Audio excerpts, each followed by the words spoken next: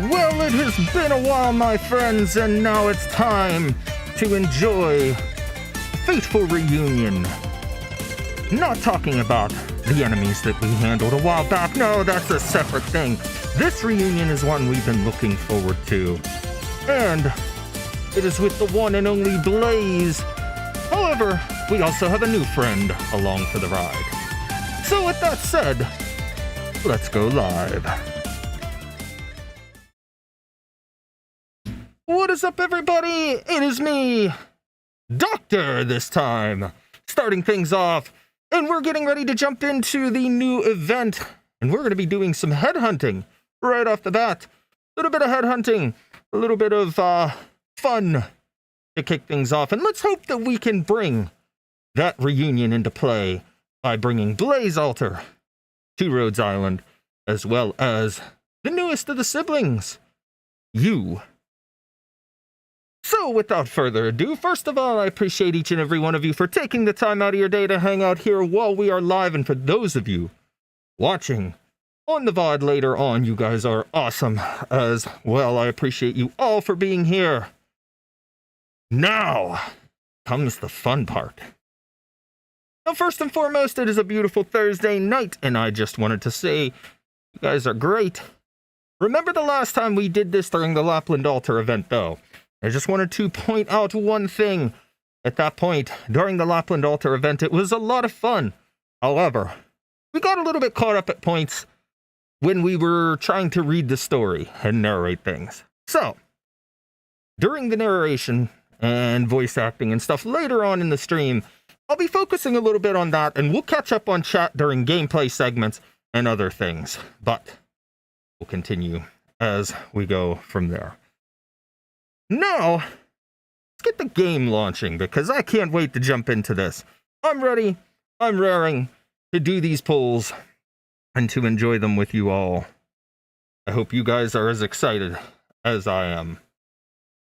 Now, stream might get a little bit laggy only because we're going to be doing a little bit of recording at the same time in order to try something different, but that's alright. Let's get the game loading. Oh, it's downloading resources, so that's going to help as well. Biotech Psycho, I got you, but I didn't get Shu. Well, that's alright. You at least got you, which is pretty cool. Though, Shu would still be awesome, but you still have plenty of time on the banner. Free pulls daily, and so on and so forth. Now, chat, while we're waiting on this download to complete, I don't know about you, but I'm very, very excited about this event. The story, the gameplay, it all seems very interesting, very fun. And not just the characters, but the overall story here seems to be exciting. I want to bring home the new operators, but I want to delve in and find out just what's going on with this story overall. So we're going to try things and see how it works out, but looks like we're ready to dive in and enjoy. And this will also be part of the video creation event, so I hope you guys are as excited as I am. Yeah.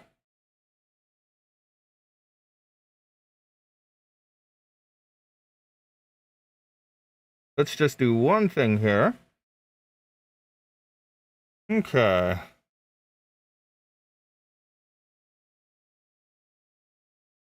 Okay, we're getting an error with YouTube, so let's go ahead and give it a second here to let it catch up.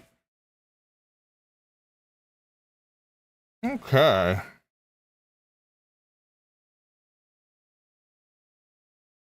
Refresh this. Hey, just 1 second, chat. Things are lagging a little bit. And I want to make sure that we're not in too bad of shape here.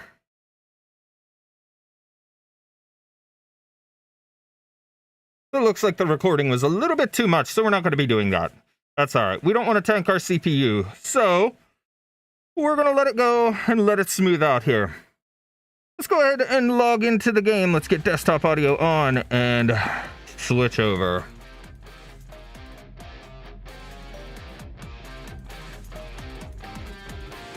I now have 4 out of 6 siblings, so that's a pretty good rate. You've got a couple more to go.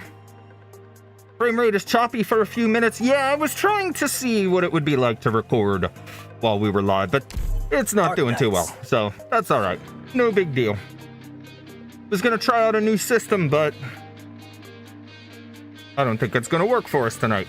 It's okay. Here's a carnival costume. Let's dive in and do these pulls. Okay, let's gather all our free stuff here. We got lots of stuff to kick off. There's our free 10 pool. All right. Let's go this one and this one. What are we getting? What are we getting? A 400. Doctor gets a 400. Happy anniversary day 1. Receive our blessing. We get 500 and we get it from Jay. Fancy a Skelsis. Lungman's night market stays open now. You're looking for a place to watch the fireworks? Give me a moment. Let me close the stall first. There's a fine place by the river. I'll take you there. Okay. We'll add that to blessings. Collect this. Alright. Click through all this stuff. Close. Okay, we got some other stuff in here. Blessings from Pepe Wishadel and compensation for maintenance. So let's collect this first. Okay. What do we got? You should still be at work right now. Don't ask how I know. I told you. I'm keeping an eye on you all. The little bunny wants to follow in her highness's footsteps. Whether she can or not isn't my call, but she's doing quite well for her so far. She'd better be genuinely helping her out. Otherwise, you'll find out what I did to your desk. Anyway, I'm not writing just to scare you. I'm not that bored. I prepared a gift for the little bunny. She's already got it. As for you, I made you a bowl of fried rice. Feel free to toss it if you want. This fried rice is cooked with the eternal flames from the furnace and my secret seasoning. It's poop. It's probably the only bowl like it in all of Kazdel. Do whatever you think is best. Haha. This letter contains quite a few typos and some smudges, but on the whole, her writing has noticeably improved. Well, congratulations for learning how to write, Wishadel. We're still gonna judge you for it, though. Pepe's turn. Greetings, Doctor. I'm still at the excavation site and can't make it back to celebrate with you, so I've asked my maid to send over some lotus cakes. These have been my favorite since childhood. I hope they suit your taste. Of course, you don't have to eat them. They're quite nice to look at as well. Don't worry, they can last for quite a while. I probably won't be back for another month, but the good news is there might be some big discoveries this time, so you can look forward to that. All right. So let's go ahead and delete the red stuff. And that's it for our collection stuff. Now, let's go ahead and do our daily stuff, our login stuff real quick. And then we're going to go ahead and jump into pools. Go ahead and get all this stuff done and out of the way before we start our headhunting. All right, we got lots of visitation today. Should have done these things earlier before the maintenance window, but I didn't because I'm a dummy, but that's typically me. All right. Let's see. Use that one. We'll use that one. And we'll use that one. What do we have to give away, though? Number 4. Who needs a number 4? You need a number 4. Okay. Needs a number 7. You can get that. And a number 3. You need a number 3. Boom. There we go. Let's go ahead and visit bases. Here we go. Make sure we visit everybody and get the annoying operator repeating the phrase every single time we get to a base. Texas too? Is this how you greet Make sure we scroll through and visit everybody. We got 20-some friends on the list. Is this how you greet Texas too? Is this how you greet Texas too? How do I finish Jay's Paradox Simulator? Very carefully. I haven't done that one myself, so I actually don't know. Doctor can't tell you on that note. Is this how you greet Texas too? I've never done that. I haven't done a lot of the Paradox Simulators, so there's only a couple that I finished. Is this how you greet Texas? Is this how you greet Texas too? We should be getting about halfway through these. Is this how you greet Texas too? Is this how you greet Texas too? Doctor's getting hot and a little sweaty in this outfit. Wish I had my summer clothes. But unfortunately, Calcit couldn't put that in the budget. Though she doesn't know that we stole her wallet to pay for our headhunting tonight. Is this how you greet Texas too? Is this how you greet Texas too? Ooh-wee. Is this how you greet Texas too? Is this how you greet Texas too? Is this how you greet Texas too? Nearing the end of these. And we can go finish.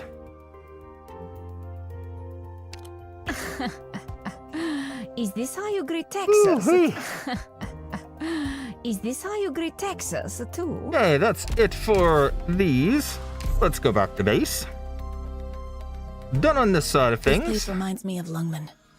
Oh, I'm It's so quiet. glad, Texas. But you know Doesn't what? have We're the not in constant Longman. pitter-patter of the rain. We are not in Longman, nor are we Here's the staying in carnival Longman. costume. All right. What do we want to do? We'll go into the store in a bit. First of all, let's get our recruitment done. Lancer Fang, Captain of Reserve Op Team. 2 fangs in a row. Show me your Of midnight. smile, nice. And I'm Spot Spot. from Operation Reserve. all right. Oh, wait. I like that for a tag to guarantee us a 4-star. All right, let's do some randomized stuff. Healing, sniper, whoops. Survival, melee, and start. There we go. All right. So we finished that. Do our store next because I believe I have some stuff to possibly redeem. We'll find out. Okay, 200 LMD. Let's take the drill battle records. Oh, what else do we want? Need anything like this? I'll just start collecting. Why not? Gotta use these up before Closure yells at me anyways. She might not be too happy otherwise. Okay, that works. Whoops. Go back to the store. Certificates. First of all, what do I have to redeem? Okay, good. Close to that. Have anything like this? Yes, we do. Let's get ourselves some Orundum. That to worry about. Or that stuff. Okay. Ooh. Alrighty, chat. So, who's ready to do some headhunting? Doctor's about to try his hand, and let's start things off here with our free roll, provided we can stay on the page. Free roll number 1 coming up. And it's a 4-star. Who do we get? Matterhorn! Truce. Okay, now let's go ahead and use this tempo. We got a 5 right off the bat, and it is Leto. Okay. And don't worry, we have plenty more ability to do some headhunting here. So it's not just gonna be what you're seeing. Oh, we got Tila, aka Surfer. 3 5-stars though, because we got Cement and I forget this guy's name, but that's all right. Figurino. All right. Go ahead and do a little bit more. Another 5. What do we got? We have another Cement. All right, so no 6 stars yet. And that is 31 pulls in. Make it 41. And nothing but 4s. That's okay. That is all right. And this should give us just enough. Make it 51. And still 5s. Another Tila though. That's all right. Okay, so we're 51 rolls in, and I've got to get me some packs out of the store. So let's take a look and see what they have. What do we got? Limited time. We've got Rhodes Island Upgrade, Aisha Sightseeing Pack, Rhodes Island Resource, Monthly Card. Okay. Ooh, we've got these recruitments, Gift Packs, Advanced Training Resources. What are these again? Promote a hired 6-star and 5-star. Elite T level 1. That's nice. That is very helpful. Okay, let's view all. Whoops. Use briefcase. Lots and lots of good stuff. Monthly headhunting that we haven't gotten. Special training packages. those can max out. We may have to get some stuff like that. But let's see, what else do we got? We got some OP things. Alright, Doctor's gonna get some packs here, so don't mind me.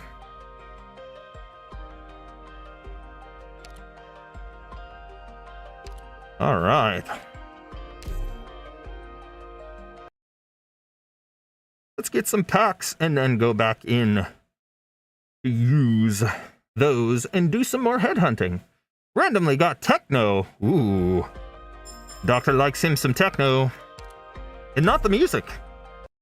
I mean, the music isn't bad, but that's not what we're talking about. Now, is it?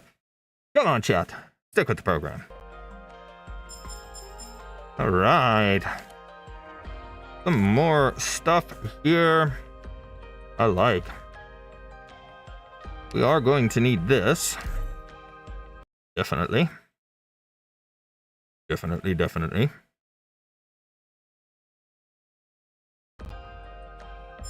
We got skill mastery stuff as well. So,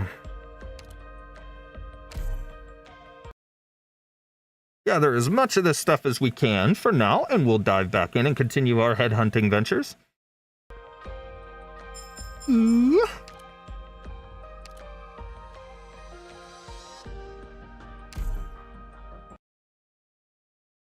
Yeah.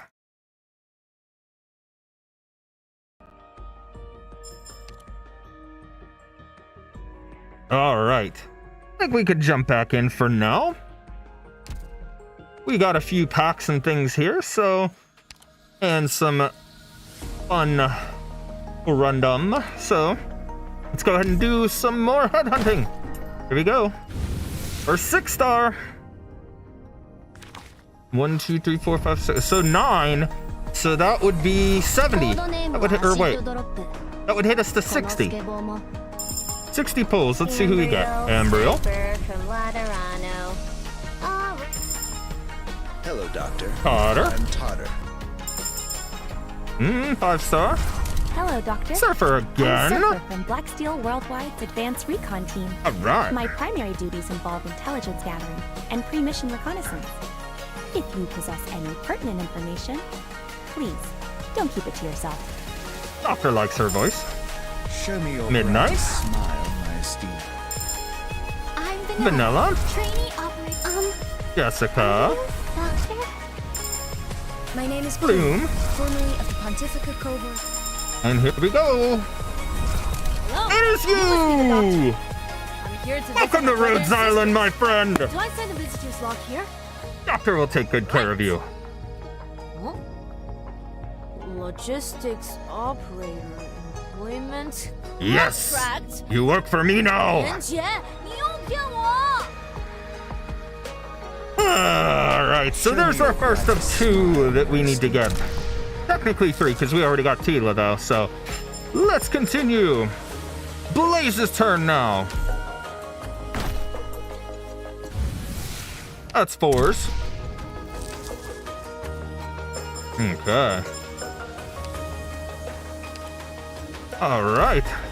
Now we continue. More 5s. What do we got now? Oh, okay. So we pulled Sandreckoner. Moondew, congrats. Thank you so much. Let's go ahead and continue here. We gotta get Blaze. We're gonna get her. We're gonna make sure we get her. And then if we get to our 300, we will spark for... Let's see. Who can we spark for? I've got Shu, I've got Chongyue, Ling, Nian. Nian is the only one I don't have. So we'll spark for her, but we'll wait, because she only costs 200. That's nice. It's very helpful. Let's continue. Come on, Blaze. No, 4s. Ah, I like deep color, though. I like to have her paint pictures for Doctor. There's another 6. Here we go. Come on. First one right out of the gate. Come on, Blaze. It's Blaze. Let's go. Signing with my real name this time. Guju Wang. After You might not want to reveal that your name is Goo, because so many people want to Goo. I'm still the same On you. So just call me Blaze like you used Wait, to, what? Doctor. Anyways, I have to switch wireless to wired headphones. Show me your gratitude. You picked a bad time to switch! But I'm kidding. Switch over to those headphones, my friend. Alright, so that is 111 pulls in here. Let's continue. See who else we can get. Be cool if we pulled Nian and not had to spark for her, then we'll spark for somebody else, but hey, fire watch or fire whistle, my bad. Okay. Keep them rolling. Nortila, aka Surfer. Cute Bono. Okay. Another. Ooh, 2 more technos. Let's go. All right. Let's go back here first and foremost. We've got certificate stuff we can redeem now. Lots and lots of stuff. 220. All right. Let's keep this stuff rolling. That's 30 more there. You know, we also got a 10 for the this banner. Here, let's use that up. Just out of curiosity. 5-star. Ah, okay. Asbestos. That's all right. Let's go back and continue here. And we'll see how much more Doctor needs to get in order to get to 300. Surfer. Let's go! Burn damage combo. It's gonna be fun. We're gonna try all the new operators tonight. Ho ho, here we go. What do we got this time? Single right at the very end, number 10. The Hunter. That's a Fang. Fang. Captain Reserve Team A1. Number 3, Hummus. Island has done so much for me. Ooh, I could go for some hummus right now. Captain of Reserve Orchid. Team A6. Hummus. Matoi Maru. Matoi Maru. Join Rose Island. Cast a steward reporting. Steward. My codename is Eagle. I know I did. Hello, Doctor. Surfer. I'm Surfer from Black Steel Worldwide's Come Advanced on. Recon Team. I need a job. Ardent. And being a pharmaceutical company surely wrote. And here we go. Who are we getting this time? Another Blaze! So cool. More potential. Signing with my real name this time. All right. Viviana and you, that would be a good pairing. I don't have Viviana ready yet. I still haven't worked on her. Okay. So we need 139 more rolls to reach our 300.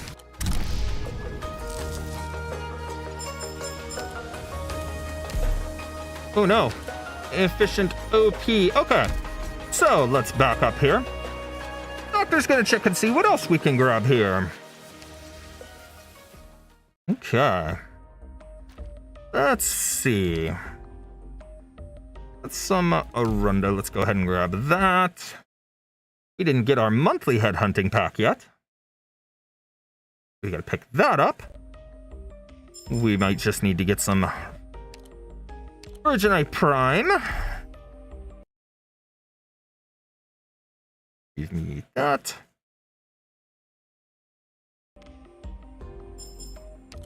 Okay.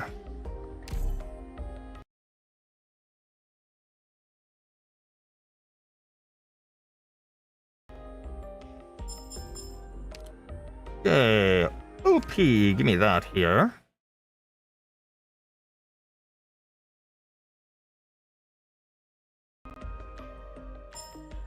All right. And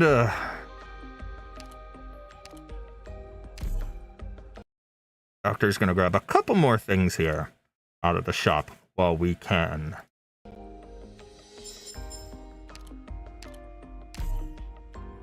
Anything to speed our progress along once we get finished with our 300 pools, because we've got some other work to do in order to get these operators ready for field work. Oh, but don't worry, we'll get them ready right away. Okay. And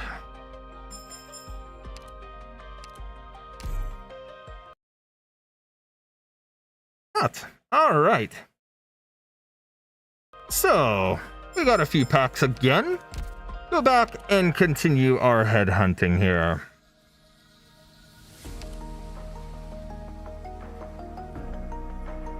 All right. Here we go. More 4 stars. Okay. More 4s. All right. So we've got 119 to go here. We haven't gotten anybody 6-star that wasn't Blaze or you yet. So, that's interesting.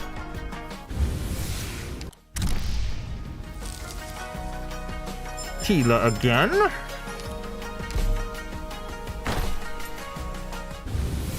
More 5s. Another Tila.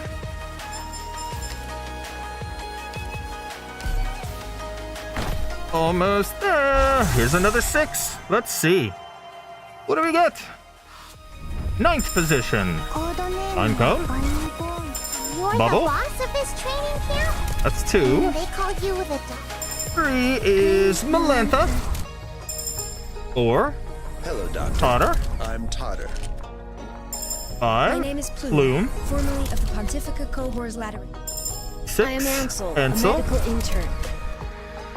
7. Hello! Cardigan. I've never been in such a big...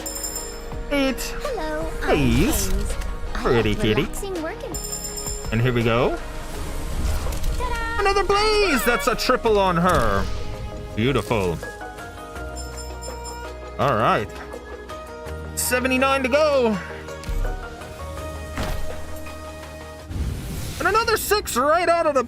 Right. Back to back. Beautiful. And in 10th position this time. Cutter, Cutter. just an ordinary mercenary. I have a... I'm Melantha. I'm just a girl who cleans Lutonara. up arsenals. Cicero. Cicero. medic, reporting in with a little reminder for the doctor. I'm gonna play with those ears. Cast a Steward reporting Stewart. in. Hi, I'm Spot. from Operation Reserve Team. Excuse me. Vigna. Is this the office of the doctor? I've been looking for the place quite. Hello. Meteor. Matai Maru. Here we go. Doctor. Chongyue. All right, that's more potential for him, but we already had him, so. Okay. Ah, nice. There we go. Blue. So 4s. Gonna give us lots more tokens to redeem. More 4s. Oh no. We're getting down there. Oops. Sorry, Spot. 49. 5. Did we end up with... Oh! We got Wormy. Okay. 39 to go.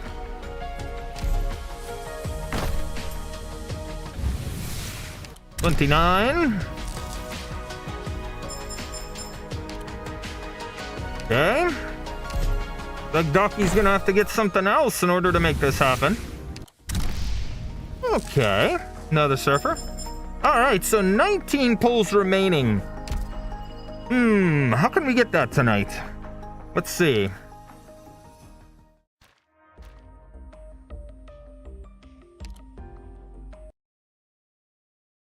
I believe I have the answer. Ooh, excuse me.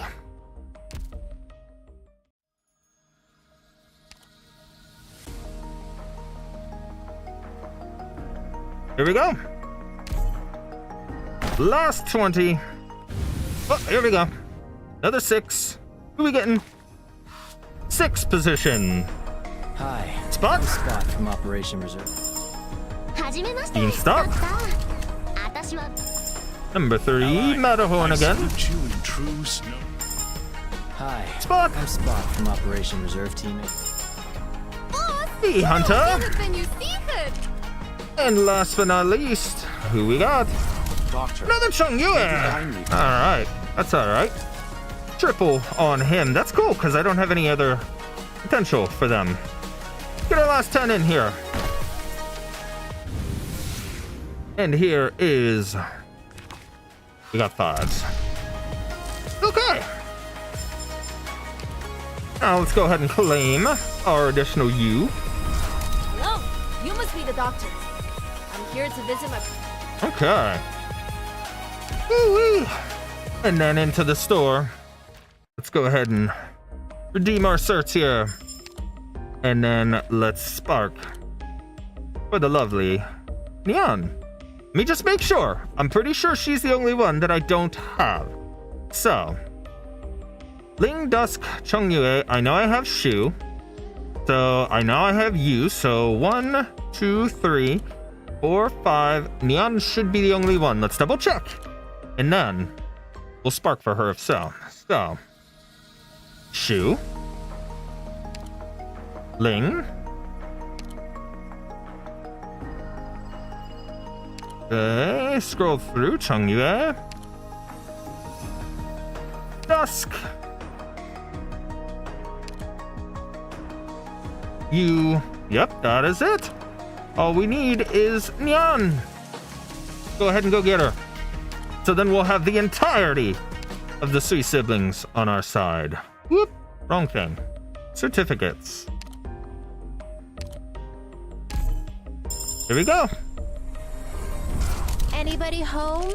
Let's Heard from go. one of your guys that I can make a comfy living here. Something about free lodging and food with plenty of free time left over? Okay. Now with that said, we've got everybody except for the free welfare operator that is in the story itself. Ooh, one thing though.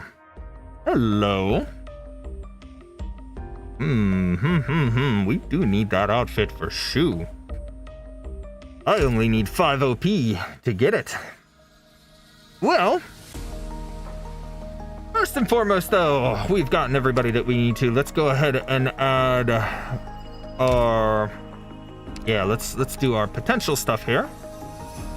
Okay, that is this. Okay, gonna take him up to a 3 pot. Okay, let's get you at potential 2. Blaze at 3. Techno 2-3. Surfer. Holy crap, Surfer. You're maxed out. Beautiful. Okay, Cement. She's maxed out now. Okay, Fire Whistle. Melanite. Very close to maxing Melanite. Oh, Rock. I almost forgot about her. Can't do that. Alright, so we're gonna go ahead and turn the channel back over to our friend Johnny, and we're gonna let him handle the upgrades on our operators and then begin to play the story. So we will be right back, chat. Enjoy a moment of relaxation while we wait.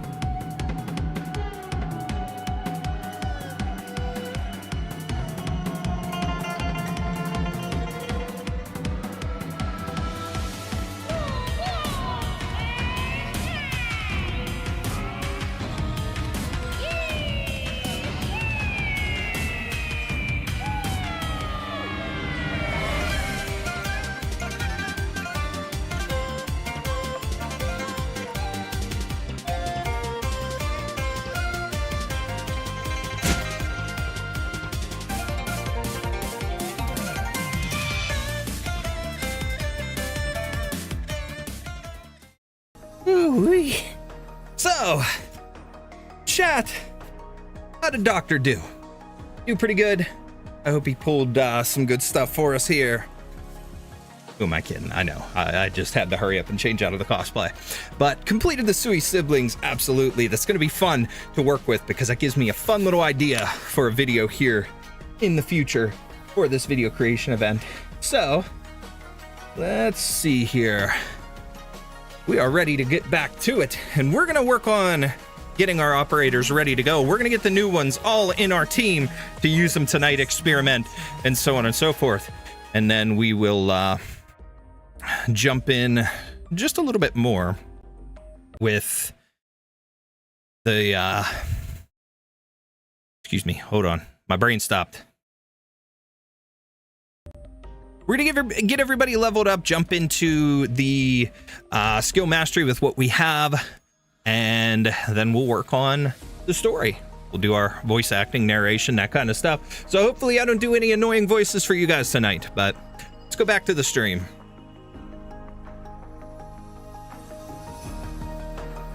Okay. Well, we got enough. We can grab the shoe outfit. Let's do that because she's so beautiful and I need that. Oh, my dear. I love you, Shu. Beautiful. Let's equip that because we need that on her immediately. I'll work on saving up for Zola because I want him eventually too because I love that mask and the crystallized sword he has. But let's go with, let's get you maxed out here first. And then if we can, Blaze as well. There we are, you. Wait a second. Wait a second. I gotta go into my depot. Consumable stuff. Okay. Okay, we got one of these. Where are you at? There you are. Okay. Trying to keep me here? There we go. There's nothing to be ashamed of. You've had a taste of my cooking. If you could forget that flavor, wouldn't all my years of culinary practice have been in vain? Yeah, not really. Okay, let's max him out. Maybe we should watch something else while we're eating. Yeah, 3333, that's pretty cool. Interesting. And then let's do... Ooh, 6-star operator that meets the requirements and skill level. Ooh, yeah, that's right. I gotta unlock his other skills, I think, to use that. So that's okay. Actually, let's use this as well on Tila and get her ready. Or Surfer. Where's she at? There she is. Go ahead and do that. Guess what, Doctor? Yesterday, on my way back here, Pretty. I saw a brilliant red sunset. Beautiful E2 A good artwork. omen that today would be a lucky day. So, Oh, she's not a... have you come bearing good news? She's not a bunno. Oh, well, I was thinking she was. Oh, good. All right, let's use that. Mind if I take some of these with me? Max her They out. make an excellent remedy for cabin fever on those rainy days when I'm confined to my tent. Okay, let's collect this stuff. What do we need to do here for you?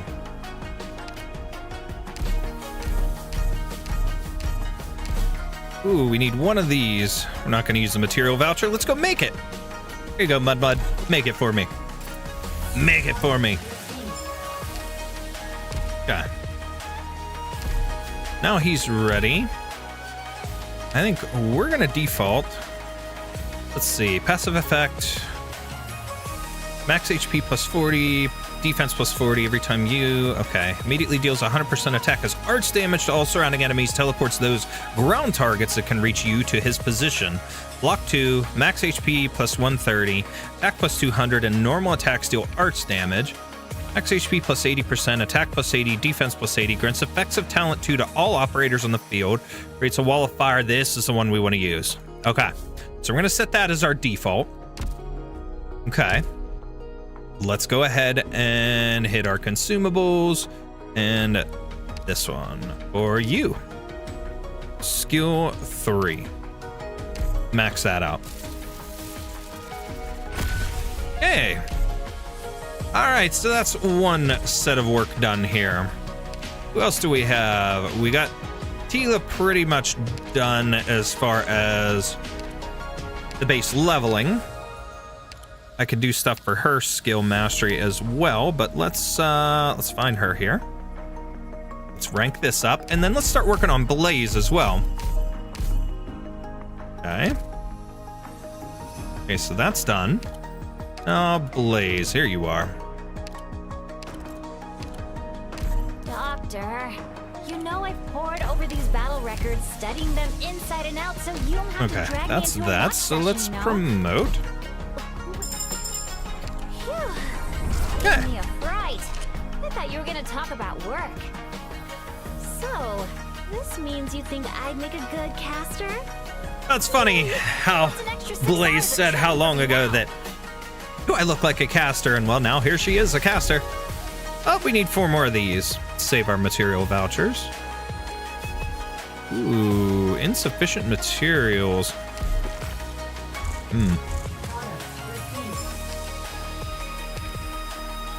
Ooh. I'll tell you what. Let's go to our shop.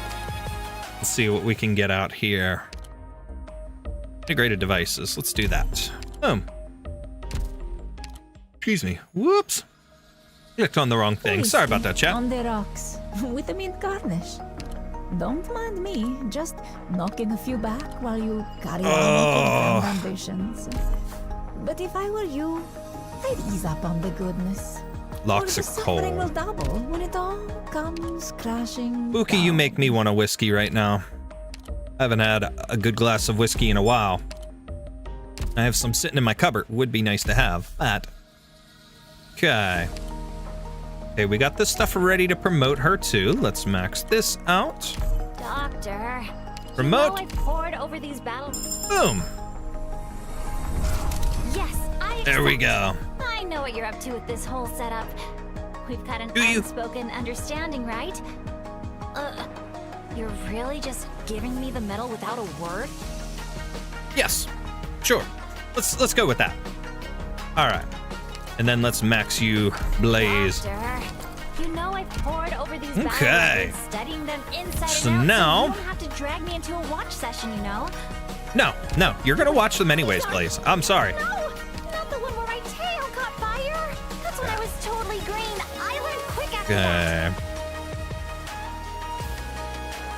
It's 21 ammo. Okay, we're gonna go with our skill 3. All right, we'll have to make that her default. I don't know if I have anybody. Okay. Yeah, nobody that I'm particularly worried about using that on. I'm not using 4 stars right now. All right, chat. Let's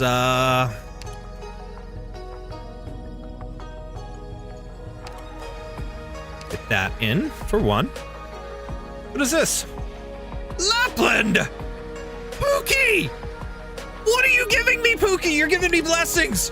Out with the old! Isn't this the favorite saying of us Nuova Volsini pioneers with our ambitious spirit? Doctor, you must be curious about what exactly Nuova Volsini is left behind, right? There's an address on the back of this letter. Go there and find Capone and Gambino. I'll lend you my car. Take it for a spin around the city, and you'll see what you want to see. Oh, and by the way, drunk driving is heavily penalized there. Don't say I didn't warn you. Oh, she gave us a salute of vintage. Thank you, my beautiful darling. I love you, Pookie. All right. Okay. Operators. Let's make sure we have... All right, his is defaulted to the 3rd. Blaze, default to the 3rd as well. Set as default. Okay. And then Tila. And then let's get them in the squad, and then we can look at beginning here, chat. I do want to upgrade the Sui siblings as well, but I'll work on that off stream, because that'll be for another thing. Okay, so now let's make our backup squad. That's a separate thing. Let's kill our backup here. All right, let's kind of match it to our main. So we need both Laplands. Okay. Lapland will be our leader, as always. Alright, so there's both Laplands, both Texas, and then we'll start editing here. Order confirmed. Crystal clear. Okay. What do you need? Who else do we have? Okay, Narantuya and Wishadel.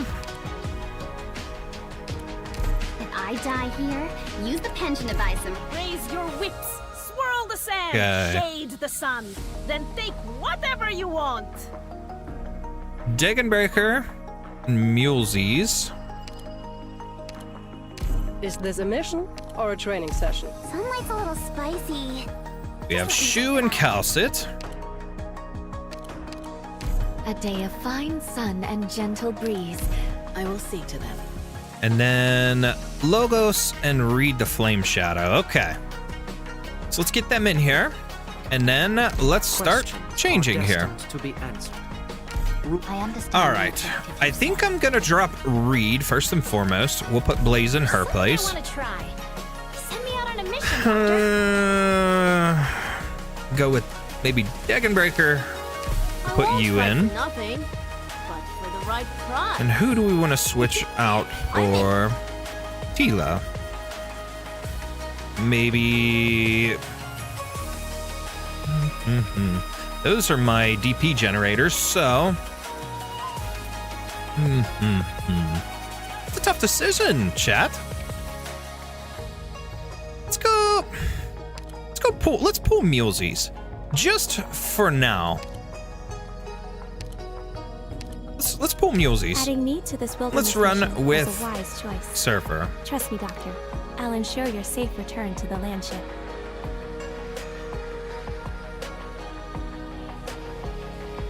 Okay, well, if this will work. Yep. All right, that's just the acronym for the event. All right. So are we ready to dive in, chat, and see what this event's all about?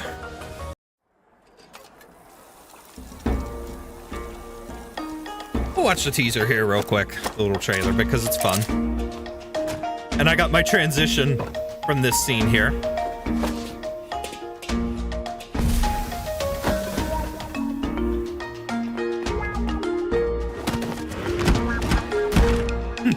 Blaze.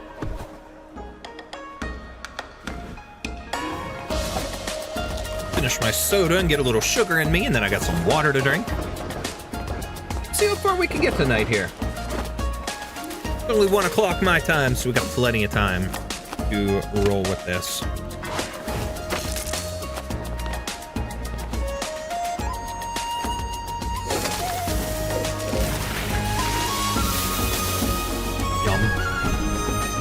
I know they make the food in this game look so delicious, and I still say I would love an Arknights cookbook. You guys know I've done some recipe stuff here on the channel. I've made some Arknights themed foods between Lapland's Millefoye, and we did the drink, the Luci Spente, that she talked about during the anniversary or New Year's I think voice line, and then we also did gingerbread that we shaped like Lapland, Texas, and Doctor. But I'd love to have like an actual Arknights cookbook.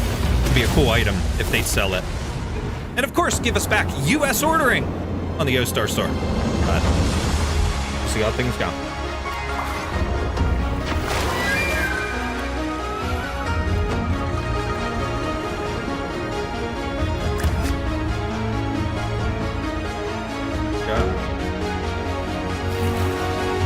Watching the stream while grinding for points to level up Jay. Awesome. Get that Jay leveled up there, Biotech.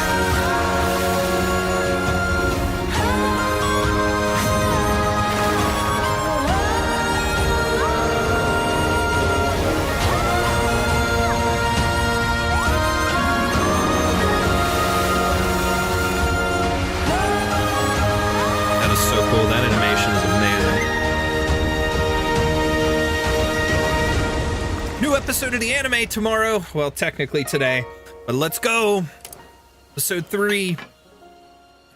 Looking fantastic. Episode 2 was good. I know people were saying it was rushed. I mean, to a point, they took an event and they squished it into one episode. Probably could have been 2 if they had more you know, episodes budgeted for or whatever. But everything's being made in-house.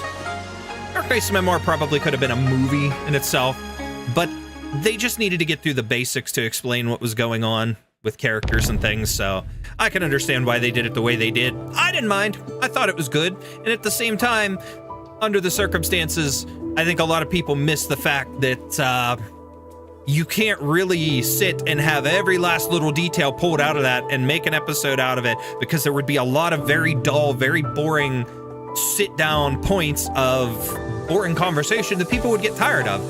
They would feel like they're kind of droning on with things, so they had to quicken the pace a little bit at least, but they probably could have still stretched it out more than what they did. Under the circumstances, though, I still think it was really well done. The animation quality is fantastic so far, again, this season, and I'm looking forward to doing some fun little dub clips and things like that. So, all right. On a side note, before we jump in, happy National Voice Actor Day, chat. It is National Voice Actor Day, or was yesterday, technically, but that was fun to know. I didn't realize until I looked at Twitter at one point. But we're going to jump in, and again, as I said at the very beginning while I was still in the Doctor cosplay, last time during the Lapland Altar event, we had moments in time where I was getting a little too caught up in reading chat and stuff like that. Not that I don't want to read chat, but it was breaking up the flow of the story and things like that. So feel free to continue chatting. Feel free to put stuff in comments, whatever. I don't care. We'll go and I'll either take breaks during reading the story portions and the voice acting stuff, depending on how fast chat is moving, or we'll wait until we get to a stage or something like that, and before we play the stage or after the stage, we'll go ahead and catch up on chat and things like that, just so we can keep the flow going with the story a little bit better as we move here. So let's go ahead and do this. First of all, what all do we have? Flavor of Food is going to be our stages, and we have 6 days then until the EX stage is open, and then let's see, 13 until the S stages will open. So we'll do separate videos on that stuff later. But here we go. OR 1, 2, 3, 4, 5 to get Xingshu. I think that's how you say her name. 6, 7, 8, 9. So there's 9 stages. Okay. So we got 9. Let's see how many we can get through tonight. Okay. And then Favorite Use. What all do we got? We got her token. Ooh, we got the axe skin. I like this skin. I wanted to get that for him, so that's cool. And we have Gitano's outfit here. Beautiful. All right. Headhunting permits as usual. Furniture. Lots of resources, LMD, battle records, that sort of stuff. Excuse me, supporter chips and furniture parts. And so on and so forth. Got lots of time to work on that. Let's go ahead and check out Story 1. Chrysanthemum tea with dried tangerine peels. Dried orange peels left to age for 40 years in the same cup with freshly picked chrysanthemum. Do the flavors of yours stand up to a careful tasting? Again, I will do my best with voice acting here, chat, but as always, you know I get some weird voices sometimes, and you guys gotta plug those ears. We know, especially when I get high-pitched female characters, because I can't do a female voice to save my life, but we still try. Okay. Sir, are you saying such a remarkable individual actually existed in the history of Great Yan? Yes. Cataloging books, organizing texts, promoting education. If she did so much for all life under heaven, why does no one remember her, or even know her name? Sir, can you identify this character? I don't believe I've ever encountered it before. It's not that no one remembers her. It's simply that her true name in one lone word was never recorded in the history books. Isn't it a pity? Her pen captured Great Yan's long history and vast expanse, yet not a single page in the historical records bears her name. Sir, if I were to complete all the missing records, do you think I could reconstruct her image? 40 years ago. Guyu, Rain. April 21st, 1062? Hawking shop worker. Sir! It's raining so hard out there. Why not come inside, have a pot of nice warm tea, and wait out the rain? No need. This rain won't be stopping anytime soon. I should keep moving. Some people want the rain to stop. Some hope it carries on. The umbrella vendor is smiling from ear to ear, but the passers-by are downright miserable. Fascinating thought. Friend, you should take a moment to rest. I was asked to remind you, the road ahead is rough and uneven. A certain someone worries you might misstep and get your shoes wet. Please, just follow me, sir. Your friend is already waiting for you inside.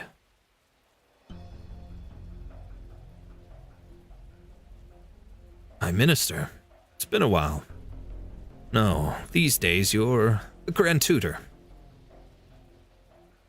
It has been some time indeed, since we bid each other farewell in human. I expected to meet with the Sui Regulator and the Ministry of War first upon this return to the capital to deliver my report. That's why I've arranged to meet with you in advance. His Imperial Majesty has passed. When? 2 weeks ago. I think if His Majesty had died of natural causes, he would not be coming to see me about it. Does this mean... The man sitting in the shadows holds out his hand. A black Weiqi stone rests in his palm. 60 years ago, he escaped from that ancient temple and turned himself into 181 black Weiqi stones, which scattered across the lands. Their current whereabouts are unknown. 2 weeks ago, the Sui Regulator found this stone in the capital. What has he done? I do not know. The only thing I'm certain of is that he could not have entered the Forbidden City. Someone must have gone out to meet him. Investigating this person's identity would be sensitive. His machinations likely will not involve others. I shouldn't have come to you today, but when the convict caused all this turmoil before, you were the one who subdued him. Grand Master, do you know anything of this? Not a thing. I have not seen him since the incident. Then I believe you, Grand Master. You need anything from me? Do not linger here. Return to human at once. Ursus is in constant turmoil, and there is a changing of the guard in human. We must not allow morale to be shaken. I will handle the Sui Regulator and the Ministry of War myself. It is precisely because you are not entangled in this affair that I can entrust you with such a crucial task. Understood. I will see the Sui Regulator continue to investigate the Weiqi matter in secret. During this crucial time, you should remain out of sight, Grandmaster. We did not meet here today. Regarding the true Lung, how is His Highness Yan Wu? At this moment, he should be... Yan Wu. Yan Wu was the one who went to His Imperial Majesty on the night he died.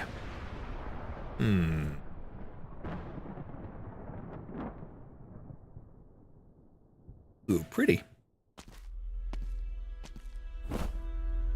Your Highness, 28 members of the traitor's family have been imprisoned. But after we checked the list, we found there was a single individual missing, an infant just under a month old. The Imperial Guard searched the Grand Preceptor's mansion thoroughly today, but found no traces of the baby. A newborn could not have run off by herself. Someone went through the trouble to whisk her away. Your Highness need not worry. The Imperial Guard will find her. Earlier today, the Minister of Justice requested a meeting. He seeks His Highness's advice on this series of cases.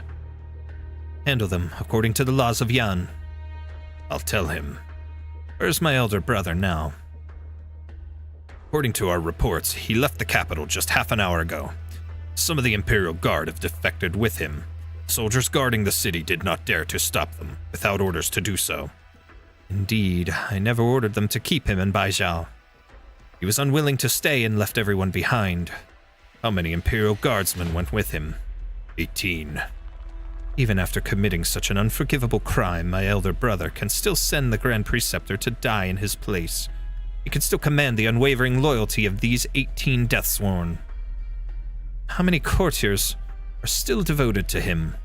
How many still hope that he will retake the throne? Yet it is your highness who now sits on the throne, not him. Therefore it falls upon your highness to ensure Yan's eternal prosperity. All castes of Yan may afford hesitation and uncertainty, save your highness. It's been so long since I've left this palace. Grand Commandant, tell me, has the spring rain yet ceased in Baizhou? Rain may stop whenever your highness desires. Your highness has changed your mind, you yet have time to stop them.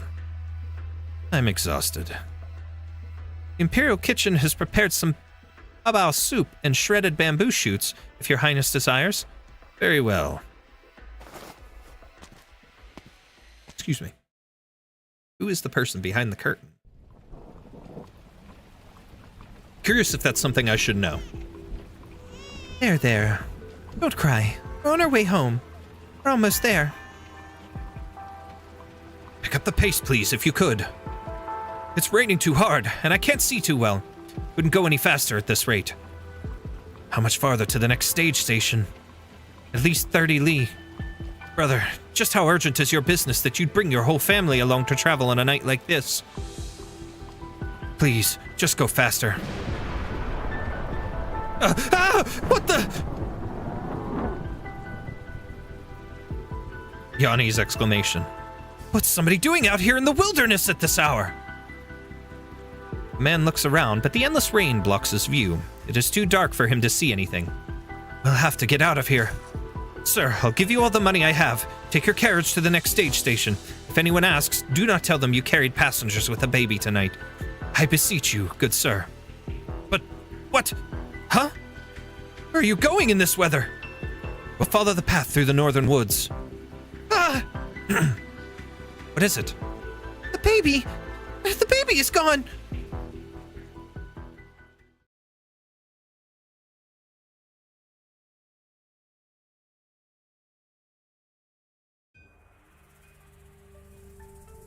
It's her. Baby is sleeping soundly in her cradle, oblivious to the mud and blood on her face. I did everything you asked. I know their methods, and I know how to answer them. Don't worry, I won't allow any blood to stain you. Good sir, I have no way to repay your kindness. No, you need not thank me. I did not do this for you. She's done so much for me, that what I do today will neither clear her name, nor even begin to avenge her. I have no family and no affairs to settle after my death. I ask only one favor of you. Please, take this girl in. You need not tell her anything. Just let her grow up and live her life in peace. You know, if she stays here, it will be risky, with a greater possibility that this old case will be reopened. But isn't that what you want? We may be powerless to change the situation right now. But if one day, be it 3 or 4 decades later, the truth is revealed, all the blood shall not have been shed in vain. Right then, I swear it. Is the baby Blaze? Because the guy at the cart had the hair like her sister. Man with the bloody hands, I'm wondering if that was not her father? Technically? Or something? Because there was the rumors about her father being a killer or whatever, so that's why she kind of hid her identity and her name. So I don't know. We'll find out though, I guess. Tutorial time! And we can't use anybody in particular in the tutorial. It's pretty much just follow the instructions. I did play this much on my OG account earlier, but that's it. Bitter gourd with wood ear. Expletive. So should we call that a fuck? I'm sorry, what? Hey Dusk, come lend a hand. Those things are on the loose here. Hi, what a pain. Let's just get this done with. What a shit. Breakfast spawns 1 stupidity when defeated. A new fella, itching for a beating, huh? Eat it up. I didn't think it'd leave a stupidity behind. Smells tasty. Looks like it's drawn to the stove and will be absorbed right when it gets close enough. Copy the infinite with the tangible. Bring the intangible. You dare strike my shield with your spear? What is she technically? That's gonna end with She's you a defender in as well. pieces. Interesting. 1, 2, 3, 4, 5, 6, 7, Don't be afraid. 8. Oh, now we got them spawning. Too difficult to explain. Let me paint it for you. At this rate, we'll get to turn the stove on soon and see some Serpent Auspice in action.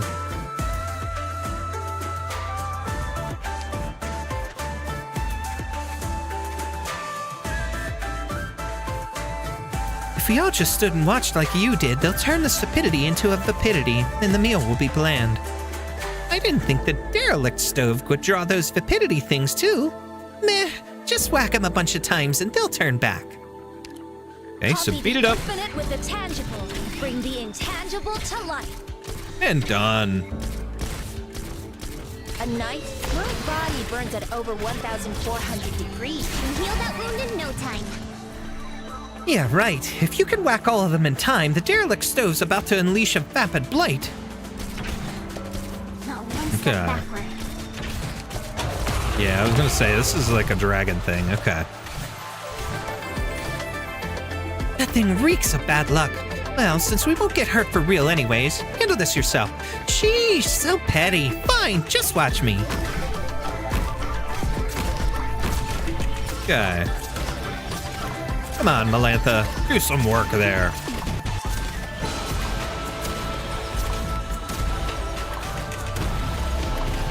Okay. Your orders.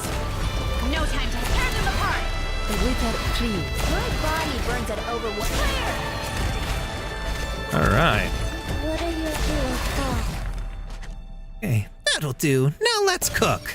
Here we go. Release the dragon. And done. Let's go. Tutorial complete, chat. Onward and upward. Let's get this going. Let's get this story rolling ahead. Stage 1 of 9. Let's get to test our new operators. You, Surfer, and Blaze the Igniting Spark. Here we go. Ooh, did I?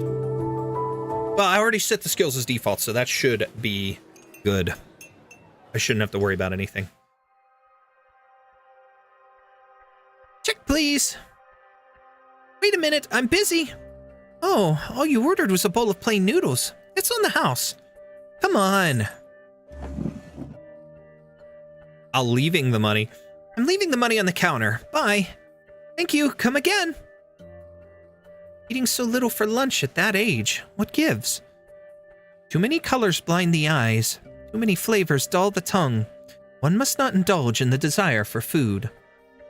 Didn't you just eat that one bowl of plain noodles? This is my 5th. I'm not like you. I prefer my food light and simple. Never add any seasonings when I eat. No salt, vinegar, chili, scallions, garlic, or spices at all. When I'm eating, I want to taste the food itself. If the basics are even slightly less than fresh, my taste buds will detect it instantly. Judging by your Mandarin robes, you're a deputy minister with the Judicial Review Office, aren't you? Your tongue must be the greatest judge under heaven. You have a way with words. When you next feel you've been wronged, come find me at the Judicial Review Office. My name is Yu Cheng. I won't need to trouble your magisterial greatness with that sort of thing. I am but a humble officer of the Ministry of Rights. I'm not often wronged. Well, come see me anyway. I'll treat you to a bowl of noodles. What is your name, young man? I am called Gu Quan. Hopefully I'm pronouncing names and stuff right, chat. That's one thing that I'm always bad at, so feel free to correct me if you know proper pronunciations, and I will do my best to fix things along the way as we go. Always ask that, so. Hey, Young, I'm here. Ooh, a little bit of a rotund puppy dude. Coming. What'll it be today, Lou? I'll have the usual. Any specials today? Well, persimmons are in season. We also got a fresh batch of chestnuts yesterday. You can either eat them raw, nice and crispy, or cooked, sweet and tender. How about stewed beast belly with chestnuts, and then some osmanthus-flavored dried persimmon for dessert? Nice. All right, I'll try that then. By the way, that sign we fixed for your restaurant a while back. Don't worry, I checked with our chef. This meal is on the house. You've taken care of all our carpentry work over the past few years. Treating you to a few meals is the least we can do. You're too kind. He's really a great cook, the greatest under heaven, I'd say. I can't find food this good anywhere else. That wooden talisman I gave him, I meant it. He was too modest to accept the gift. Come on, enough already. We're just a little old eatery. It's you who keeps us in business. You don't need to flatter us like that. By the way, where's that young chef of yours? I didn't see him sitting outside and chatting with the guests today. Don't even bring him up. He's been sulking since early this morning. There's this famous food critic going around lately, taking advantage of the buzz from the Feast of 100 Delicacies, you know? I hear she's visiting all the hidden little eateries in town, rating them one by one in the newspapers. I know. I hear she published an article reviewing taverns in Baijiao. She's even writing a book. Says she wants to compile all the best recipes from Baijiao, past and present. She calls herself the Wandering Foodie or something like that. She's certainly ambitious. Baijiao has countless taverns, and these little places have been making their dishes for generations. To write a book about them, she'll need a wealth of knowledge and a stomach big enough for all that food. Exactly. But I hear the book she's working on, Baijiao Cuisine and Food Culture, already earned some praise from the head chefs of the 4 great restaurants, and none of them have anything bad to say about her reviews. Rumor has it she's dropping in here today. Well, you have nothing to worry about. With your chef's cooking, even the harshest critic will have nothing to criticize, right? You know his temper. Whether the reviews are good or bad, he can't stand people talking about his food. He says he doesn't want to get into a cooking competition, but that's just because he's afraid he'll lose. Alright, that's enough of that. The only thing I'm worried about is people discovering this place, so I won't be able to get a table here anymore. Knock on wood. Oh, another customer. Hey, look, the two of you coming right at this hour. We're right across from the Judicial Review office. I guess it's kind of become your unofficial cafeteria. If it wasn't for this restaurant, I would have resigned and moved home ages ago. Don't say such things. We have a duty. How could you think of resigning? What's up? Why so serious? It's the Feast of 100 Delicacies, of course. The busiest time of year for the office. I haven't had a good night's sleep in a month. Who can keep going like this? Precautions are necessary, though. There's so many tourists here now. If something bad were to happen, it would be a disaster. No matter how careful we are, there's just too much going on. Something is bound to happen. Hey, enough shop talk. Just enjoy the food. Think we're talking about work because we want to? Ugh. By the way, did you hear about the Dingfeng Lo case? What case? If there's something to say, just say it. Why all the secrecy? I'm not trying to be secretive. This case is just downright eerie.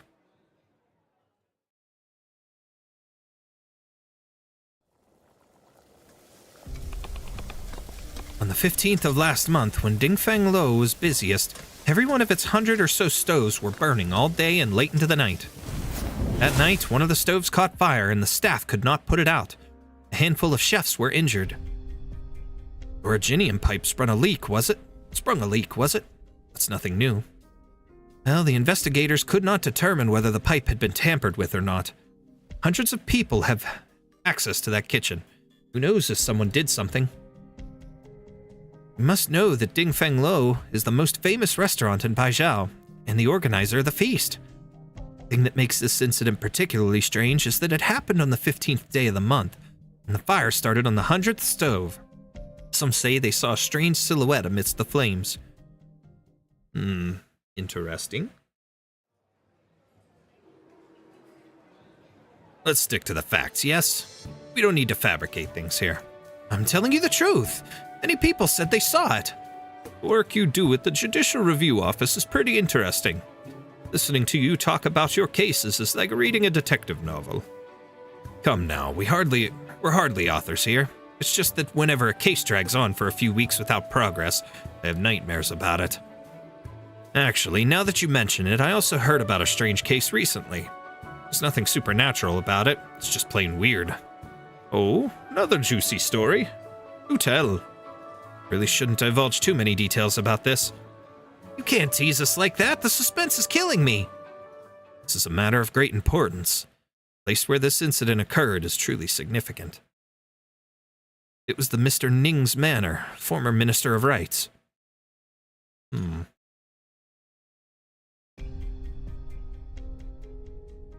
Shifu has been investigating this case for a while now. I've only heard an overview.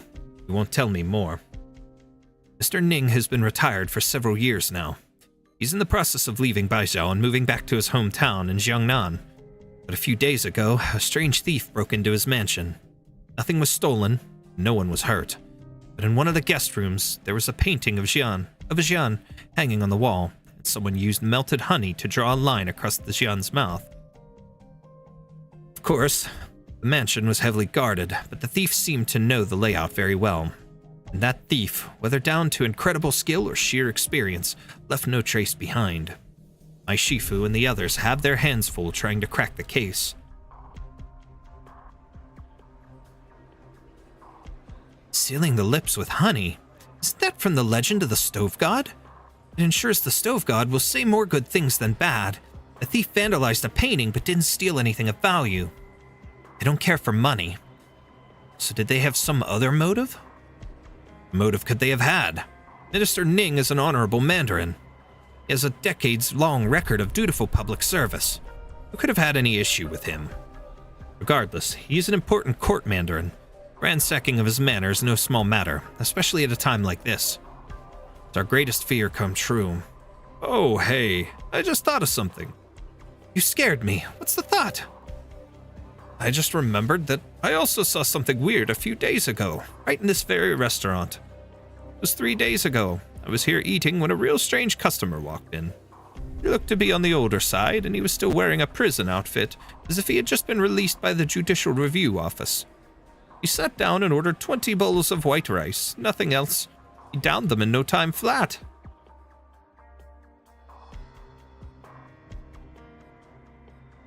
That's all you're going to eat? Eating all that rice is bound to make you choke. Why don't we whip you up 2 little entrees for you and a bowl of soup on the house? No. It's Da Huang rice. Nice and fresh, the finest on the land. What other food could I possibly need? I filled my belly. I've no need for any free dishes. Check, please. Prison outfit. Is that the older brother? The older sibling that we still don't see all of? After the funny fella finished eating, he grabbed all 20 empty bowls and walked out of the restaurant. He kept walking until he reached the Judicial Review Office, threw the pile of bowls at the door of the office and yelled, "I'm the one who set the fire in the scrollery." Well, I'm sure you know more about it than me, especially with my terrible memory. Who was that guy anyway? What happened to him in the end? There's no way I could discuss something like that with you. Shh, there's civilians at the next table over. Don't worry about them. I heard that lady speaking Victorian. I think they're foreigners. They don't understand what we're saying anyway.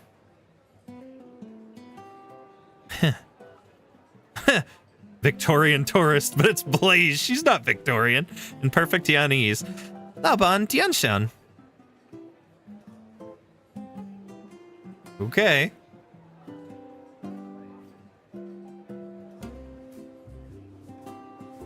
Red silk special, ala tofu, soft yellow shells, autumn casserole, and jade surprise. And that's all she ordered. Is she trying to challenge us? She seems very polite. She just looked at the menu and picked out these dishes. Didn't look like she was asking for trouble.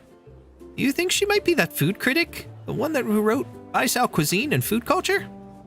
What kind of food critic comes in and orders nothing but tofu? Relax, chef, relax. You know how things are going here, business-wise. The future of our restaurant hinges upon this very moment. You have to do your best. The dishes must be flawless.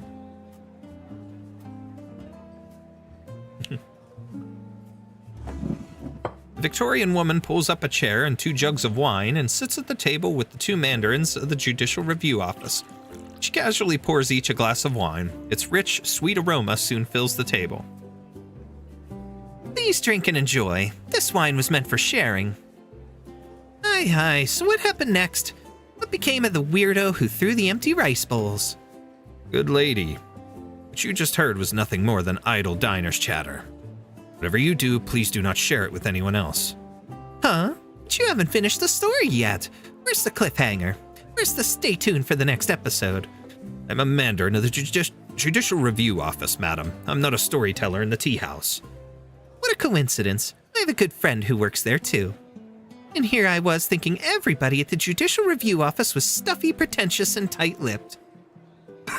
Ahem. Dear madam, have you come to Yan all by yourself? Are you here on vacation? Let's not be so formal. My Yanni's name is Wang, or Blaze in Victorian. And yes, I guess you could say I'm here on vacation. I haven't met many Victorians who speak Yanese as well as you do. Have you lived in Yan previously? Actually, no, but I'm not 100% Victorian. My father's Yanese. Lady. 3 rules, you say? Yes, if you can't follow these rules, I won't be able to take you back to Baizhou. Okay, lay 'em on me. First, be wary of strangers. Do not, of your own volition, take actions that are unnecessary. What do you take me for, a 3-year-old? I know that. What else? Second, do not tell anyone that you are an infected. Do I really need you to tell me that? Third, do not, under any circumstances, tell anyone about your father. Okay. Blaze, you are an important witness in all of these major cases, as well as an important piece of evidence. I need your cooperation, and in return, I will guarantee your safety. What's that about your dad? I'm here to visit some family, and I'm on vacation. Well, madam, you came at the perfect time. The Feast of 100 Delicacies is about to begin. All Baizhou's restaurants compete to serve the best dishes. This is the time of year when you can try the tastiest food. Really? Do you have any Baizhou delicacies you can recommend? Or maybe a restaurant or two? Baizhou doesn't have any signature dishes or Baizhou delicacies, as you put it. Instead, you'll find that every single dish you eat in Baizhou makes a delicacy. Ah, that makes sense. I didn't make the connection until now that Baizhou means 100 stoves in Victorian. You know what they say, to the people food is heaven. Yes, the name Baizhou, bestowed ages ago by the reigning True Lung, means to tend all cooking stoves under heaven. Later, someone says exquisite food demands meticulous preparation. See, fine food doesn't just fill your stomach, it soothes your soul. There are different dishes for every season and every region. The best chefs? They have a wealth of knowledge and the power of the gods at their fingertips. Please, let's eat. Enough fooling around with foreign tourists. Order up! You have some special fondness for tofu, or... These are all tofu dishes. They have different names, so I had no idea. Who would have thought that Yan had so many different kinds of tofu? Whatever. There's more than enough tofu for everyone. We'll enjoy it all together. Isn't that the custom here in Yan, after all? All right, let's dig in. What's this? I don't remember ordering a dessert.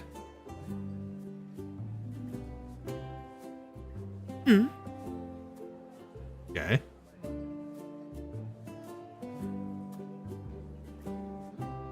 Did you send out the food? Does she like it? Actually, she didn't really eat much. She gave most of it away to the other customers. Settle down. She might be feeling out of the ambience, you know. Feeling out the ambience, you know. Just calm down. Let's see what happens.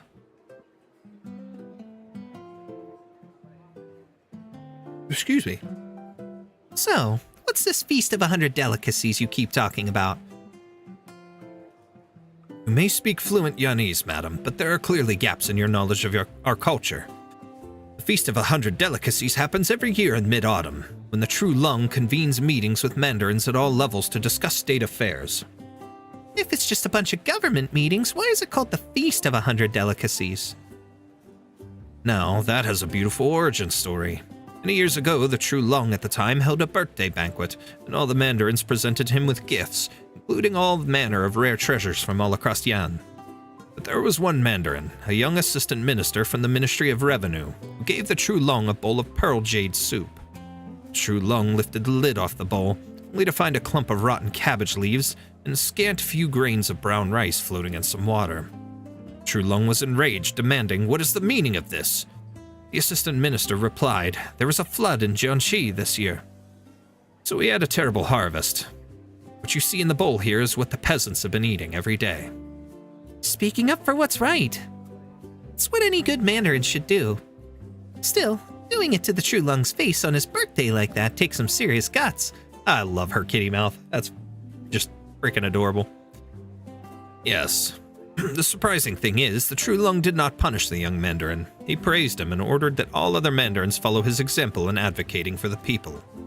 The True Lung ordered cuts to the court budget and used those funds for disaster relief. He built embankments to guard against future floods, and Jiangxi was saved. Yes, and the following year the Mandarins presented the True Lung with a bowl of sumptuous fortune soup to show him that the Finneries were thriving. Ahem. In summation, the annual banquet became a tradition called the Feast of 100 Delicacies, held every year during the Mid-Autumn Festival. All restaurants in the city served dishes from the traditional 100 Delicacies menu, welcoming all the people to join in the celebration. Oh, the Yaonese really know food, don't they? This little shop here is a great example. It may look ordinary, but it serves top-notch eats. Just look how many different types of tofu they can make. Amazing. And again, these cakes here, they taste different to the ones I've had before. And not in a good way. I think something's not quite right with them. Huh? Has everyone gone silent? Oh god. Was it you? You're the one criticizing my food. Oh man. Alright. Stage time finally. Scallion tofu. Well, since I had anything with tofu in it. Alright. Never mind the use of force. Death has its own resting place. Hello. I'm Put here her for out a to brief start survey. so we can get a look at her. Don't worry. Silent Spirit, what's up, my friend? Witness me. Alright, let's see. Let's put Blaze out here. Burning my lungs. Temp's just right. Ooh. I'll go gather some dry Okay, branches. so she's just We must quick have a ahead. campfire lit before nightfall. Alright, let's get Texas out there to get some DP generated. There's only 35 enemies on this stage. Awaiting orders. Shut up. Okay, so he's only got a single attack range. You know what? I will put him here. Get what you deserve. I mean, what you ordered. Okay.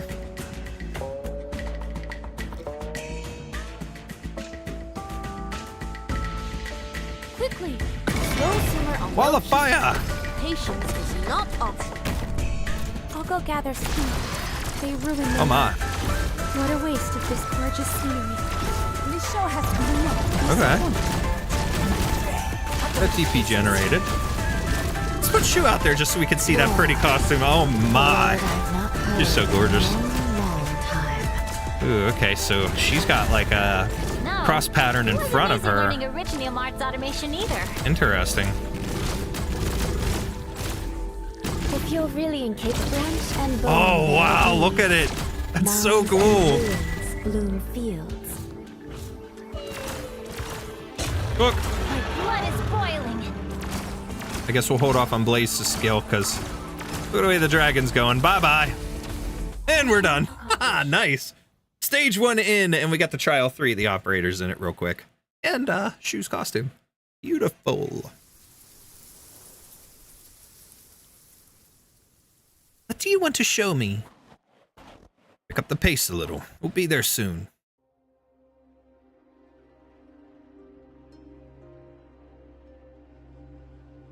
If you walk in the snow by the stream, the fragrant plum blossoms are rare. However, you can find some at the base of the mountain. I suppose the view of the fireworks against the city skyline from atop the mountain could be the only thing worth climbing all the way up here. Fireworks?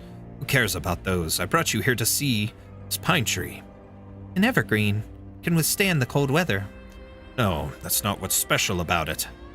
I planted this tree myself right before I assumed my post in Baizhou. Back then, I had the same mindset as you. After all these years, I'm a different person now. And this tree is a different tree. I do not understand. It doesn't matter. All you need to do now is look at the tree and print it in your memory. Qingyan, you will do well in the Judicial Review Office. You will go on to be an excellent deputy minister, or maybe a minister yourself. Those cases will not be a problem for you. There's really only one issue that you'll need to focus on. Will you be able to handle the truth? I do not understand. You don't need to understand now. Every once in a while, you will think back to this pine tree. Once you spent enough time contemplating the tree, you will understand the rest. After I die, cut down the tree. Use its wood to fashion my coffin. Mr. Yu? You should be going. The higher you climb, the colder it gets.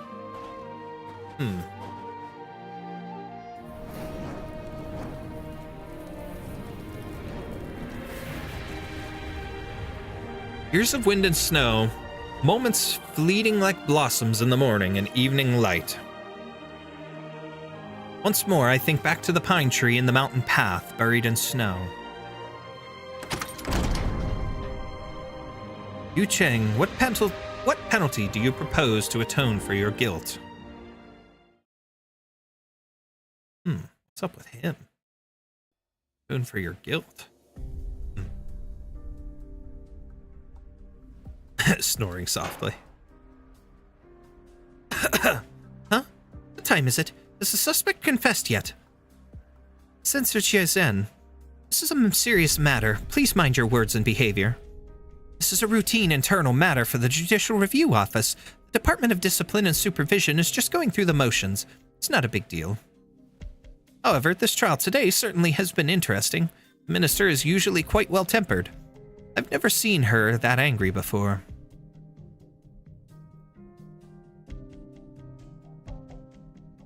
Ooh. Pretty. Interesting color scheme. Yu Cheng, you served in the Judicial Review Office once. You took an oath before the Bronze Mirror. Do you really think the Judicial Review Office is the proper place for you to act like a spoiled brat? That's an unjust accusation. You asked me all that you needed to ask, and I answered them. What else would you have me do? On the 15th of last month, around 1:45 a.m., someone set fire to the southern end of the Judicial Review Office scrollery. That person was me. Oh, so he was the one that took the bowls. He was the one who took the bowls from the restaurant and threw them at the front end. Okay, interesting. Liar! When the fire broke out, you were in pretrial detention. How could you have started it? If you planned the fire, you had help. Name your co-conspirator. I had no co-conspirator. However, I did have a helper. Foul Beast. At night, a wounded foul beast landed by the window of my cell. I fed it a few grains of rice and some fresh water. Foul Beast was quite intelligent. I saved it, and it was willing to return the favor. I gave it a burning straw and told it to fly to the scrollery. What? Yu Cheng, the courtroom has no time for your games. I'm not playing games. Ask me anything and I will answer truthfully. Very well. You say you started the fire. Elaborate on that if you will.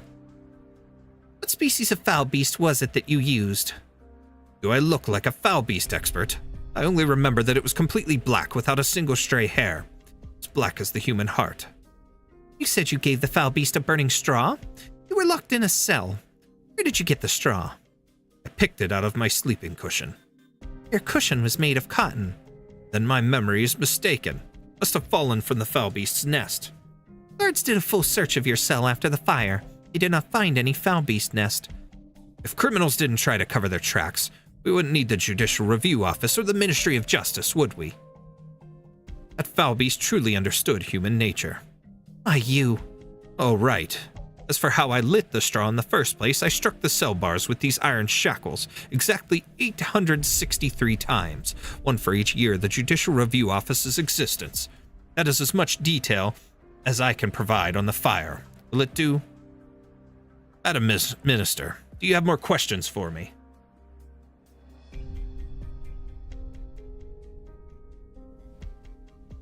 Seems that he's been reading some fanciful stories since his retirement.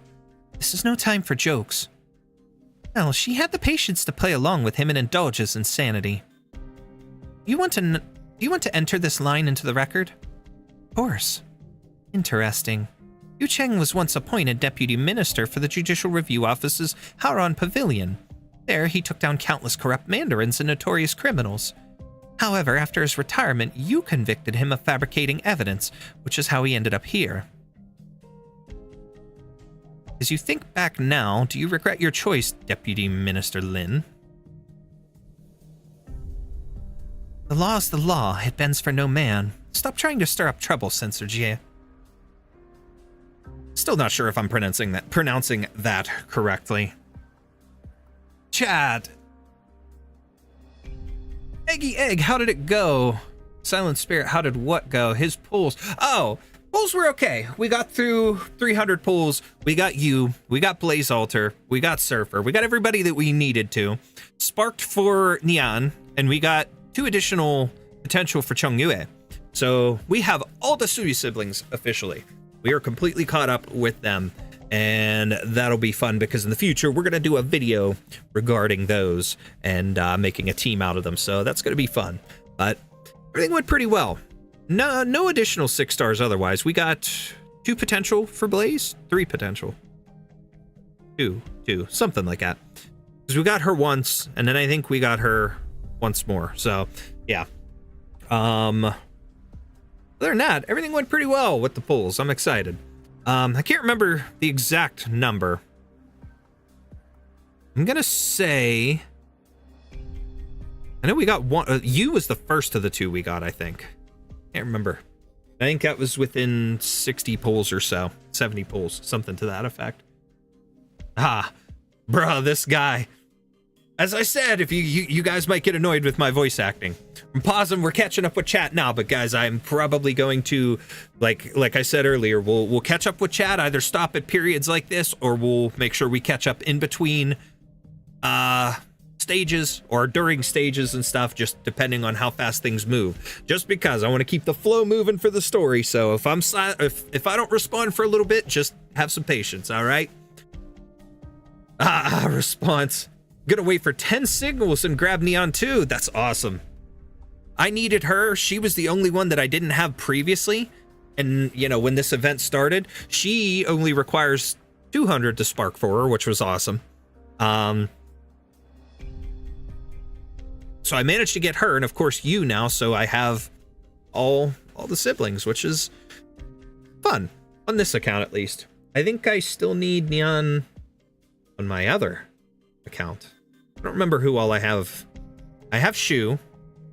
Pretty sure I have Ling. I have Chongyue on that one. I don't know if I have Dusk or Nian. I did get you on that account this morning. Or, well, this afternoon, I should say. But, right after the event started, I just did pulls on that account and I played the tutorial. That was it. So, I'd have to check. I might still be missing 1 or 2 on that account as well. But, all right. But when we look at it, Yu Cheng's behavior is quite odd. When he was charged with fabricating evidence, he did not question it or protest. Now, after he's been convicted, he decides to start a fire. That's not right. I still have questions. Yes, Deputy Minister Lin. Lin Xingyan puts down her pen and paper and happens to meet Yu Cheng's gaze. The prisoner, who's been pretending to be insane, is now staring at her intently. She wants to know the truth. She does not fear revealing herself in the process. Yu Cheng seems pleased with Lin Xingyan's reaction. He closes his eyes as an ugly grin crosses his face. Deputy Minister Lin, as acting clerk, you need only take notes. Minister Chen, there is one question you haven't asked yet. Yu Cheng claims he set the fire. What was his motive? The suspect's confession is clearly nonsense. Why bother asking his motive? I am the one who set the fire to the scrollery. You must believe me. As for why I did it... Yu Cheng, there were 74,000 case files in the southern section of the scrollery, the result of 60 years of painstaking effort and the hard work of 24 deputy ministers, and you saw fit to turn it all to ash? Yu Cheng suddenly droops his head. He He remains silent for what seems like ages. The minister's eyes remain fixed on him, watching his every move. As I see it, it was no great loss. Those files were filled with half-truths, whitewashed fabrications, and outright lies. Gazing upon them dirties the eyes. Thinking of them taints the mind. So I thought it best to cleanse it all in flames. Cleanse? Just what are you trying to say? What am I trying to say? If you're keen to know, then let's have a discussion. That which I burned, was it clean or dirty? Minister Chen, the suspect is clearly suffering from some sort of mental disease. It's getting late. Shall we conclude the questioning for today?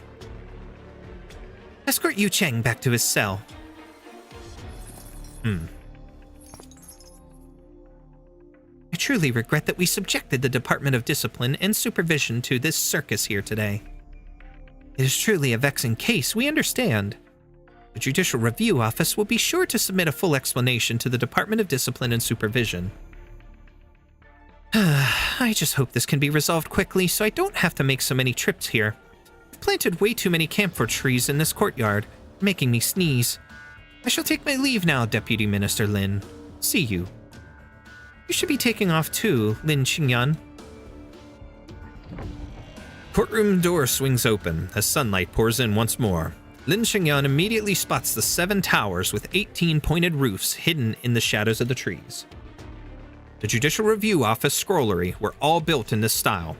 The roofs of the towers seem to be covered with ash, the remnants of the burned southern section. Just as she is about to step out the door, she hears a faint voice. Lin Xingyan, it's almost time. Do not forget. Lin Xingyan steps out into the cold sunlight without even hesitating. It's almost time, so is he predicting his own death? Or is he preparing for it in some way? Achoo! Censor Jiezhen, you're still here. I was waiting to chat with you for a minute. It's not convenient to talk in there. If you still want to investigate Yu Cheng's case, you better move quickly. After the Feast of 100 Delicacies is over, all prisoners detained in Baijiao will either be transferred to another prison or exiled. In any case, the cells must be emptied within 2 weeks. 2 weeks. The Imperial decree should reach you shortly. I just spotted it early, so I'm giving you a heads up. And here I thought you didn't care much for these things.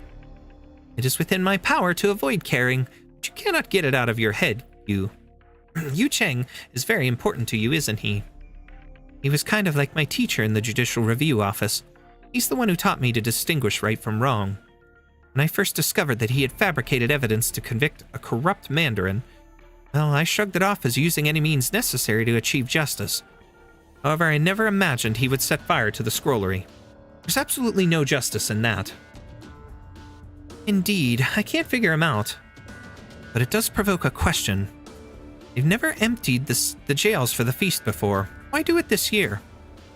This matter may not concern you directly, but I'm sure you've heard something about it. Human experienced a catastrophe at the beginning of the year. Then, this summer, we suffered the Da Huang incident. Okay, so in terms of timeline, human experienced a catastrophe at the beginning of the year. That would have been Where Vernal Winds Will Never Blow. The Da Huang incident in the summer, that was Here Are People So this is after that, which makes sense in terms of, where things take place, but very interesting. We get to actually hear that spoken by a character, which is pretty cool.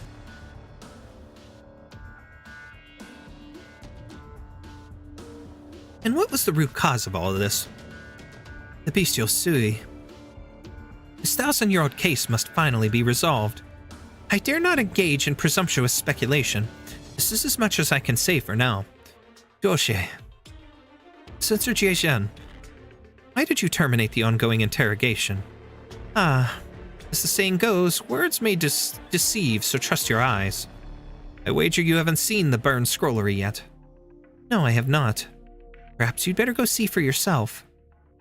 I will take my leave. Interesting story. Starting to ramp up pretty quickly. Restaurant, which was loud and boisterous just a moment ago, goes completely silent. The regulars, anticipating what is to come, file out of the diner one by one. Of course, they remember to leave money for their meals. Jung, close the door. What? What happened? Jung, wasn't she just eating these tangerine cakes here? Yes, she was. And didn't you tell me she was criticizing the taste? No, she said they taste different. Not bad, just different. Winking vigorously. I guess you'd call it criticism. They're not exactly orthodox. Different to what I had before. So you're the head chef, eh? Pretty young, aren't you? Don't try to change the subject. I was just critiquing the food. That's not a capital offense. Besides, I thought the rest of the dishes were awesome. Now you're onto flattery. This is my restaurant and I have my rules. You either tell me what's wrong with the tangerine cakes or I won't let you leave. I told you already. They taste different to the ones I've had before. Where and when did you eat them before? Oh, maybe more than 10 years ago. When I was living in Victoria, a relative sent them to me. Did you come here to stir up trouble? Jung, escort her out. No, we're not in the habit of kicking customers out of the restaurant. Good madam, think for a minute. What exactly is it about these cakes that taste different? Maybe this is all some kind of misunderstanding. Let me think. I remember the tangerine cakes I had before were sweeter. Yes, you must not have used enough sugar. The tangerine cakes need more sugar? To think I took you for a food critic. You're a woman with absolutely no taste. I won't waste my time arguing with you. Please leave. You say I have no taste when the real problem is your cooking?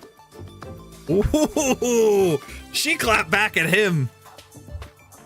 She's not afraid. Oh no.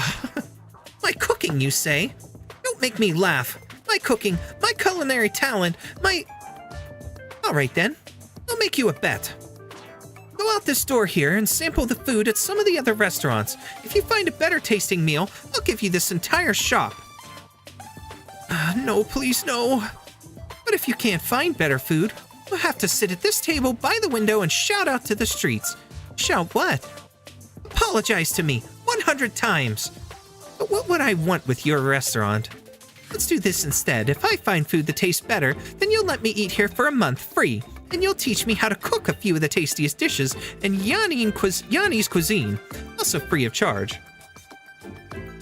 Huh? There's an old Yanni's saying, give a man a fin and you'll feed him for a day. Teach a man to fin catch and you'll feed him for a lifetime.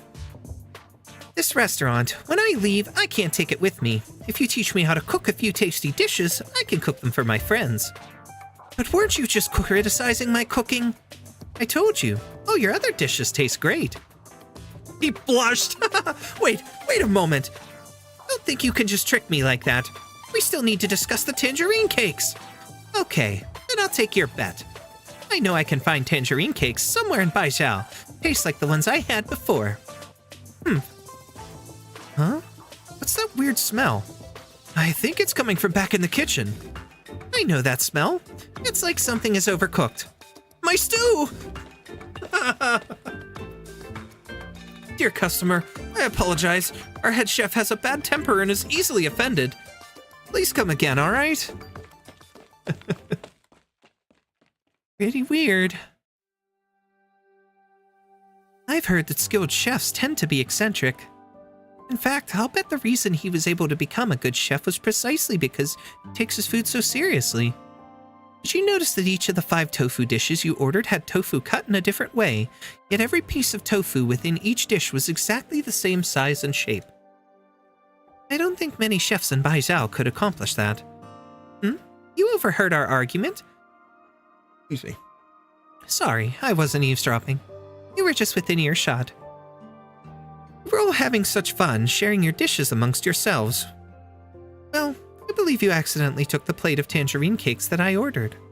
Oh, sorry about that. What a dummy I was taking someone else's food and then having a fight with the chef over it. You wait here, I'll order you some more straight away. No, there's no need for that. I came here today to try the food. After seeing how much you all enjoyed it, well, I figure it must be good enough. However, I'm still a little curious. What exactly did you not like about the tangerine cakes? I can't really put my finger on it, but I just know I've eaten better ones before. Are you sure the dish you ate before was indeed tangerine cakes? Of course! One of my relatives lived in Baijiao and would ship me these cakes. There's no way I'd be wrong, I'm sure. May I trouble you with a request then? We're going out looking for another restaurant that serves these tangerine cakes, right? Can you take me with you? Sure. You're from Baijiao, aren't you? That's perfect. You know your way around these parts. And again, it's getting kind of late. Let's meet here again tomorrow at noon. What do you say? Certainly. Oh, right. By the way, my name is Blaze. I'm a tourist from Victoria. How should I call you? I'm a woman of few hobbies. I like to write and I like to eat. My pen name is the Wandering Foodie. In any case, you may call me Xingshu, for short. She just met her sister. Ooh, drippy cave. Or building. Ah, this is the scrollery, right? Such a trove of knowledge, those wonderful archives. Ashes to ashes, dust to dust. Dark space still has a lingering, acrid smell. On the collapsed beams of ironwood, murky raindrops tremble, ready to fall. The iron chests that once held so many records and books have been warped and twisted by the flames. Paper and ink within have smoldered into ash, leaving only faint traces of words. Do not linger too long. Rain showers after a fire send smoke up into the air. What have we learned so far? We've determined this to be arson. The absurd part? Fire's time and location match Yu Cheng's confession perfectly. Scrollery was heavily guarded, yet on the night of the fire, the guards didn't notice anything. Not only was the perpetrator highly skilled in kung fu, but they also had intimate knowledge of the Judicial Review Office's layout. He must have been working with Yu Cheng for quite some time. You're saying you think this was an inside job? Cannot be certain. How bad was the damage? All records that were burned were from old cases, which has little effect on our current work. However, if these cases were ever to be reviewed in the future, there would be no evidence to go on. Nearly all of these cases were Yu Cheng's responsibility. Do you really believe Yu Cheng was the one who burned the scrollery? Absolutely not. No matter what nonsense he spouts, he was in prison when the fire broke out. There's no way he could have done it himself. However, I'm sure he's involved in some way. He's working with someone else. What did he mean when he suggested the files are dirty? Is there something on your mind? You still remember the last case Yu Cheng investigated before he retired? How could I forget? 40 years ago, the Minister of Justice was stabbed in the street. The assassin turned out to be a mad beggar. The Judicial Review Office did everything in their power to uncover the man's identity, to no avail. In the end, they classified the murder as a random, spur-of-the-moment act of violence. But nearly 30 years later, Yu Cheng accused the sitting Minister of Rights, Ning Shu, of being the murderer. I worked with Yu Cheng for many, many years. I knew him better than anyone. However, in this last few years at the office, he began to change. Something radicalized him. He began doing whatever it takes to catch criminals. He even started fabricating evidence to close cold cases and settle old scores. If the accusations against him were baseless, then why did Minister Ning resign? What do you mean? You still remember Gu Huan?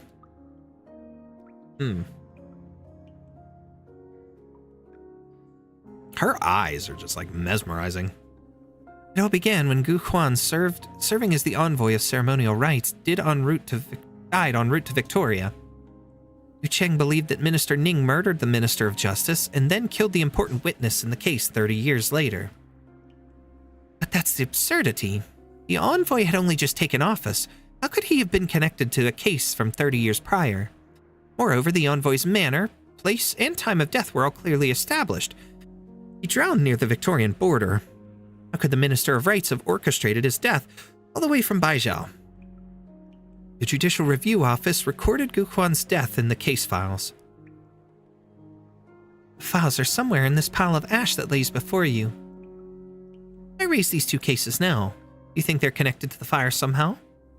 I would call it a hunch. Yu Cheng's confession has drawn our attention, but clearly there's some kind of large scheme behind the fire. The real question isn't who set the fire, but the arsonist's ultimate goal. Would you hand this case over to me? No. On what grounds? Yu Cheng asked you to take notes during his trial.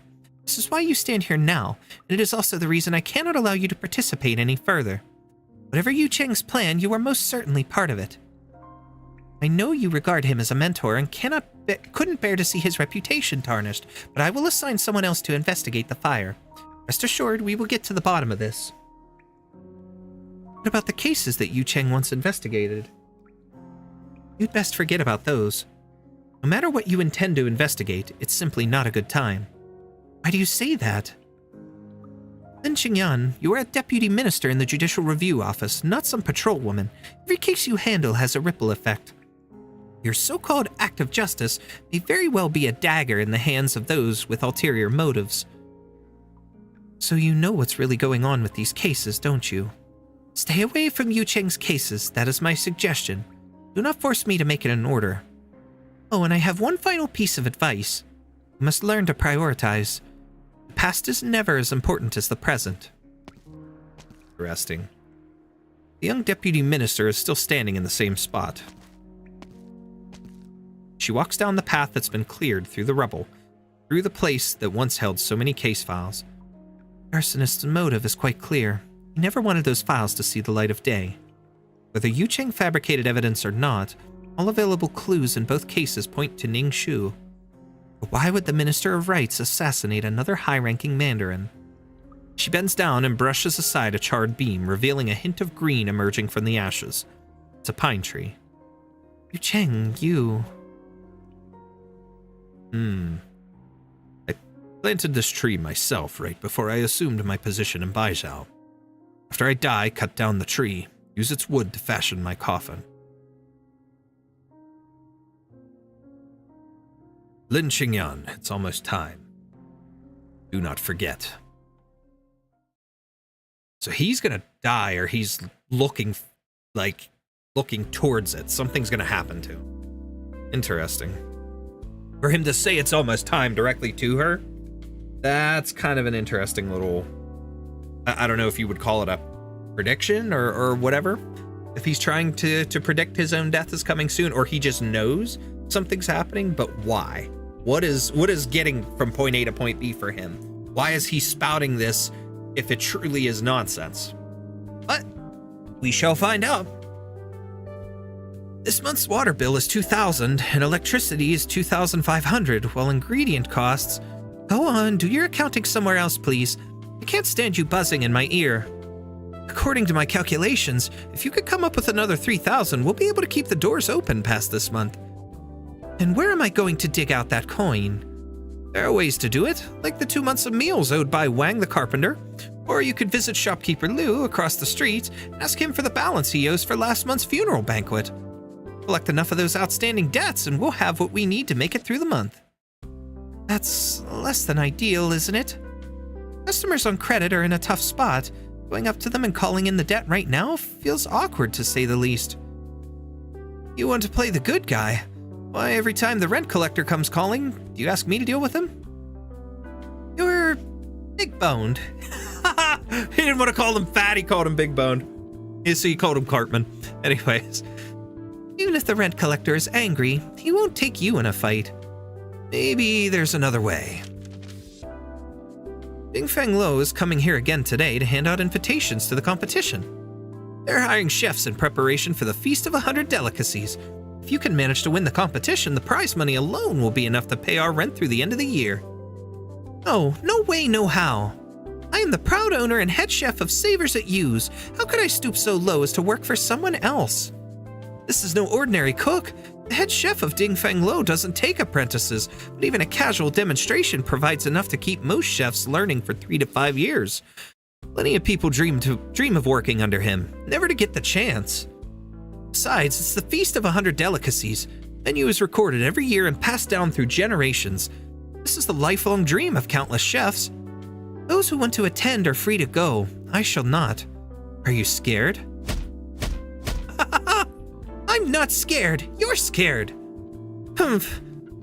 What Feast of 100 Delicacies? It's nothing more than a group of old gray hairs hosting a big dinner party. All they ever talk is politics. They don't even have a chance to eat. It's a waste of time. Just listen to your arrogance. You talk as if you've been there in person. I've catered so many banquets, they're all the same. You won't take any of my suggestions. I guess we're just going to let this restaurant fail then. Good grief. With a boss like you, I've got to start making new career plans. Okay, if it's just another 3,000 we need, I'll start making extra deliveries each day through the end of the month. Have you no ambition? As a chef, don't you want your restaurant to do well? Not even sure why you opened it in the first place. People need to eat, which means there has to be someone to cook for them. As long as we have customers who want to eat my food, this restaurant will do just fine. More importantly, I promised I'd wait for a certain customer, and that one still hasn't shown. I can't close up my shop yet. What customer? Who do you need to wait for? It's just not time yet. Great stew demands patience. You have to add in the ingredients at just the right time. There's no need to rush. An analogy. A food analogy. What's with this thing? I can't get any channels. I want to watch the news. Hey, you're back. Indeed. What have you learned? I brought some food for you. I found a new restaurant today. The kitchen stinks to high heaven, but the cooking is pretty solid. Oh, right. There's one other thing. Today I found these snacks that my dad once sent me a long time ago. Gave you permission to leave your room as you please. What? Seriously? I've been living off takeout for 3 days straight. I just wanted to go out and grab a bite to eat. Is that not allowed? How many times have I told you? Your identity and status are extremely important. Your current situation is dreadfully tenuous. Are you taking this seriously or not? Lin Xingyuan, are you off your rocker? We already established the 3 rules. No one said I was confined to my room. I had a good life back at Rhodes Island. Then you showed up and told me my father's death was suspicious, without giving any details. I came all the way here to Baijiao, the place where my dad used to live. You still haven't told me anything. You've made me stay in this room, day after day, and now you have the gall to yell at me? Forgive me, I should not have scolded you. Current situation is not as I had anticipated. What situation? Is there anything I can do to help? I don't know. A lot of unexpected things happened in Baijiao before we arrived. If you would aid me, then simply do what you can to avoid danger, understood? As for your father, I just happened to be handed that case a few years ago. The case was originally being handled by my predecessor, someone I trusted deeply. Your father seemed to have been spending a lot of time pursuing a certain truth in the last few years of his life. His death was suspicious. Every clue we found hints that there were larger forces at work there. How large? We don't know for certain, nor can we even hope to guess. But your mere existence is the most important piece of evidence we have. Blaze, I vow to you I will find the truth, and once I do, I will tell you everything. However, until I do, I simply need you to trust me. I need you to cooperate with me. By the way, what were you saying about your father just now? I said I found these snacks that he used to send me a long time ago. And? They don't taste the same as they used to. Maybe it's just because I'm remembering wrong. The Yannis have a saying for this, right? The situation remains the same, yet the people have changed. No, that's not right. The situation has also changed. Well then, a more apt saying would be times change and with them change all things. Too much time has passed. It will be very hard for us to find any clues left from back then. But these are in fact one of the few things I've found in Baijiao that relates to my father. When I lived with my mother in Victoria, my dad would send them to me from time to time. I figured that by the time I got my disease under control and figured out what I really believed in, my dad would be back in Victoria, waiting for me to come home. Naive. Everyone longs for that sort of happy ending, and yet, by the time I found a place that could treat my oropathy and finished some of the things I had to do with the Bunny's crew, my dad was gone. Before you came and found me, I always thought my dad's death was an accident. I was sad, but there was nothing I could do about it. But if you're telling me my father was murdered, then that's an entirely different story. I need to learn the truth. I owe that to my father and myself. In all truth, I know very little about what happened to your father. Many of the old archives have been lost, and very little information can be extracted from what remains. Just from looking at the case files he left behind, we can see that your father worked as a ceremonial officer in the Ministry of Rites for over 10 years, but never got promoted. It seems he was not well suited to serve in public office. However, to stay in a position like that for over a decade, you must have been a good person. Good people also die. She walks over to the window, closes her eyes, and rubs her temples. Faraway city lights are shimmering in the twilight. The years of wandering are long over. People today are moving from one stage of life to the next, as the city guides them and runs right behind them. Many boundaries are blurred. Many high walls become thoroughfares. Many hurried footsteps pass over the paving stones. Not everyone is qualified to etch their name into the annals of history. Good. I had no idea Very you were so interesting. clever and learned.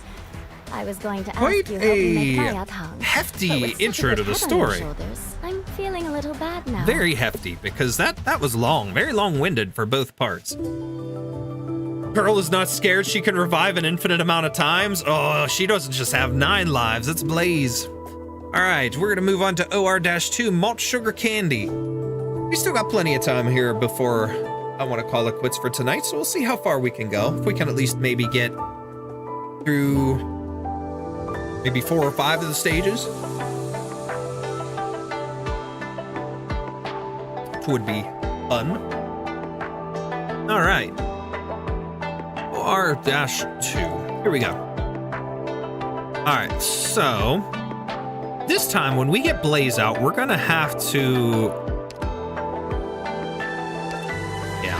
We're gonna have to make sure that we do a her special, her skill, and see how that works. Because we haven't done that yet. We didn't get to use it in the last one because we released the dragon. Now again, chat, like I said, we're gonna do our best to continue the story and keep the flow going. But if you guys are chatting and stuff like that, I will pause and we'll respond to you guys as best as we can. Otherwise, we'll get to you when the stage hits or after the stage and catch up with you guys. But as always, I appreciate you all for being here while we're live, and those of you that are watching this on the VOD, you guys are awesome. Let's keep going with OR-2. It's high autumn. The courtyard is silent. Its long, thick walls prevent outside noise from coming in. It's empty, save for an old persimmon tree leaning against the wall in the shade, with its old crown extending over the top of the wall.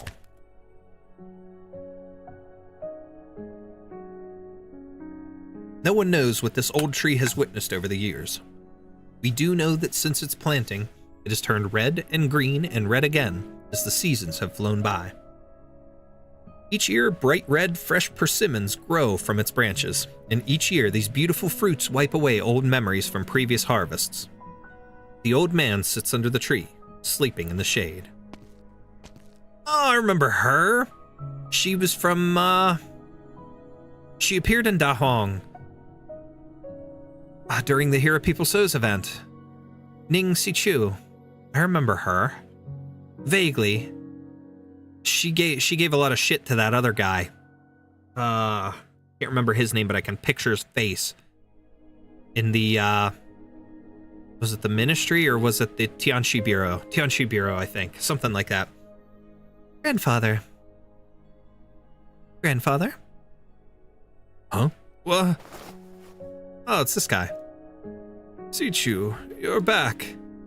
Yes, I got delayed a bit on the way back, but thankfully I made it in time for the Mid-Autumn Festival. I've been thinking a lot these past few days. I've been watching the persimmons grow redder and redder. I was afraid that if you didn't come back soon, we wouldn't be able to eat them together this year. I'm not sure how many more harvests I will live to see. If you would come back any later, you may not have even seen me here. Grandfather. Ning Sichu decides not to crack any jokes, as she usually would have done. She looks at the old man closely. He seems to have a few new wrinkles on his forehead this time. The autumn wind blows suddenly, ruffling the old man's hair. Completed our trial of Da Huang's first mobile plate last month. I finished up my work at the Ministry of Rights for now, so they allowed me 2 weeks vacation. You've worked really hard. I heard about the goings-on in Da Huang as soon as they happened. I've detailed all my criticisms in my letters. I know you were involved in the disaster relief effort as well, but every Yanese mandarin is duty-bound to protect the people. As an assistant minister of the Ministry of Rights, you must take responsibility for the poor management here. Deducting half a year's pay is letting you off easy. You have nothing to complain about. Of course I shall not complain, and I take my errors to heart. Sichu, you must remember, do not focus on what you've already done. Focus on what you still have not done. Yet. As a magistrate, you must carry out the orders of your superiors, while winning over and maintaining the trust of those below you, the citizens. In your position, everything you do is only what was expected of you in the first place. However, should you fail in even the slightest of your responsibilities, it would be an unforgivable transgression. You do not understand this. You are not fit to wear your magisterial robes. Devote all your energy to the cause, as that is all you have to give. I still remember the words you taught me so many moons ago. I shall take this mistake to heart, but I shan't despair. Quitting now would really be shirking my responsibilities. Yes. Okay, I've said enough on this for now. I'm not in your position, nor do I work in the Ministry of Rights.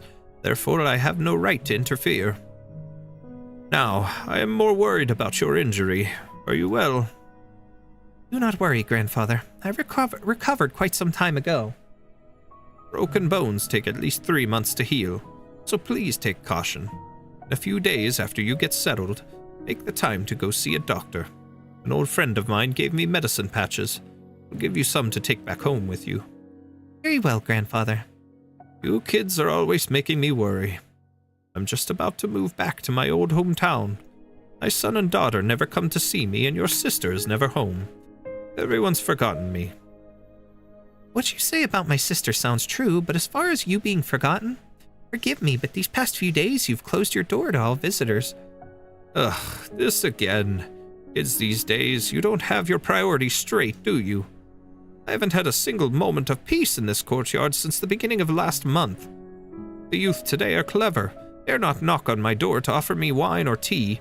Instead, they've started watering my flowers, my poor hydrangeas. I spent so long growing them, and these kids have already drowned 3 pots this year. Yeah, we've had so many visitors lately. I'd wager the minister came and showed you the draft guest list on the feast, didn't he? It's rare to see the true Lung even once a year. I'm sure many would treasure the chance to learn the latest court gossip. I have no reason to meet the young lad. He's the minister after all. What does he need my input for? Come now, grandfather, you served for decades in the Ministry of Rights. Your achievements were many and your legacy is secure. That's all in the past. If we keep focusing on the past, how will we deal with the present? Mr. Ning, you have a guest. I told you no visitors. Who is it anyways? He says he is the advisor of Yuman. The advisor of Yuman? Never heard of him. I don't care who he is. I said no visitors and I meant it. Grandfather, wait a moment. Might the advisor be here to see me? Is it Chongyue?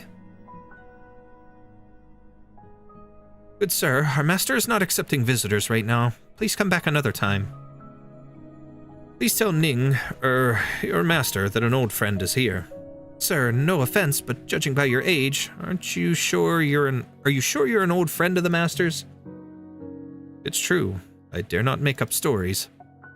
Sir, please, be on your way. The master is not accepting any guests right now. You really are an old friend, and I'm sure you wouldn't want to cause trouble, would you?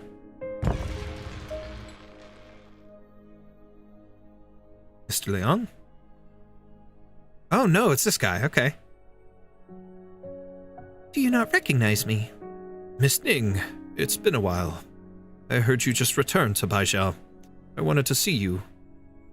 Liang Jun's eyes shift from Miss Ning to the figure standing behind her, the kindly old man. Don't just stand there, Sichu.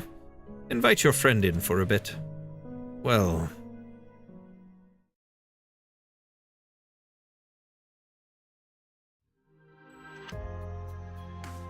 What's the matter? Why isn't anyone eating? I feel like the third wheel here. And an old one at that. Maybe I'll just step away for a moment, and the two of you can enjoy your meal. Oh no, you've got it all wrong. It's us young kids who are intruding on your magisterial greatness. Grandfather, don't scare him like that. I'm only kidding. Liang Jun, I assure you. When Sichu was still in Shangshu, she used to write me letters talking about a magistrate there who was both supremely talented and dedicated to his people. The day I finally got to meet him. And did I? It's my birthday in 3 days. I wasn't planning to go through the trouble of organizing a grand party or anything. So today, eating dinner and chatting with you two youths is how I will celebrate my birthday. Let us wish many more years of health and life to your greatness. Hear, hear, grandfather. Many happy returns. All right, enough of that. Let's eat. Yang Shun, I thought you were a magistrate from Shangshu. Why have I now heard you are the advisor of Yumen? And why have you traveled from Yumen all the way to Baijiao? Yumen's journey was a long one, and the people once living in Yumen have been resettled in batches in different nomadic cities along the route as planned. The last group settled down in Baijiao a few days ago. Wasn't Yumen patrolling the northwestern corridor? How did you end up all the way over here in Baijiao? Dear grandfather, have you forgotten? Yumen changed its route at the beginning of the year. The new route it was traveling on took it right to Baijiao. As for why Yumen traveled to Baijiao, surely you remember that. Ah, yes, because of that same old problem again. All those years of fighting and still no resolution. It's been so long since I retired, and sometimes I still hear those voices in my nightmares. Gives me a headache. It's a problem that existed for several millennia now. Sometimes issues resolve with the passage of time, other times they get worse. Now I think we need to find a way to solve it. Grandfather, do you have any ideas? Me? Of course not. If I were to try and intervene, people would accuse me of being a dictator. Not necessarily. The minister has been coming to see you every few days or so. He never mentioned this to you? Miss Ning, there are some things with which your grandfather must keep private. You know. My granddaughter sure is direct, that's for sure. No matter, I am an ordinary citizen now. I am free to speak as I please without fear of divulging secrets, because I do not know any secrets. As for this matter, however, I must defer to the advice of the young. Well, Liang Shun, what's your situation? I dare not propose any grand solution. However, there is one thing I do know. Best strategy is to disrupt your enemy's strategy. From the court's perspective, war has no upsides, only downsides. From the people's perspective, war means death and destruction. Best strategy is to disrupt your enemy's strategy. That makes sense. But if we always followed this reasoning, the true Long would not have started the Great Hunt 1,000 years ago, and Nian would never have experienced a millennium of prosperity. Times change, and circumstances change. It's hard to compare things across different historical eras. That war 1,000 years ago was called the Great Hunt, but it wasn't really a hunt. It was the Yanis people wresting their future from the hands of the gods. Retreating, even just a little bit, would have resulted in their extinction. However, things are different now. We are operating from a place of strength. We can and must avoid war at all costs. We cannot allow our soldiers and civilians to suffer any further. Very well said, young man. You are far more skilled than I ever was. That's for sure. Goodness no. Forgive me for being so bold, your magisterial greatness. You say war should be avoided, and I agree. Oh then, surely you have an alternate strategy, right? A way to get the situation under control. Mr. Ning, another visitor has arrived. Another? What's this now? She says she is a deputy minister from the Judicial Review Office with urgent business to discuss with you. She insists on coming in. Judicial Review Office? I suppose I will have to let her in. My sincerest apologies, but I must excuse myself for a moment. Sichu, please continue chatting with our guest here.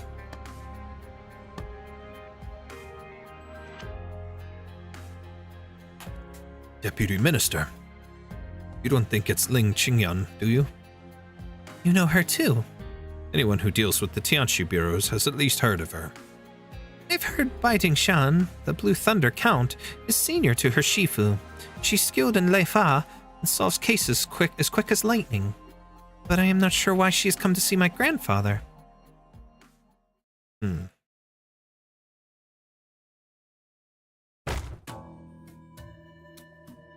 waited until I was asleep and then locked me in this room. Why? I'm not a 3-year-old, you know. Let me out of here. Damn it, I'm supposed to meet that lady now. I don't even get her contact, so I can't call her. What am I gonna do? No, I can't break the door down. They might kick me out of here, and then I'd have no place to stay. At this window. I'm on the 18th floor, huh? That's not that high. All right, I'll jump. Oh, God, Blaze. Superhero landing!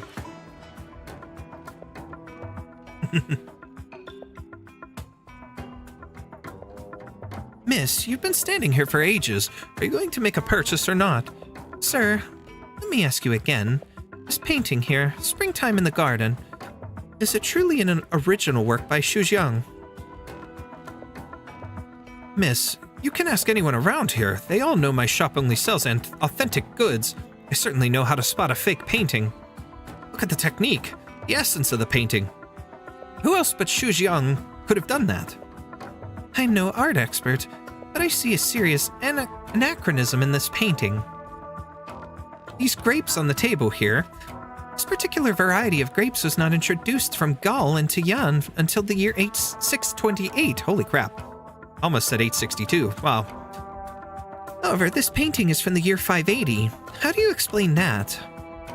Oh, come on, that's quite a nit to pick, isn't it? You're just trying to bargain down the price, aren't you? I've seen your type so many times before. I'm warning you, you won't like me when I'm angry. But sir, I never intended to buy your painting in the first place. Why would I be trying to bargain with you? Besides, what I said about the grapes is true. Don't take my word for it. Look it up if you don't believe me. If you think I'm wrong, then prove it. Get as angry as you want. It won't turn your fake painting into a real one. If you don't want to buy it, then why are you standing here? I swear to you, if I'm selling any fakes in this shop, may heaven strike me down where I stand. I wouldn't say that if I were you. Is there a canopy above the upper floor? Blaze, how did you... I'm not late, am I? No, she arrived precisely when she meant to. Just on time. She pulled a Gandalf. That was 18 floors. Oh, yeah. She jumped 18 floors. I mean, I guess under the circumstances, she did jump out of the helicopter, the transport, when she was first introduced in Lungmen in the main story. And that was how high into the air. She jumped with Ami on her back. She appeared. She just likes jumping. And there was somebody that said something. She jumped again at that point as well. And it was like, it was a case of, so she's used to doing that sort of thing. Jumping is her specialty, I guess. Sorry for making you wait. I've had so many guests visiting lately. Apologies. You are... My name is Lin Qingyan. I'm a deputy minister with the Judicial Review Office. I came here to ask you a few questions, Mr. Ning. Judicial Review Office, you say? I haven't talked to anyone there in many, many years. I'm not even sure who's in charge anymore. Is it Yu Cheng? Yu Cheng? No, I'm afraid you're mistaken. Deputy Minister Yu is no longer working with us. Ah, that's right. Now I remember. One of the Blue Thunder Count's Leifa students transferred from the Tianxi bureaus to the Judicial Review Office.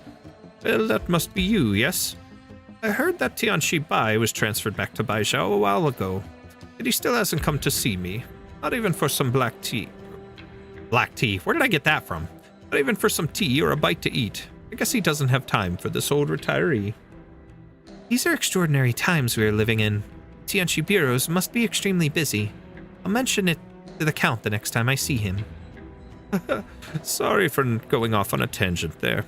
Please sit down and have some tea. They sit down in an elegant room that's tastefully decorated and furnished. There seems to be an empty space on the wall where a painting should be hanging. Part of the wall that had once been covered by the painting is a slightly different color, which makes it stick out even more. The painting, was that the one they referenced? There's two guys at the restaurant referenced. There was the painting, and somebody put the honey over the mouth. Mr. Ning, the tea is elegant, and so are you. Everything in this room is excellent, but something's missing. Painting, perhaps? Yes, the missing painting is in fact a longevity painting that someone gave me many years ago. It's supposed to help you live longer, but as the saying goes, the older you grow, the heavier birthdays feel. I believe it served its purpose. I would not have expected you to be so superstitious, Mr. Ning. Growing old has left me at fate's mercy, hardly free to act as I wish. It must make you laugh, yes? But I heard that a thief tampered with one of your paintings recently. They sealed the lips of the painting with honey. It's an old folk custom to celebrate the new year. We do this in hopes that the stove god will only say good things and not bad things. Whoever the thief was, they had some motive in mind besides theft. Why did you not report this vandalism? If I never reported it, then how do you know about it? One of my colleagues is handling this case. I saw the file, but the one who first reported it, I don't believe is anyone from your estate. Well, I'm glad there's at least someone out there who cares about an old man like me. I would not have expected you to believe in these folk tales, Deputy Minister Lin. I am a mere citizen. You, on the other hand, are a mandarin, and your time is valuable. Came here today to ask me something. Just go ahead and ask me directly, please. I came here to ask you about someone, not something. You remember an individual named Gu Quan? 10 years ago, Gu Quan accompanied some Yanese dignitaries on an official visit to Victoria. They encountered a catastrophe, a blizzard along the way, and poor Gu drowned in a river. Have you any memory of that, Mr. Ning? Yes, how could I forget? I believe it was December. It definitely happened in the winter. By the time the news reached Baizhou, it was almost the new year. I remember the messaging. The messenger told us that, after the storm came in, the envoys got trapped on the mountain. Gu Quan stayed at the back of the line, helping shepherd everyone else across the river. In the end, he's the one who ended up falling in. The river must have been freezing cold. It looks like that incident made quite an impact on you. Gu Quan was a very good worker. He served the ministry very well. He was very well read and had an excellent calligraphy. It's a pity he had no family. The only remnant of him is a cenotaph in the cemetery of the virtuous. Every year the Ministry of Rites sends someone to tend it and pay their respects. No family. Look at me, blathering on again. Well, anyway, why do you mention Gu Quan? A Yanese diplomat dying in a foreign country. That is a major international incident. According to the laws of Yan, both Yan and the other country must send experts to conduct a joint investigation and compile a final report. However, after Gu Quan's death, the Ministry of Rites did no such thing. Even more startling is that the Judicial Review Office's records of the case are remarkably sparse. I'm confused. This is clearly a question for the Judicial Review Office. Why are you asking me? I was in the Ministry of Rites. Well then, let me remind you. 2 months before the team left on their mission, Gu Quan was just an ordinary 9th-rank Mandarin. How did he suddenly get promoted to envoy, much less be sent on a mission to Victoria? Well, you were the one who signed Gu Quan's transfer order. At the time, you were the Minister of Rites. Now I understand. You're saying that I deliberately arranged for Gu Quan to go on a diplomatic mission to Victoria and then disposed of him. No, that's not what I'm saying. There's something strange going on here. I intend to solve these cases one by one, and I humbly ask your guidance, Mr. Ning. Since you're so curious about all this, why not ask me a few more pointed questions? Do you think it's odd that I, as a former Minister of Rites, would trouble myself over a mere 9th-ranked ceremonial officer? Are you implying, perhaps, that he discovered some unspeakable secret about me? So you're just here to ask me about a 10-year-old case. No matter, no matter. Ask whatever you wish. Just remember, if you keep asking the same questions, you will keep getting the same answers. What kind of answers do you want? Truthful ones. I already have one foot in the grave.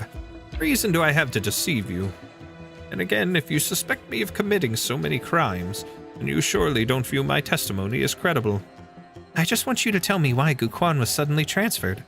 Once you tell me that, we'll be able to figure out the rest of it. Okay. You came all this way to see me, so I think I should tell you what you want to know. Gu Quan was indeed transferred for a reason, because he specifically requested it. He wanted the transfer? Yes, he said that he was ill and was afraid that he didn't have much time left, so he wanted to return to his hometown in Victoria to live out the rest of his days. so I agreed to let him join the delegation to Victoria. What illness did he have? I'm not clear on the details either. I only vaguely remember that Guquan did seem to be in poor spirits around that time. But as such a low-level Mandarin, Guquan would not have had many opportunities to even meet you. How did he make such a request? To be honest, it's a bit embarrassing, but there was a hint of selfishness on my part as well. Guquan had magnificent penmanship, so I sometimes had him write letters for me. Also asked him to serve as my children's calligraphy tutor. He had done so much for me, I felt I owed him a favor. Besides, I did not feel his request stemmed from greed. That's all there is to say about Guquan's transfer. Do you have any other questions for me? Since I've heard it directly from you, I'll take what you're saying at face value. However, I disagree with one thing you said. What? Anyone who wants to know the truth, be they a Mandarin or an ordinary citizen, does not need a special reason for doing so. Please know, Mr. Ning, that I am indeed only after the truth. I have no other motives. Now I shall take my leave, sir. Good day, madam.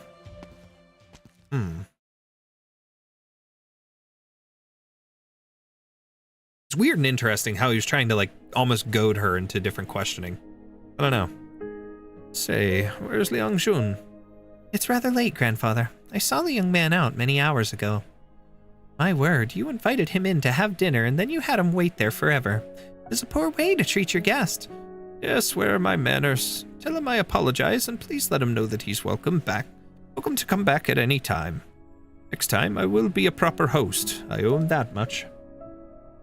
Liang is a reasonable man. I'm sure he'll understand. By the way, his name is Liang Shun, right? What Shun is that? Do you write it? It's that Shun with 3 dots on the left. Ah, that one in Junmei Chieyi. Spray of Spring gifted to you. Such a beautiful name. I'm rather fond of it. I've heard that people with the 3 dots in their name characters are as clever and swift as water. Funny. Others all say he's dull as a board. The old man walks to the table, picks up a pen, and adds another name to the invite list. Maybe he is rather dull. Came all this way to see his sweetheart, but look at the gifts he brought. Human's tea, some strange liquor called Lei Daoji. These seem more like gifts meant for me.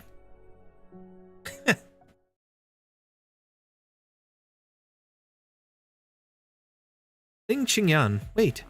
Who's there? Lin Qingyan gets a strange feeling she's rarely felt before. A woman with a sword advances to within a shang of Lin Qingyan, and she doesn't even notice her, till she is standing right in front of her. Ooh, who is she? Her uniform. You're an Imperial Guard? Who is that woman? She had an interesting costume.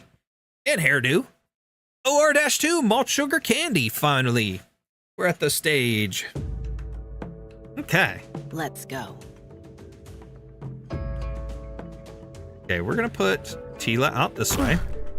I never expected to encounter so many people across X is for DP.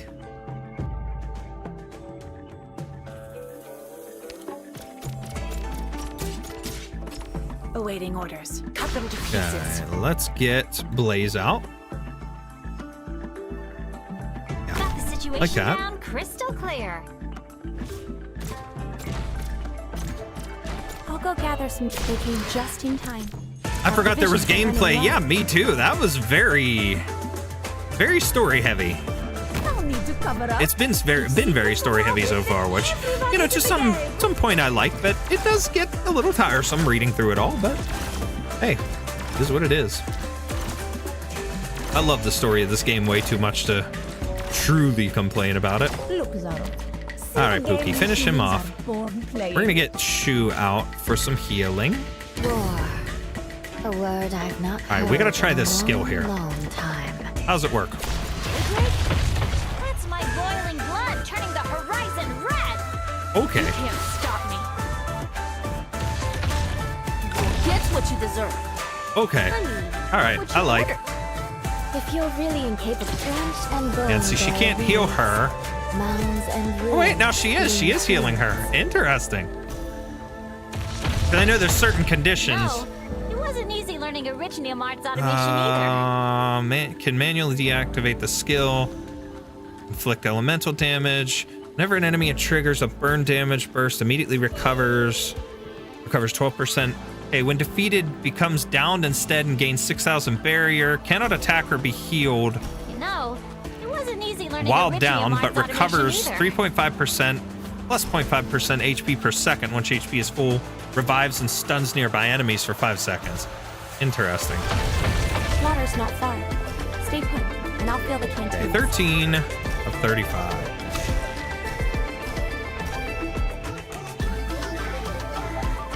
Got it. Cut them to pieces. Tough to swallow, huh?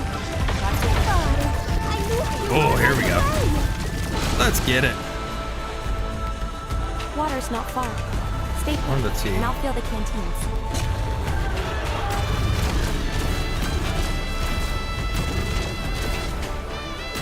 Interesting. Ooh-wee. Awaiting order. Shut up. I wasn't surprised. I plant you into the soil to grow anew.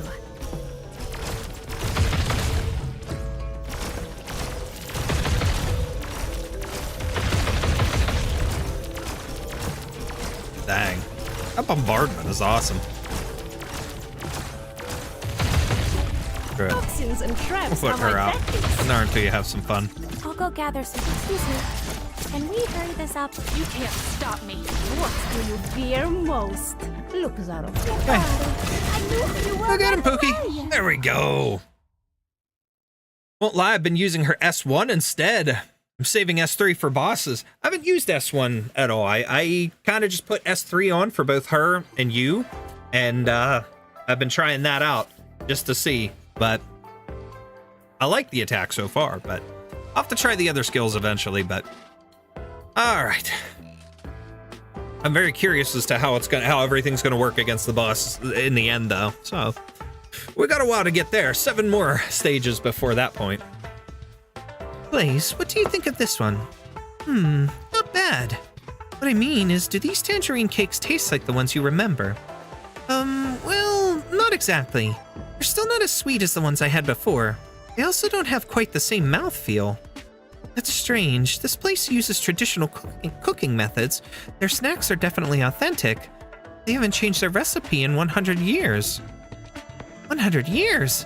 Have tangerine cakes been around that long? No, tangerine cakes are not quite that old, but many famous Baijiao snacks do have quite a long history. The tangerine cakes you are looking for were actually invented by a scholar who came to Baijiao to study in its early years. The scholar's hometown was famous for its tangerines. After he moved to Baijiao, he missed those tangerines. It was too far to go home and get them, so he improvised. He smashed up some old dried tangerine peels and made them into dough, added some sugar, shortening, and spices, and baked them. It was a cheap, easy way to get his tangerine fix. He gave the recipe to his landlord in lieu of paying rent. He even wrote a small poem about them. These tangerine cakes are bright and fresh, just like the orange groves back home. After the scholar passed the imperial examination and assumed office, the tangerine cakes became very famous. People began to view them as a symbol of homesickness. Interesting. Symbolic food. First time I've ever heard something like that. Yan is a vast land, with many different climate zones, each with their own cash crops and produce. That's why there are many different types of Yanese cuisine. You can trace all of Yan's history through its food. For example, Yan's 4 major cuisines match up with its 4 great restaurants, which predate Baijiao's transformation into a nomadic city. Cities develop, but flavors remain. It would be odd to find any snack without its own bit of history behind it. One of my colleagues told me that there are many different kinds of tianxis in Yan. You know so much about the food, you must be some kind of tasty food tianxi, right? If there really was such an individual, someone who could use arts to transform stones into vegetables, that might be worth studying, eh? Alas, I am just an amateur foodie. I like to take notes on the food I eat, and its history. Over the years, I've compiled several notebooks full of such information. To put it another way, Blaze, if there really were a better recipe for tangerine cakes out there, surely someone here would know about it. But I'm telling you, the ones I had when I was younger, they were sweeter and just better. That really is rather odd. Traditional tangerine cakes emphasize the fresh essence of the tangerines, not the taste of their pulp. Very little sugar is used, because tangerine cakes are supposed to be a light snack. You're telling me you've eaten much sweeter tangerine cakes, and I'm telling you that I've never heard of such thing. Maybe we can ask one of the chefs around here to try cooking up a batch with extra sugar so you can compare. But even if we do that, it doesn't prove that the sweeter variety of tangerine cakes ever actually existed before. What I want to know is, how did the taste of these tangerine cakes change during their journey from Baishao to Victoria? I'm sure there's a story there somewhere. It seems you're just as much a foodie as I am. I was afraid you'd get tired of traipsing off to all these restaurants. You're the guide. You lead, I follow. All right then, let's keep looking. My word, look at the time. We should have lunch first. Lunch? Yes, it's lunchtime. Shouldn't we have some lunch? But I just finished eating snacks from 5 different restaurants. Snacks are snacks, but lunch is lunch. You must have a proper lunch, you know. I don't think my tummy has any more room for lunch. Oh, poor Blaze can't even eat a full meal. She's eating too many snacks. I know one restaurant that I can guarantee won't make your tummy ache. Will you give it a try? You're the foodie here, so I and my stomach trust you. What's wrong? I feel like we're being followed. Oh God, he's following them around. What are you doing? Trying to hide. You're an Imperial Guard. No. Without dark steel armor, I'm not a proper member of the Imperial Guards. Officially, I'm a captain serving with the Yulin Guards. Deputy Minister Lin, I doubt you'd want to encounter anyone wearing dark steel armor anyway. Certainly not in broad daylight. I once heard Taihei mention that there is a junior drill master serving in the ranks of the Imperial Guard apprentices. She's very young, but skilled beyond her years. That must be you. You're the junior drill master. I guess Taihei's still sore that I beat him in a couple matches last month. There's no need for name-calling, though. Taihei? Isn't he dead? I thought he got killed.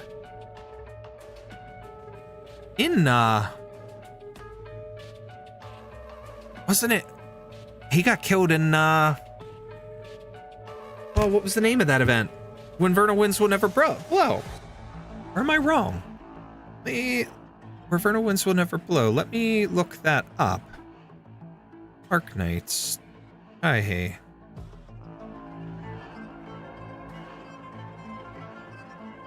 Okay, let's see. Maybe I was... No, status alive.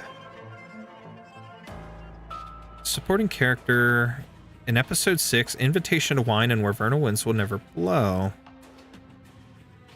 Oh.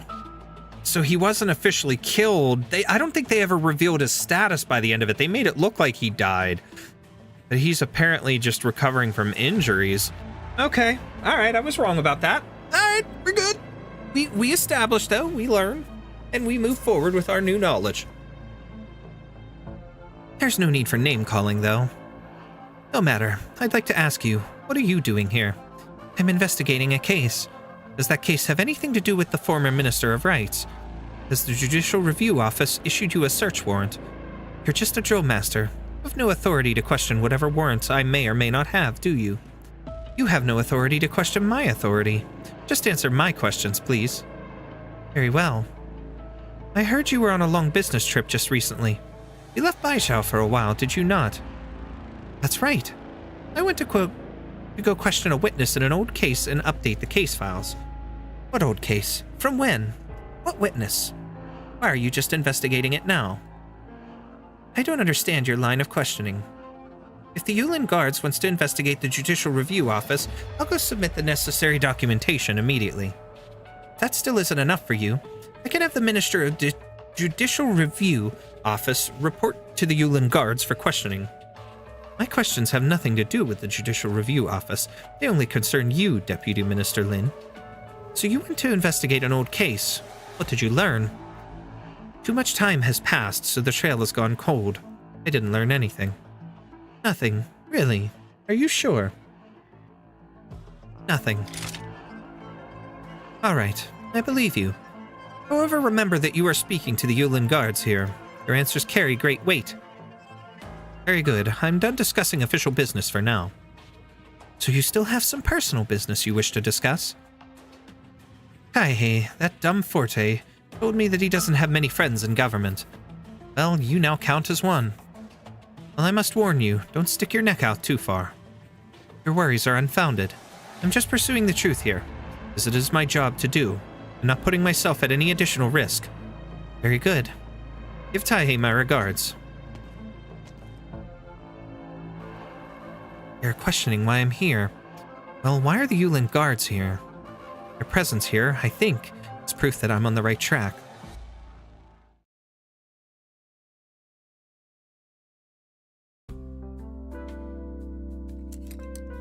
Phew! Boy, am I stuffed. I never would have guessed that a roadside stand could make such amazing wontons. They're certainly better than the ones in Rhodes Island cafeteria freezer. I'm so stuffed that I want to just take a nap right here. After eating all that greasy street food, a nice hearty bowl of wontons is the perfect thing to settle your stomach. The famous restaurants need no introduction. As your guide in Baijiao, I figured I'd share some of my favorite lesser-known food spots. Well, I'm lucky to have found such a good tour guide. Thank you. Well, I'm also glad to have found a culinary companion. I tend to eat alone, which means I can only order 1 or 2 entrees for myself. You know what they say, the more the merrier. Now that I'm here, you can order as much food as you want. Speaking of food, what's in these wontons anyways? They're fantastic! Just meat and celery. The key ingredient is the soup. Most places use shell beast caviar in wonton soup to enhance the flavor. Unfortunately, the fininess of the caviar crowds out the other flavors. This place uses soybean sprouts instead. This makes for a milder soup, which allows the flavor of the wontons to shine. The meat filling for the wontons is a fresh beast belly. After the wontons are cooked, bits of fat will naturally seep into the soup. These wontons are light, yet delicious. They are made of high-quality ingredients, which are hard to find elsewhere. Well, do these wontons have a history? Do tell. Not really. I just like this particular wonton shop, I guess. When I get writer's block or need a little pick-me-up, I come here and eat a bowl of wontons. The shopkeeper has been making wontons her whole life. She used to own this shop together with her husband. Her husband fell ill and passed away, leaving her to raise her child alone. Later, her son joined the army, but he died in a catastrophe up north several years ago. She's still running the place all by herself. She says she wants to continue the family legacy and preserve their authentic taste. What a sad story. There are many such sad stories. There is no joy without pain. Over the years I've been coming to this shop, I've helped the lady with an errand or two. In return, she told me her family's secret recipe. She hopes that one day after she's gone, I can pass on her craft to the next generation. I have something I want to ask you. Are you really going through all this trouble with the tangerine cakes just because you made a bet with the young chef? Why do you ask? I simply noticed that you weren't terribly focused on the taste of the delicacies at all. It seemed like you had some other purpose in mind. Was it that obvious? Wow. When you watch people eat, you see into their souls. Sorry, I was just curious. If I've intruded on your privacy, I sincerely apologize. Hey now, we're friends. I'm not keeping secrets from you. But you don't know the secret of each other yet. We're getting there. You're right. I'm not really that concerned about the bet. Those tangerine cakes? Well, my father used to send them to me when he was living in Baijiao. Your father, was he Yanese? Whatever. I don't have anything to hide from you. I grew up in Victoria, and my father is Yanese. One year, he suddenly returned to Yan for some reason. I never saw him again, and he died over a decade ago in a land foreign to me. I'm sorry, Blaze. It's not your fault. Why do you keep apologizing? I didn't think much about it at first, but yesterday when you mentioned that sweet tangerine cakes are unusual, I thought someone who knows how to make those cakes might have also known my dad. Your dad was also... He was also what? Oh, nothing. Well, I promise you that I will do everything in my power to help you find out the truth about your father. You're such a contradiction. So bold when you eat, yet so refined when you speak. When we're eating together, it's all good fun, good friends. Why do you turn into a different person as soon as you put down your chopsticks? Friends? And another thing, why are you helping me to look for these tangerine cakes in the first place? Well, I'm writing a book. Most cookbooks today only contain recipes from renowned chefs, yet the streets and countryside are full of unique delicacies that few people ever pay heed. I hope to collect all these recipes into a book. Perhaps years later, people will read this book and learn of Baixiao's unique cuisine. It's just a silly dream of mine is all. And also, but I think I'll keep that a secret for now. Oh, does she know already? Is the whole questioning the word friends. She knows, but Blaze doesn't. Interesting. Maybe we're onto something here, chat. We'll find out, though. Well, as long as we're out here, you might as well take me to a few more places, yeah? Sure. Where do you want to go? Let me see. This letter mentions the Virtue Bookstore, the Humble Garden, and the Baixiao Academy. Hey, what does this word mean? Can you let me have a look? This is a letter. Why is it so greasy? I didn't do that. It was like that when I opened it. I don't know what my dad was doing when he wrote it. So these are all letters that your father wrote to you. Yes, the few that I managed to save. Strange, the stationery, it's... What is it? Nothing. It's just that most of the places mentioned in this letter no longer exist. Huh? But it was only written a decade ago. For Baixiao, a decade is enough for the whole city to change. Have you noticed that anything has changed since arriving in Baixiao? Well, aside from the food, there are all these energy poles all over the place. It seems like kind of a waste. It may seem wasteful, but in fact, we have no other choice. The city of Baixiao was founded a long time ago. At that time, Yan had just experienced a great war, and the country was in dire straits. However, suddenly an extremely rich originium vein was discovered right next to the ruins of a battlefield. Wow, what impeccable timing. You Yanese are lucky. No, it wasn't lucky at all. The originium vein was rich. Too rich. It attracted too many originium particles in one place, which eventually led to the catastrophe. Basically, not only was it difficult to mine, but it also created a vast stretch of land that was prone to catastrophes. There was nothing the Yanese could do about it. That is, until one of the Tianxis had an idea. They could build a city right on top of the originium vein. The city infrastructure would deplete the excess originium energy, preventing further catastrophes. Building a city on top of an originium mine? That sounds like a recipe for disaster. It was indeed an extremely dangerous undertaking. However, the true Lung decided to go ahead with it. And that's how Baixiao was founded. How did they do it?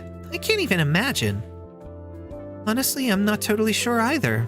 All these Yanese history books, there's only a single passage that talks about that period. Skilled individuals were sent to the disaster zone, and after 53 years of effort, a city was built and established as the capital. The city was named Baixiao, and with the hope of tending all cooking stoves under the heaven. As for the more advanced technical details, you'd probably have to look at some of the materials from the Tianxi bureaus. That's beyond my area of expertise. So to this day, the Baixiao government still encourages us to use this energy. Baixiao is constantly changing. That's how these skyscrapers appeared, as well as the numerous nomadic city plates.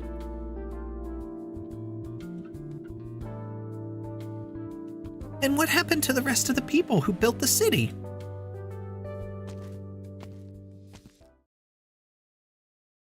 Her face changed. She didn't say anything. I'm completely stuffed, but I still haven't found the taste I'm looking for. I've taken you to every restaurant I know that sells such cakes. Maybe tomorrow we can go look in some of the larger restaurants. Little blush. What did I tell you? What did I tell you? You looked the whole day, yet you couldn't find your so-called authentic tangerine cakes, could you? You were following us all day. You were afraid we would find better food, weren't you? Me? Afraid? Ha! I already told you before, if you're looking for the best chef in Baixiao, you've already found him. If I can't cook it, no one else can. Blaze, I've tasted his food. It really is quite excellent. A rare treat. He's all embarrassed now. You really know how to flatter. Besides, you're arguing over the details on how a single pastry is made. How could that possibly be the standard for judging a chef's skill? Still, I can see that you, chef, are still curious about these sweet tangerine cakes that Blaze is talking about. Are you not? I wonder, and this is just kind of a dumb theory, but I wonder if it wasn't that the cakes came from a restaurant, or maybe the restaurant doesn't exist anymore if it did. But I wonder if it wasn't just that if her dad made them himself. Maybe that's the thing. That's why he was sending them. I don't know. We'll see. Not really. How about this? You two set aside your bet and we'll see where we can find these sweet tangerine cakes. That way Blaze will find the tangerine cake she's looking for, and you, chef, will learn a new recipe. Sounds like a delightful arrangement, no? Huh? What? What about my 1 month of free meals? My cooking skills are so superb that no one can match them, but there are other chefs that I respect. If I had to name one in particular, it would be... Well, it would be... Ooh, the head chef of Dingfeng Lo, the highest rated of the 4 great restaurants. You mean Mr. Mo Bufu? Everyone at Dingfeng Lo is busy preparing for the Feast of 100 Delicacies. That means the old man is prepping for his last feast. His last feast? You mean he's retiring? Who knows? That old man's been challenging people left and right lately, really showing off. What are you waiting for? Let's go! It's not so simple. Chef Mo is quite an important man. He is responsible for the entire feast. You can't bother him with trifling matters such as some tangerine cakes. The girl is clever, but she's only half right. If you really do want to go meet him, I have a way. Last month's receipts. No, not in this pocket. Ah, here it is. An invitation to the Dingfeng Lo chef selection. Blaze, we won't get many opportunities to meet Chef Mo. And what are we waiting for? Whoever is going to the competition, take me with you. As to who will participate in the competition... Huh? What are you looking at me for? Oh, he picks her. Wow. My furnace flame will burn as long as I'm still standing. I could say something, but I'm not going to. That's kind of hot though, Blaze. All right. Anyways. Biotech Psycho, guess what just happened to me? I'm gonna take a crack and say you got shoe? Maybe? Eggy Egg, do you have time for this? Aren't you late with this month's rent? Apparently chasing a couple of girls around the city is perfectly okay and doesn't set back his rent gathering, I guess. But still funny. Still funny that he would choose to hide and follow them around so much, all over a petty little squabble. All right, let's go ahead and continue with OR-3. Still got some more time here, so even though these stories are really, really long, let's see how much further we can get yet. If we could get through 4, I'd be happy. Maybe even 5, depending. Oh, you got Blaze Alter twice. Aw, man. Well, that's good that you got her. And I know you still wanted Shu as well, but that's awesome that you got Blaze Alter twice. She's fun to use so far. I've used her S3, and I'm enjoying it. I like her. This is definitely going to be fun. Curious as to how to utilize them even further. But anyways. Oh, you came to the library too. What a coincidence. Hello, you. Are you here to look up some case files? Just grabbing some books to put under my pillow. I've been sleeping well lately. Maybe some reading will help. How I envy the life of a student. Their brains are filled with books, not worries. Surely you're joking. I'm not joking at all. Investigating these sordid cases for the Judicial Review Office every day is bound to make one feel sick. They say the Baijiao Academy Library is the cleanest and purest place in the world, where only wise men and sages dwell. So I'll sit here for a while and purify my soul. Did you used to study here at the Academy too, Guquan? That was many years ago. I still haven't achieved anything yet, academically, since I graduated from here. I feel unworthy of the Academy's prestige. But I was fortunate to meet a great teacher here, and that experience will benefit me for the rest of my life. Who is this teacher you speak of? No longer with us. Then why did you come here today? To borrow books? I'm here to look up some case files. The Ministry of Rights is preparing for a grand celebration, and we need to refer to some old rituals. Huh. I'm a deputy minister for the Judicial Review Office. You take me for blind or merely illiterate? That thing you have in your hand is clearly the case file from 15 years ago, when the Grand Preceptor committed treason. You know that file is top secret, right? You really have some gall. I have nothing to hide. I'm indeed looking for materials related to that old case. I think there may be more to it than we realize. If you think I'm doing anything illegal, then by all means have me arrested. What are you blabbering about? Did I say I was going to arrest you? I was only saying. It's quite a coincidence because I'm also very interested in that case.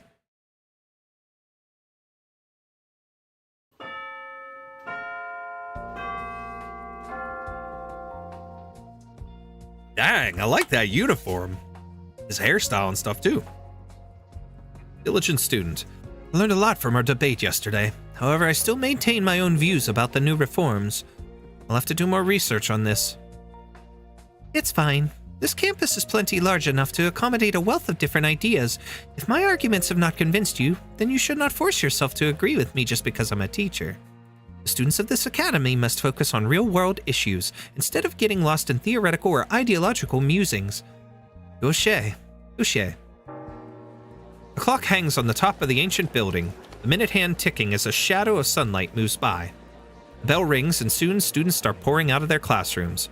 A lone figure moves against the tide. The guards fail to notice the unfamiliar face amidst the crowd.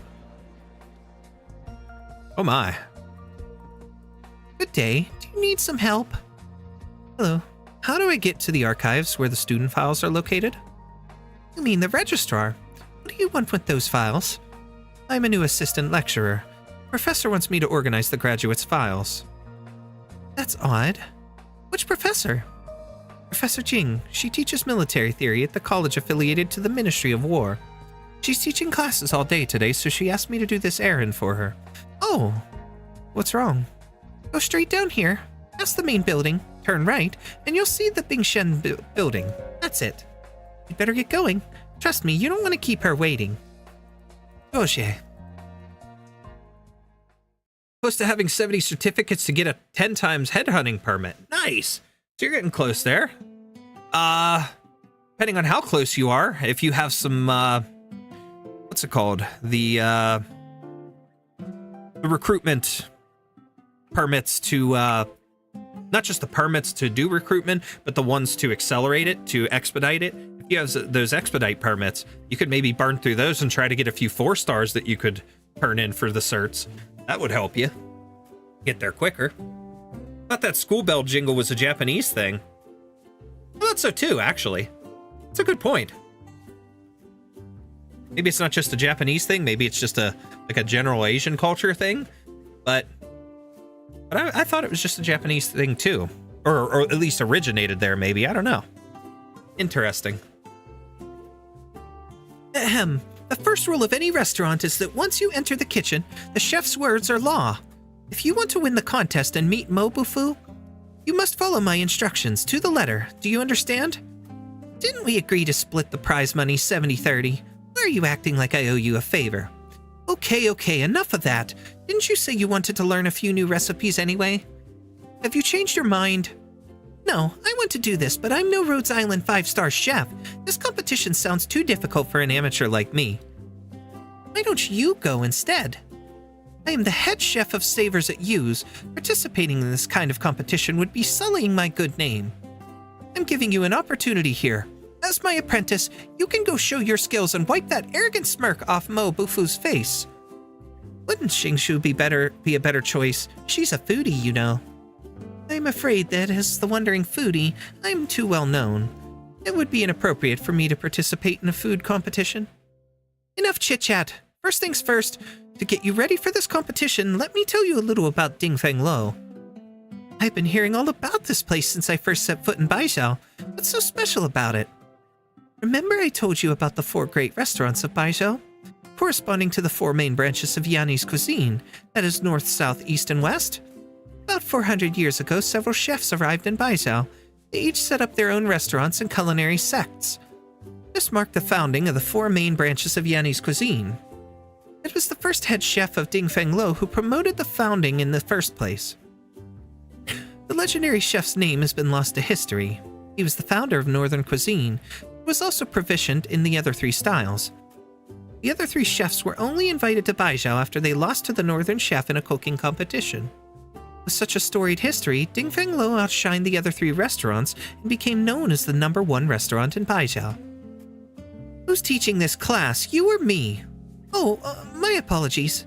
Humph, of course. What she said is pretty much accurate. The only thing I'll add is that eventually the 4 great restaurants of Baizhou started fighting with each other for fame and glory. These squabbles continue to this day, and they're really quite annoying. I thought Baizhou was a place where all great chefs could learn from each other.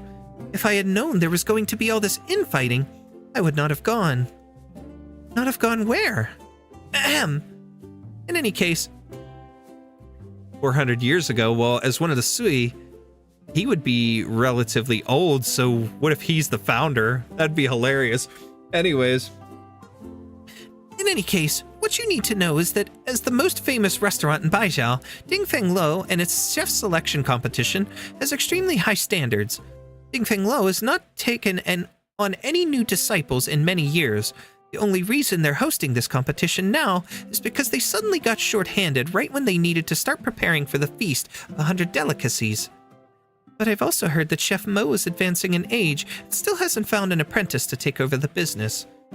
The format of the competition is different each time, but there is one requirement that stays constant. Each chef has to showcase their best dish. Wait a second. If the competition is really that difficult, how can I ever hope to win? Logic would dictate that an amateur chef with absolutely no culinary experience would have little hope of winning. However, you have me in your corner. I can teach you a recipe that is easy to cook and is perfect for the occasion. It's funny when you hear him say you and me and you all in the same sentence, because it goes back and forth and it just continues to make me think of that whole joke. You, me, the rush hour joke.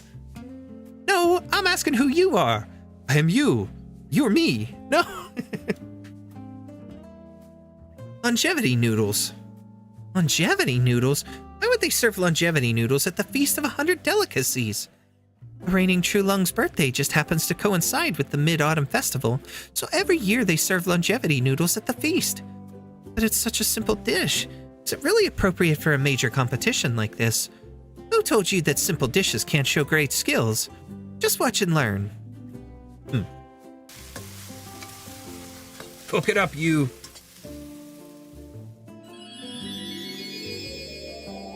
Uh-oh. He's got a little tooth sticking out. I love it. What's that smell? That smells wonderful. What is it?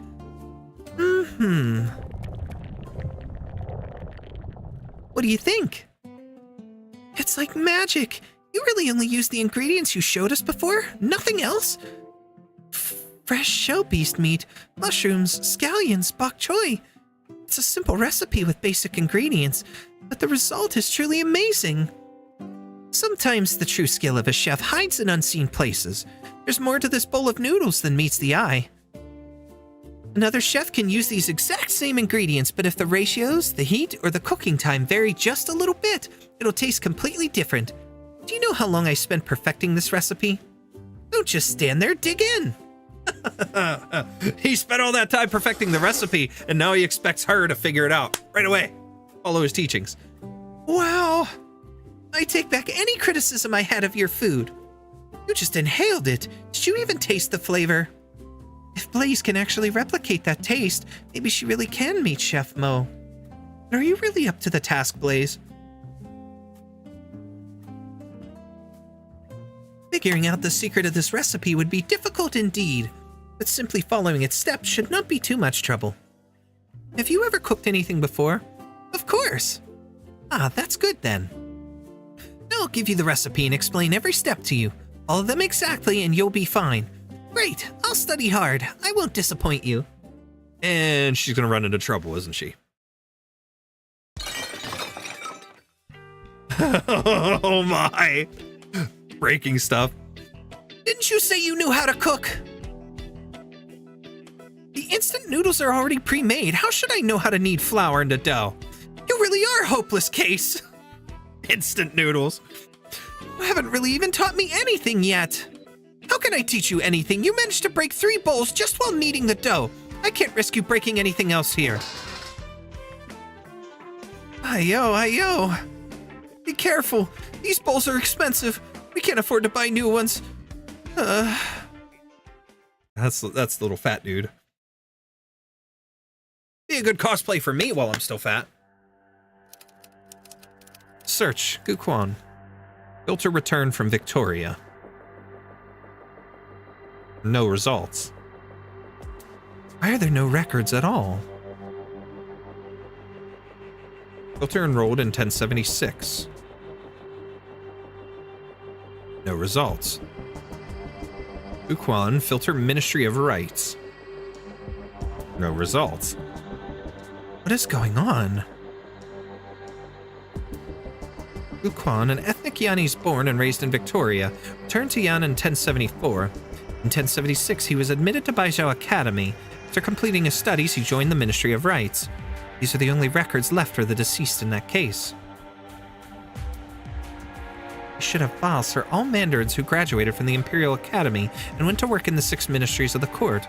Why can't I find him in the system? Guquan, what did you...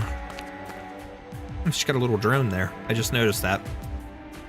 Professor, I was just trying to confirm that with you. I didn't mean to ask you to come here in person. She said she's a new assistant professor? Why haven't I ever heard of her before? The person who came here seemed to know you very well, so I didn't... How many times have I told you? The Academy's personnel files are confidential. Keep that in mind. Forget it, I'll go handle this myself. Oh no. Whoops. She got found out. The room is empty and the documents on the desk are still where they were, without any signs of having been moved. Jingyan, you're a bit too old to be playing hide-and-seek, aren't you? Uh-oh. Jing, has the judicial... Every time I go to say judicial, I get, like, tongue-tied over it. Has the Judicial Review Office come to our school to apprehend some culprit? The office is investigating a case, so I've come here to collect a few old case files. Please, Professor Jing, please cooperate. All right then, if you're here on official business, show me your official documentation. I rushed so quickly to get here that I left it back at my office. Really? Well then, I'll just place a call into the head of the office. Wait a moment. Professor, are you okay? Should I call security? Gives a pleading look. No, I forgot to ask some other professor here to collect some materials for me. I'm sorry for wasting your time. It's not a problem. Goodbye, Professor. All right, now it's just the 2 of us. Xie. Jingyan, I have always thought that you are a well-mannered and trustworthy girl. Every time I mentioned you to La, I told him to follow your example. And look at you now. What are you doing here? Deputy Minister from the Judicial Review Office sneaking around like this. I'm conducting an investigation. What kind of case requires this secrecy? What kind of case can't go through the normal process? A cold case. The deceased was once a student at the Baizhou Academy, but I just searched the personnel files and found no record of him. The Academy has a record of every student. The person you speak of, how do you know they once studied here? I saw it in the files at the Judicial Review Office. The Judicial Review Office collects its files directly from the Ministry of Rights. However, the Ministry's files do not match up with the Academy's. Someone made a mistake somewhere. Is there a chance that someone altered the Academy's files? How could that possibly have happened? The Academy is one of the Yanese government's most important talent pipelines. Once a student's information is entered into the system, it is archived under strict supervision. No one has the authority to modify its data unless... Unless what? No, that's impossible. Enough of this nonsense. You'd better leave now. It's almost mealtime. Pretty soon lots of students will be crowding these halls. If anyone else sees you here... Also, please don't go doing something like this again. Mealtime. You need to go back to Baizhao to investigate. Why are you looking at all these travel guides? These places. I've seen them in my dad's letters. Humble Garden, Virtue Bookstore. Oh, and when he was studying here, there was a Shangshu diner near the main entrance. He said that they have the best twice-cooked pork in town. Now that I'm visiting Baizhao, I want to visit all the places he mentioned to me. Say, is there a restaurant near campus called the Shangshu Diner? Huh? You want Shangshu food? The place you're talking about closed more than 30 years ago. How would you possibly know about it? More than 30 years ago? Are you sure? Yes, it closed in 1065 when I was in school. Could I forget? Lots of students used to go there to go eat, because it was near campus and served tasty, affordable food. But then in 1065, there was a terrible catastrophe in Shangshu, and the restaurant owner had to return home to deal with the aftermath. The students even made donations to help with the rescue effort. A man who was born and raised in Victoria and did not come to Yan until 1074. How could he know about the place? Unless he had visited Yan before, maybe he wasn't born and raised in Victoria after all. Maybe he was a native Yanese. What are you mumbling about? If Guquan's Ministry of Rights records were modified, he was indeed a student at the Academy, well then, there would definitely be something worth digging up in the Academy's files. What year was Blaze born? If we work back from there, does this system have the records of students enrolled between 1052 and 1062? You... help me just this once, it's extremely important. Thousands of students graduate each year. You want to look through 10 years of records at once? Do you know how long that will take? The person in question worked for the Ministry of Rights. He probably studied at an affiliated college. That may help narrow the search a bit. If the person you are looking for was not a high-ranking Mandarin, you may want to start looking at files after 1055. That year, the Academy was restructured. It became a true public education institution, instead of just serving as a talent pipeline for the government. The enrollment figures shot up. I see. Duoshe. Go. You only have 2 hours. Will she find the answer now? Found you. Gu Sheng. Male born in Langyi in 1037, accepted into Baizhao Academy in 1055. He was assigned to the Education Department, administered by the Ministry of Rights, and was among the first batch of students to enroll after the school was restructured. Top marks in all subjects. Wait, he didn't graduate? File was last updated in 1062. This is a missing persons file. Gu Sheng, along with his wife and daughter, disappeared in 1062. Accordingly, this file has been sealed. So he was already a family man when he was in Baizhao, and all 3 of them disappeared. In 1062, is there something special about 1062? Blaze, I need to confirm something. You were born in 1062 in Victoria, right? Yes, from as far back as I can remember. I lived in Victoria. I asked you where you were born. How am I supposed to remember that? I mean, to some extent, unless you're told, you're not going to know where you're born, so. Guquan, Gu Sheng. Qingyan, your time is almost up. You should get going. I think she found everything she needed now. She's got a little bit of a lead.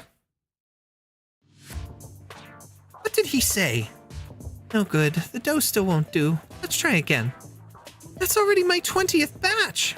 Don't worry, you've been practicing all day and you're starting to iron out issues with your technique. Success is not far away. I'm really sorry. You don't need to stay here with me through all this. It's not a problem. You've been helping me so much. I guess you must also be interested in the outcome of all this, huh? All right, just wait here a minute. This time I'm sure I'll do it, and I'll whip you up a big, nice bowl of noodles for dinner. Did you have something else you wanted to say to me just now? What? Never mind. To be fair, the recipe the young chef gave you was indeed simple enough. You probably didn't expect it your biggest difficulty would be kneading the dough. Look at you defending him. I'm sorry. I'm doing all I can do. It's hard. When I work, my body temperature rises. The dough starts to dry out in just a few seconds. I add more water to the flour, and then more flour to the water, then more flour and water. The dough that was originally the size of my fist is now almost as big as my head. The situation with your rising body temperature is certainly unique. Anyway, you need to think positively, so as long as you learn to knead the dough, making the longevity noodles will be no problem at all. Speaking of which, for someone who has never cooked before, you certainly have some impressive knife skills. Well, back at Rhodes Island, elite operators like me perform surgery on ourselves in emergency situations. I guess there's not much difference between using a scalpel and a kitchen knife, assuming you're not using it like the young chef does when he chops vegetables. I can even use the skills I learned from stitching my own wounds to mend my own clothes. I wouldn't have thought your job would be this dangerous. Not a big deal if you have the time to practice. The more I think about it, the angrier I get. Can't he just have more patience with me? Hey, look, I think you're getting the hang of it. The amount of force is just right to keep it up. It's just right. Keep it up. I haven't even had dinner yet. Hold on to that anger. Fold the dough over and continue kneading. Right. You can get even angrier if you want. No, I can't get any angrier. Boy, the noodles he makes sure are delicious. I'm spent. Uh-oh. Why is cooking even more exhausting than combat training? I understand this is really hard for you. I don't want to deal with that pipsqueak anymore. Can I be your apprentice instead? Or gourmand? Must know how to cook, right? Spare me the compliments. I am nothing close to him when it comes to cooking. And you know, it's funny that I've never actually eaten longevity noodles before. They are just noodles, right? You've tried so many different restaurants. How could you have never eaten longevity noodles before? I've been to many restaurants that serve longevity noodles, but it only makes sense to eat them on your birthday. I celebrate every birthday at home. They don't allow me to go out on my birthday. Okay, but even if you celebrate your birthdays at home, your mom or dad never made you a bowl of longevity noodles? Actually, I've never met my parents. Oh, I'm sorry. Although I've never seen my parents, I still have other family members. Every year on my birthday, my family holds a big banquet for me. At banquets like that, I don't think they care much about longevity noodles. However, I've always been a little afraid of birthdays. Isn't it nice that other people remember your birthday? I can't really explain it. I always feel that every time I have a birthday party, I will be surrounded by a lot of people who want me to laugh, and also to cry. It doesn't seem to matter whether I'm there or not. Enough talk about me. You're from Victoria. Do they eat longevity noodles there? I grew up in Victoria, but my parents are both Yanese, at least by blood. When I was little, every year on my birthday, my mom would make me a bowl of longevity noodles. The taste was nothing special. It was just regular old home cooking. After I left home and could no longer eat my mom's home cooking, I even forgot what it was like to celebrate my birthday. That is, until that night.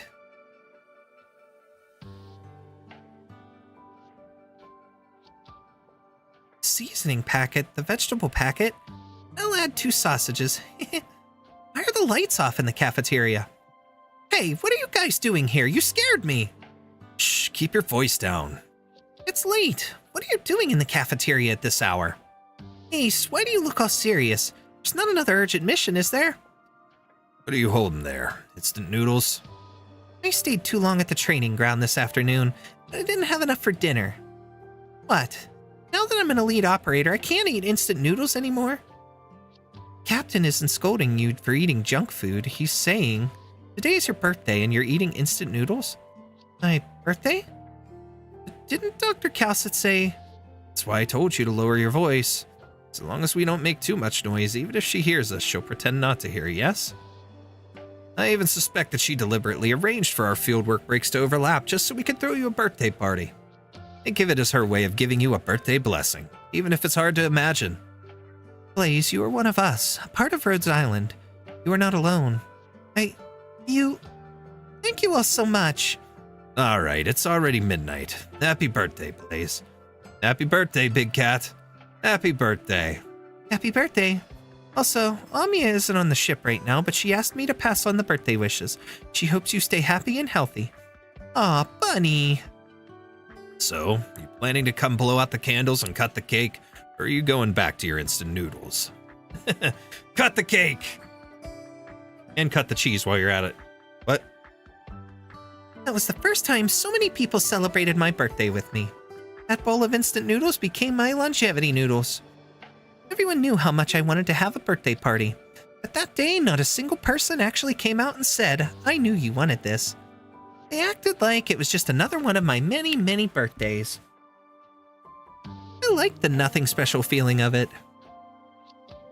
Now you're making me jealous. All right, you said you never had longevity noodles. Well, let me whip up some for you. But you haven't even learned how to knead the dough yet. I don't know how to knead noodles, but I do know how to cook ready-made noodles. I'll go ask Jiang for some dried noodles, and I could simply boil. Wait, handmade noodles. Ready-made noodles. Maybe it really will work after all.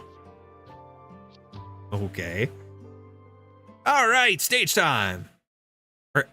Stage time. OR-3. Oil splashed hand, pulled noodles.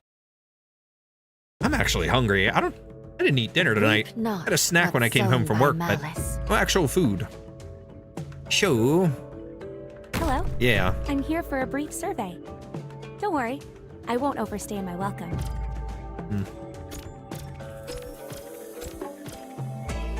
Got the situation down crystal clear. She's high damage. What's her attack? 752. Interesting.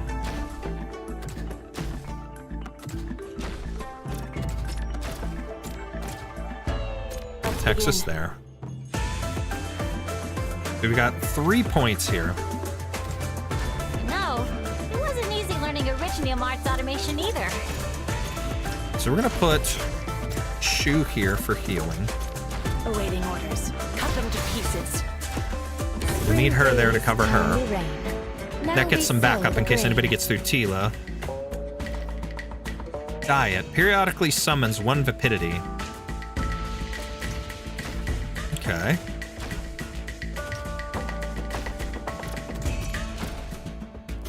You'll get what you deserve.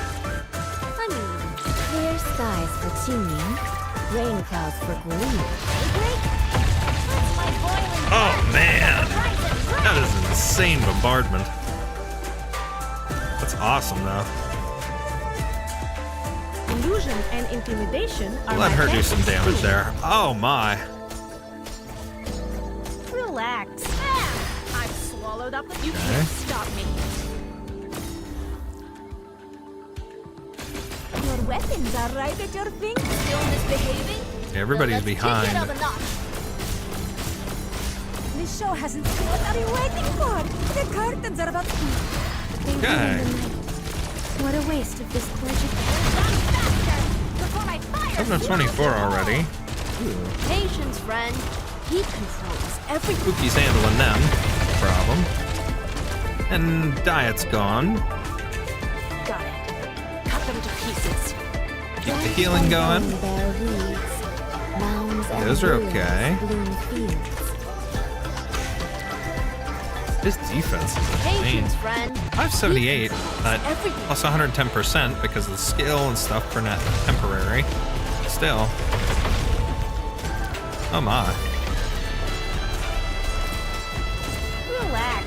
I'll always help you out. Bye-bye. Mission accomplished. It was easy too. Right.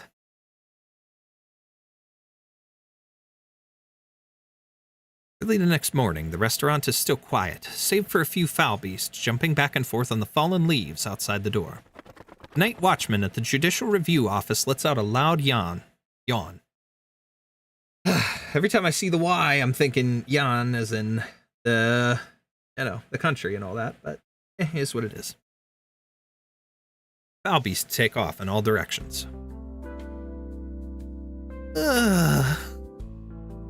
I had a nightmare last night that a beck beast ate all the flour in my kitchen. How terrifying. Morning. Have some noodles. You figured out how to make them. The bags under your eyes. Were you practicing all night? No, only about half the night. Hey, Xingshu still hasn't woken up yet. Enough talking for now. Try the noodles. Huh? Gave up learning how to knead the dough and boiled some ready-made noodles instead? These are no ordinary ready-made noodles. Xingshu and I looked through all the ready-made noodles on the market and picked the ones we feel have a texture closest to your handmade ones. Of course, they don't have quite the same mouthfeel as handmade noodles, so Xingshu adjusted your soup base recipe to ensure they taste similar to the longevity noodles you make from scratch. This is blasphemy! You're using ready-made noodles, and you tampered with my recipe! My word! Don't jump to any conclusions yet. Please, have a taste. The young chef picks up his chopsticks and, with a giant frown on his face, pulls out some of the noodles. He carefully takes a sniff and then finally a taste. Well? Say something. Why did you two think this would work? Xingshu was starving after my failed attempts. I figured at that point I was better off just making noodles I knew how to make, so at least she'd have something to eat. Then I started thinking, the most important element of longevity noodles isn't the taste. Instead, it's making sure the person who eats them feels the birthday blessing. Some people just aren't skilled enough to make noodles like you do. However, I could still use ready-made noodles to bring birthday blessings to myself or my family. That's the real meaning of longevity noodles anyway. See how yellow and shiny these noodles are? They look more lively than yours, right? Of course, yes, I am taking shortcuts with this dish. You mentioned birthday blessings. Do you think people can taste that in your noodles? I think so. Last night, after I finally made a proper bowl of noodles for the first time, I shared them with Xingshu. We felt so happy when eating it. I even caught Xingshu wiping away tears. Swapping out the noodles, then adjusting the oil and salt ratios accordingly. Quite some innovation there. Xingshu sure has a sharp palate. But the ready-made noodles need to be rinsed with cold water after cooking. You rinsed them, but you didn't drain all the cold water out. Cold water lowered the temperature of the soup, which also affected the texture of the noodles. If you really want to make good food, you need to be mindful of these little details. Got it, I'll remember that. Wait, then you mean... Enough, I'm only continuing to teach you because I can see you put in the effort. You still need to learn how to make your own noodles from scratch. You don't really expect to use ready-made noodles in the competition, do you? Great! As your Shifu, I'm glad that you've improved, but we still have to see whether the customers recognize your efforts. Well, what do we do? Later on, if anyone orders noodles, you'll make them. If the customer doesn't like the noodles, then you'll need to keep practicing. I'm on it. It's a little bit of more of a challenge for Blaze. Hello, would you like to try our house special longevity noodles? It's not my birthday. Why would I want longevity noodles? It's a new dish we're trying out. We'll give it to you for free. No, I meant if you try it and like it, then maybe you should still pay for it. I mean, I have to settle up with the boss, you know. That's an interesting way to do business. Sure, give me that bowl of noodles then. Eager eyes. Do you need something else from me? No, I just want to see how you like the noodles. Okay, I'll give them a try. Man picks up one single noodle using his chopsticks, then a piece of bok choy and some scallions. He tries them one after another. He eats with graceful manners, but somehow in just a few moments' time, the entire bowl is empty. What do you think? Good. Even excellent. Really? The soup has a rich umami taste and the ingredients are top-notch. If you had let the soup simmer for another day or so, it might have even tasted better. But I was already so hungry, if I had tried to wait another day for that ultimate perfection, I would have starved. He wants to create the perfect taste, but the customer cannot wait that long. Even if I want to wait for him, there are some things that I just can't wait for any longer. You're saying... Don't worry about it. Just tell your boss what I said, yeah? The man stands up. Patterns on his clothes emit a strange glow. The light distorts and blurs his face, so much so that Blaze cannot make out what he looks like. Hey, you didn't pay. Oh, it's G! Oh my god! Just deduct the funds from my account. Oh, that's cool that he just showed up. Randomly.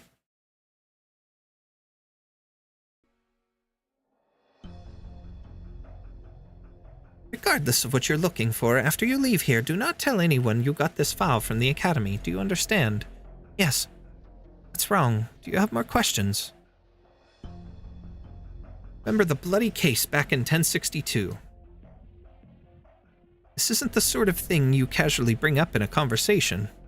I just happened to think of it. It's the Grand Preceptor you previously mentioned, the one who supported the academic reforms, which benefited countless poor students, the same Grand Preceptor who murdered the Emperor and plotted treason 40 years ago. I have no way to answer your question. I will never speak about things that I do not know. I've never met that Grand Preceptor in person, but I have read some of her writings on political and social issues. Her extensive knowledge, clearly reflected in her works, has been deeply enriching for me. But people are complicated and cannot be easily categorized. You're saying you're not completely convinced that the outcome of the case was correct. Jingyan, you were never good at hiding what you were thinking. I knew you would. The office's archives will not house muddled cases, no matter how many people they involved.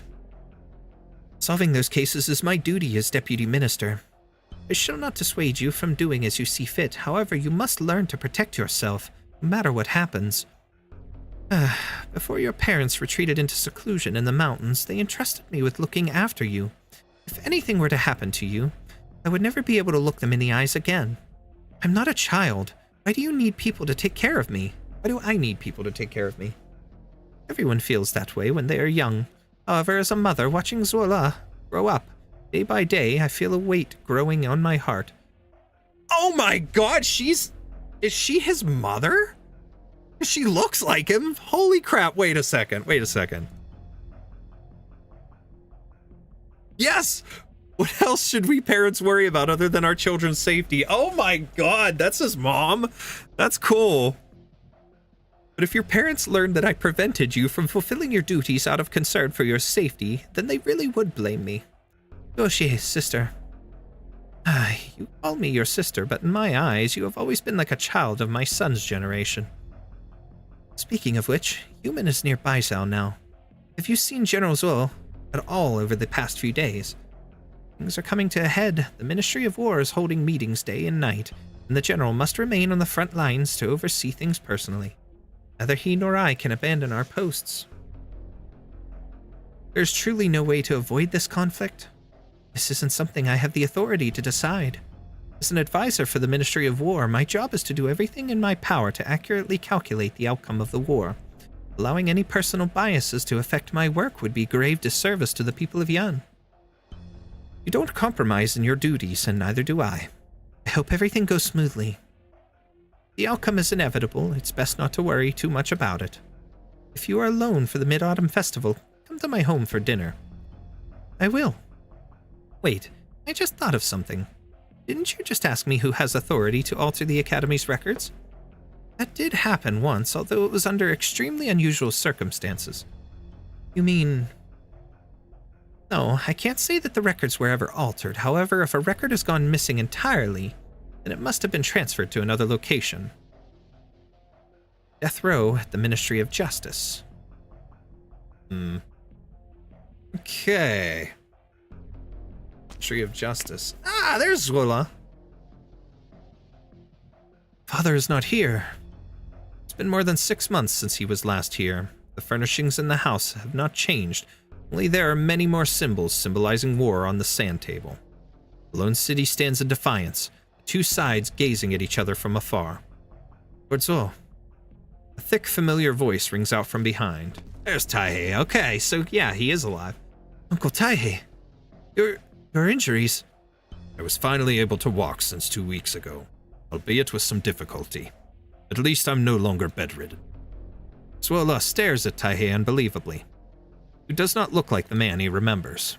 The wind lifts a corner of his cloak, revealing his thin, withered figure under his wide robe. Taihei, once a man so strong and sturdy, is now emaciated.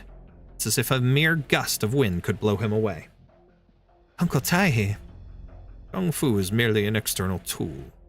I am, after all, still a monitor censor of the Department of Discipline and Supervision, and there will always be opportunities to realize my aspirations. You continue to dwell on this, Lord Zuo. Then you're only underestimating my skills. No, Taihei, I know you are no ordinary man. A few injuries aren't enough to stop you. It's been over 6 months since we last met. Look stronger than before. General will be pleased. By the way, Father is... General has been in constant meetings with the Sui Regulator and the Ministry of War. He's barely had 10 minutes to rest. Situation... Change in an instant. Is the court still ready to go to war at all costs? Now, after the incident in Dahuang, the Bestial Sui is no longer under the Sui Regulator's control. There are some minor disagreements between the cabinet and the 6 ministries, but their overall opinion is clear. Eliminate the threat once and for all. But the consequences of this war will be... Shoo! Hi, sweetheart. Chongyue! Grandmaster. Ling! Read me a poem, will you? Dusk can paint me a picture, Nian can film me a movie at any time, and we'll be happy. I heard that 1 month ago, other candle holders discovered traces of the convict near Baijiao.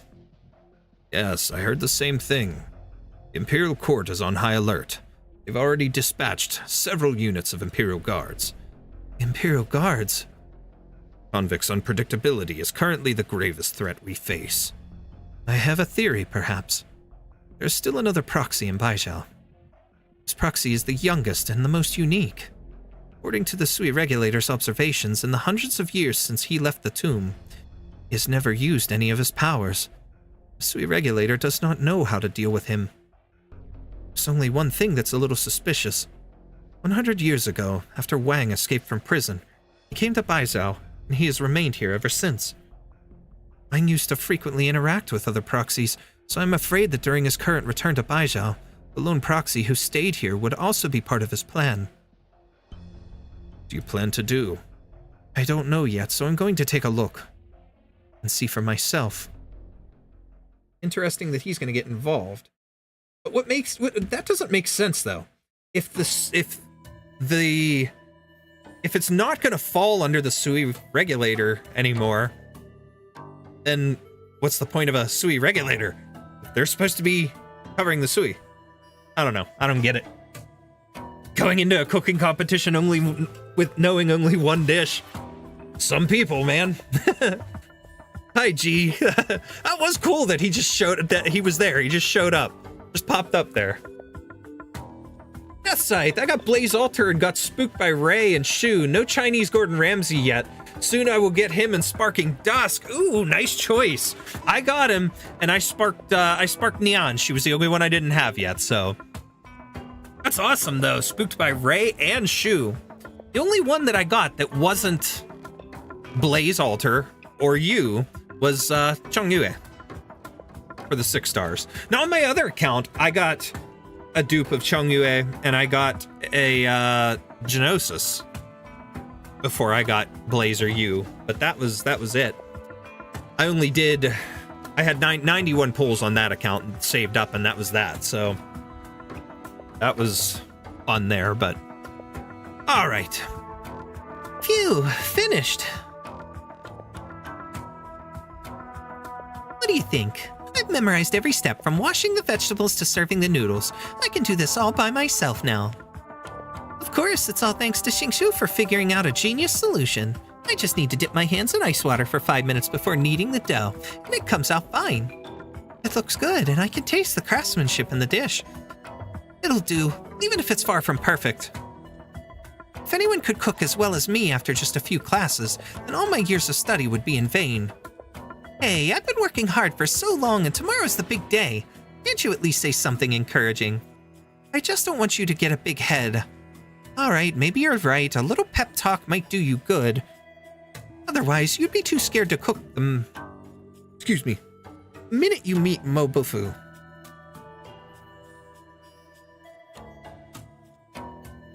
Remember, there's nothing to be afraid of. Mobufu is old. Show him the power of your youth. Okay, everything's ready. Let's go win one at Dingfeng Lo tomorrow. All right. A battle without an explosion or cheering makes me feel a little uneasy. Oil splashed hand-pulled noodles. The drink?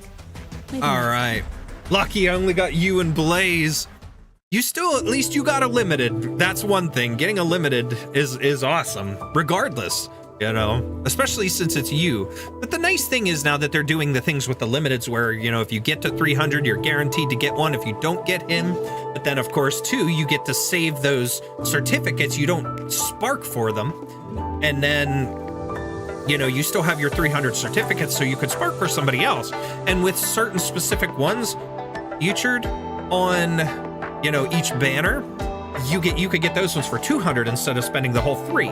So it's kind of cool because then the cheaper units, you could still save and use like 75 certs on that. So youth, she's like 40. That's absolutely true. That is absolutely true. She is over 40. Still hot as hell though. Oh God. Can we see Nian, Doctor? I could show you. I haven't done anything with her yet though. Whoops. That's my squads. 40-ish, but she's looking 20. She looked 25 as a MILF. She does look a lot younger than 40-ish, but man, I don't care. Blaze be looking fine regardless. There's Nian. I do need to start working on her, because that is my one thing. Is I'm gonna make a full Sui team and make a video out of that. Skills like these are only useful to people who value them. It's so crazy how many of them. Let's see. Okay, wait. We're gonna look at this real quick before we go in, because we're gonna do one more stage, story and all, for the night, and then we'll finish up the event in a second stream, depending, possibly over the weekend. We'll see how that goes. But all right, so of all the Sui, we have Shu, Yu, Nian are defenders. That's 3 of them. Ling is supporter.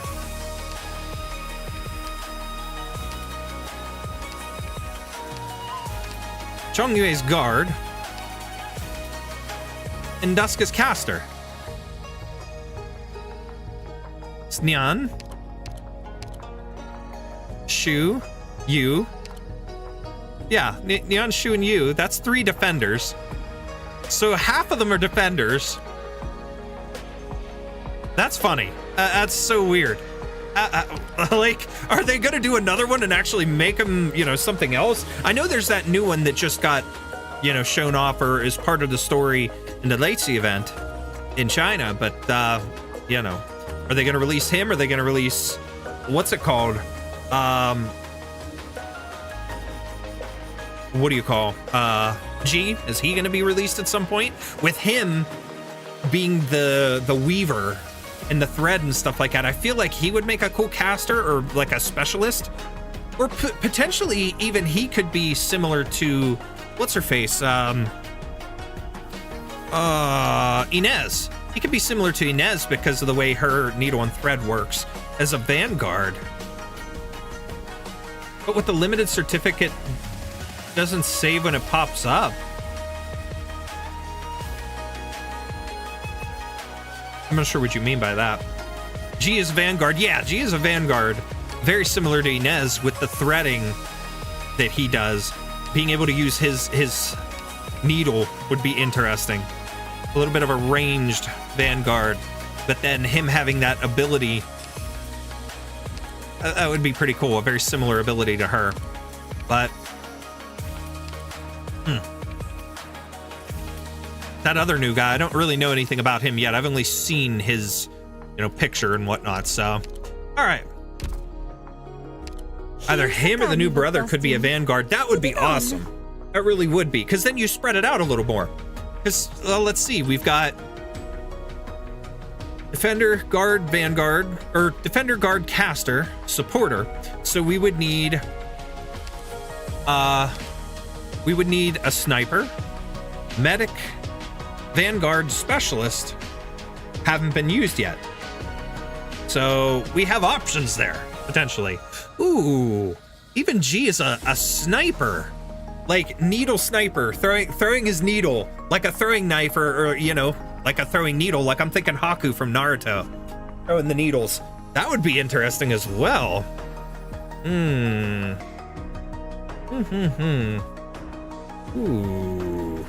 that would be cool. Yi, Gardener, Vanguard. When there are 2 botanists in Vanguards, Mule and Beanstalk. Okay. That makes sense. Gardener sibling. Wang and G. Check your mail, Doctor, for the freebies. 500 sanity in total. What do I got left in here? Ooh, blessings for you. Blessings from you and Calcit. Doctor, did you enjoy the dinner? I had planned to rest after preparing the meal, but then I remembered your question from earlier today. Whether having me around every year means you'll always get to enjoy my cooking? Many people praise my cooking, but the way you put it is truly amazing. So I made an extra snack just for you. By the way, happy anniversary. Okay. Now we have Calcit. Past year must have been quite significant for you. You've delved into stories from the past, witnessed historical events, and bid farewell to some old friends. You've gained a deeper understanding of this land and yourself, and you should be more confident in the path you've chosen, path of hope. Rhodes Island still faces countless challenges. No amount of preparations ever seems enough, but that doesn't mean we should give up our right to enjoy moments of leisure. We seldom get the chance to experience pure joy, yet when we find ourselves in difficult times, it's often those cherished memories that help us overcome adversity. Take the time to meet with the operators today. Many are eager to see you in this special occasion. I believe they will remind you that on the challenging path you've chosen, you'll never walk alone. The present we already have will also remind us that the true meaning of our efforts lies in the future. Happy anniversary, Doctor. Well, thank you, Calcit. It's a Rhodes Island cake. Love it. Love it. Love it. All right. What else do we got here? We got that to collect. We got this stuff to collect. We good with that for now. All right. Final male sibling is themed on medicine, so he's a shoo-in for medic. Oh, that would make sense then. Absolutely.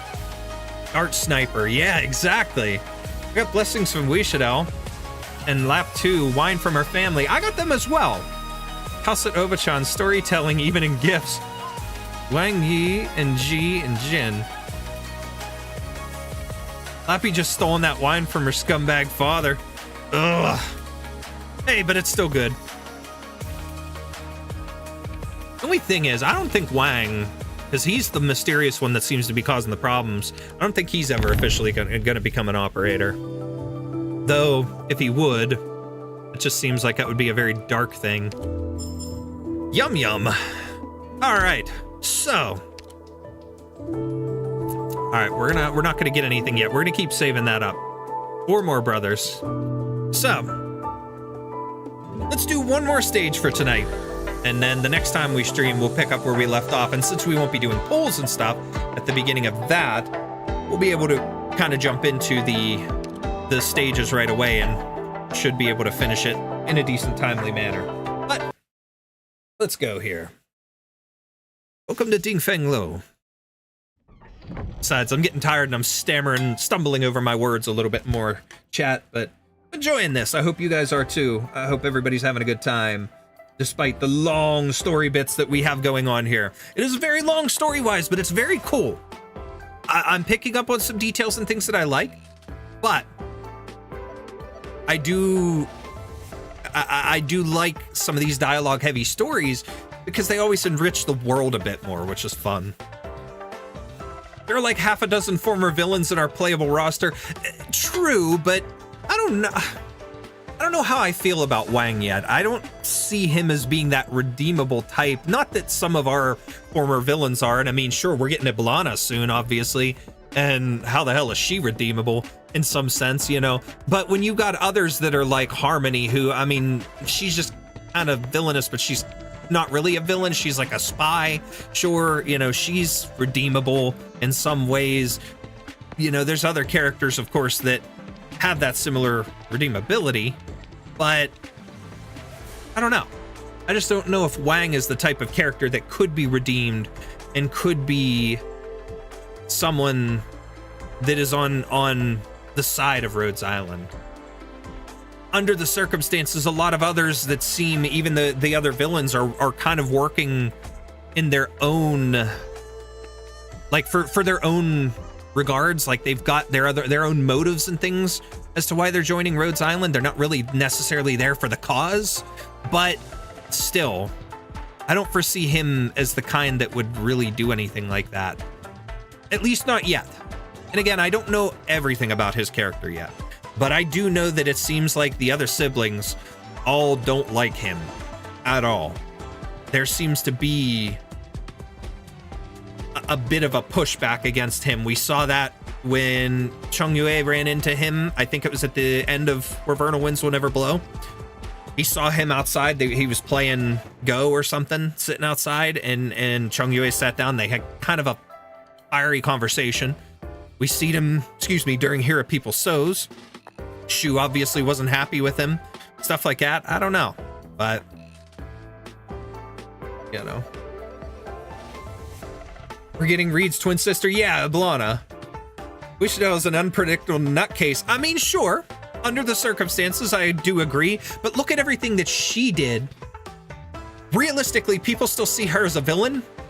But when you really dive into the story, you dig into it, you see that she never was a villain. She was playing everybody. She was playing Reunion the entire time. She knew what she was doing because it was all after investigating things behind Teresa's death. She was doing everything she could to get close to the sources that she knew were going to help her get there. And even in the end, with everything that led up to her joining Rhodes Island at the end of dealing with Reunion, going up through chapter 14, and her and Inez and Hodor and everybody working together there, the things that Wishido did and her attachment to Amiya and Doctor and Calcit and everybody, despite the way she comes off, she cares. She has proven that she cares and proves that she is there for the right thing. And now, even after that, post chapter 14, we know that she's kind of in Kazdel recreating Babel in Teresa's legacy in a way. So she's not quite that kind of a villain as well in comparison to some of the others. So it's just one of those things to think about, you know, of the characters that we do have that previously had that title. Are, you know, how redeemable are they? What have they done to redeem themselves and things? What motives do they have to be with Rhodes Island in comparison to what somebody like Wang could do if he becomes a playable operator? I would sooner think off the top of my head just now, I would sooner rather have Tallulah, which, come on, that's got to be bound to happen, right? You know, that's one thing that if they don't make Tallulah a playable operator, they hate money. Plain and simple, they hate money. But she's still around. She's still doing things, but is what it is. All right, let's get this story read and get this last stage done before I stumble even more.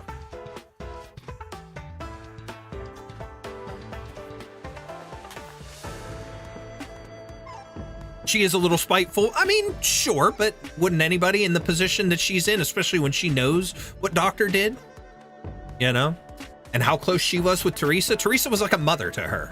And that was one thing that she didn't have. Wishido didn't have family. She became obsessed with Teresa because of that motherly comfort and things that Teresa gave her. That you know, familial bonding that she didn't experience anywhere. You know, that was something that shocked her to her core and changed who she was ultimately. And then to receive the name from her finally, it was like a gift from mother to daughter in a way, and that really changed Wishido a lot. But Wishido's files has Rhodes Island staff admitting they're counting on her. Oh, very true. Ultimately, the Dark Knights trio were always on our side. And never really did anything to us. Scout's death was pretty much done with his consent. Exactly. That is the one thing. And if anybody holds that against anybody, Hodor holds it against himself that he actually had to do that. He constantly, his voice lines and things, you can hear him like talking about that and his remorse for that.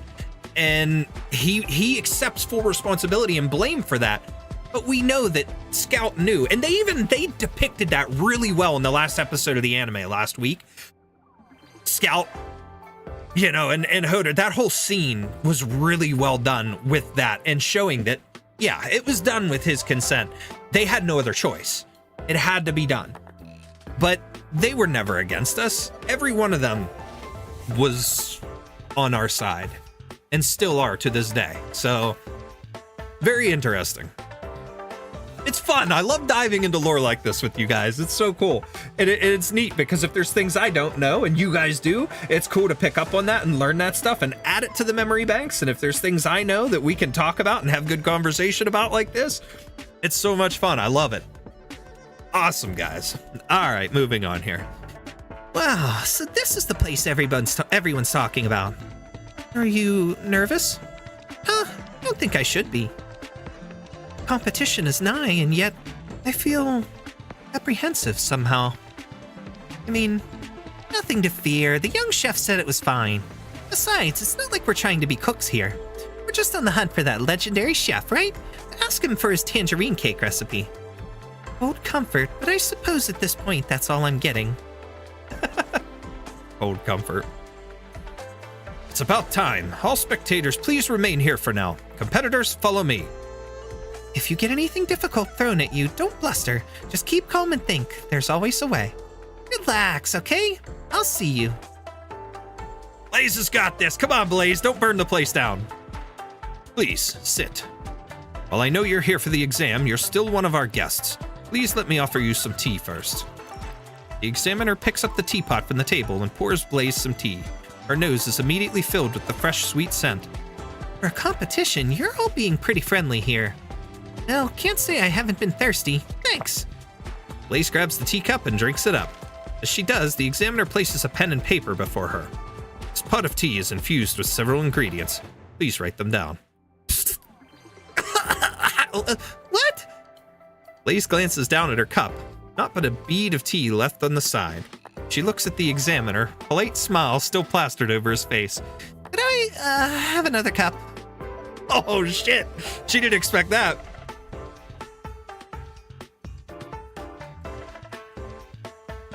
Today looks like a bust to me. They've gone through dozens of people since this morning. Nobody's even past the first stage. Our head chef is being too harsh on them. It's like a revolving door over there. No one can last longer than a minute. The chef's third eye is their tongue. If their tongue's not good enough, they can't be that good a chef. So no point wasting the head chef's time if they can't even pass stage 1. May as well send them home sooner. Hey, excuse me, madam. This is the kitchen. Are you... Hatesy. Judicial Review Office investigation. If I could have both of your assistants.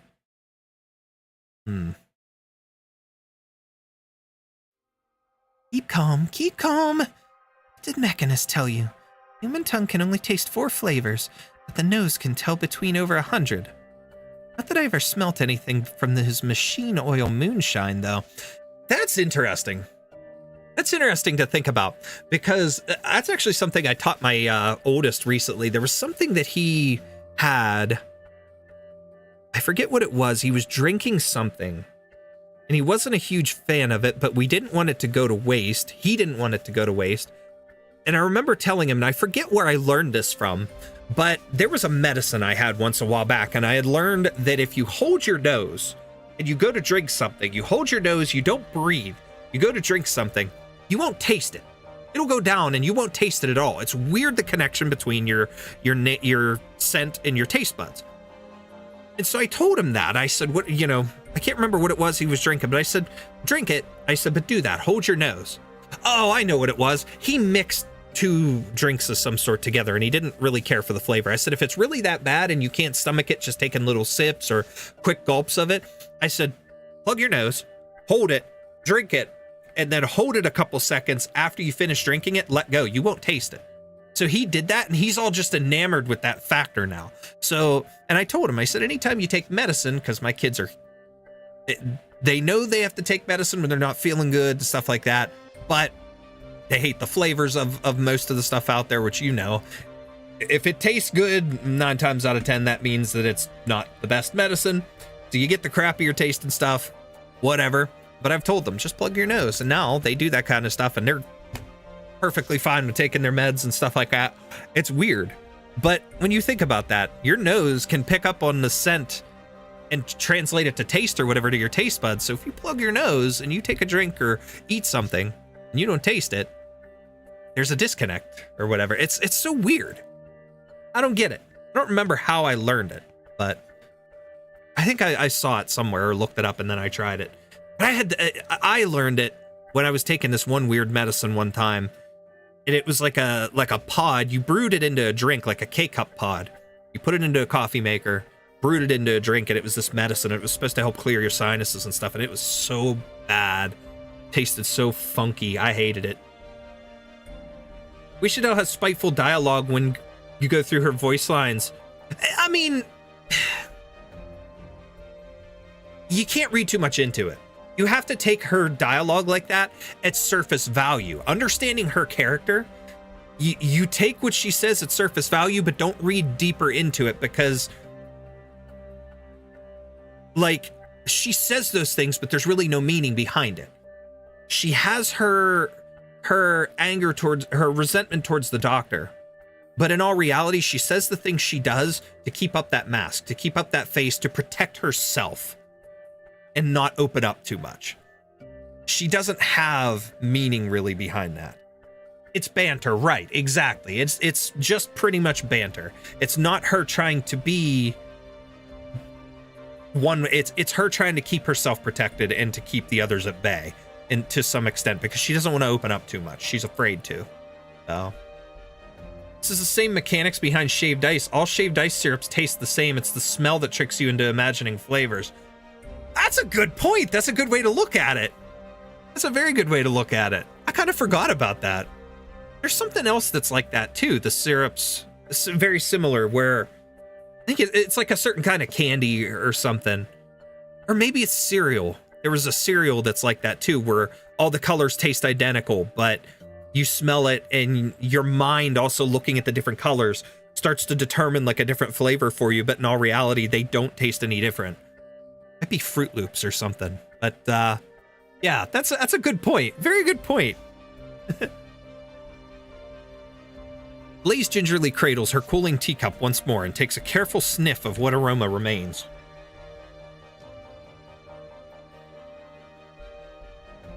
Smells flowery. That's probably jasmine. No, not just jasmine. Here's a kind of... Right, chrysanthemum. Just like the table tea at the young chef's place. Okay, aside from that, there was definitely a sweet sour kind of flavor as I drank it. None of the initial flavors were sour, so what was that aftertaste? Sweet, acid, and a little puckery. Kind of familiar. Why'd you want me to try this plum wine anyway? It's a specialty here in Baizhou, you see.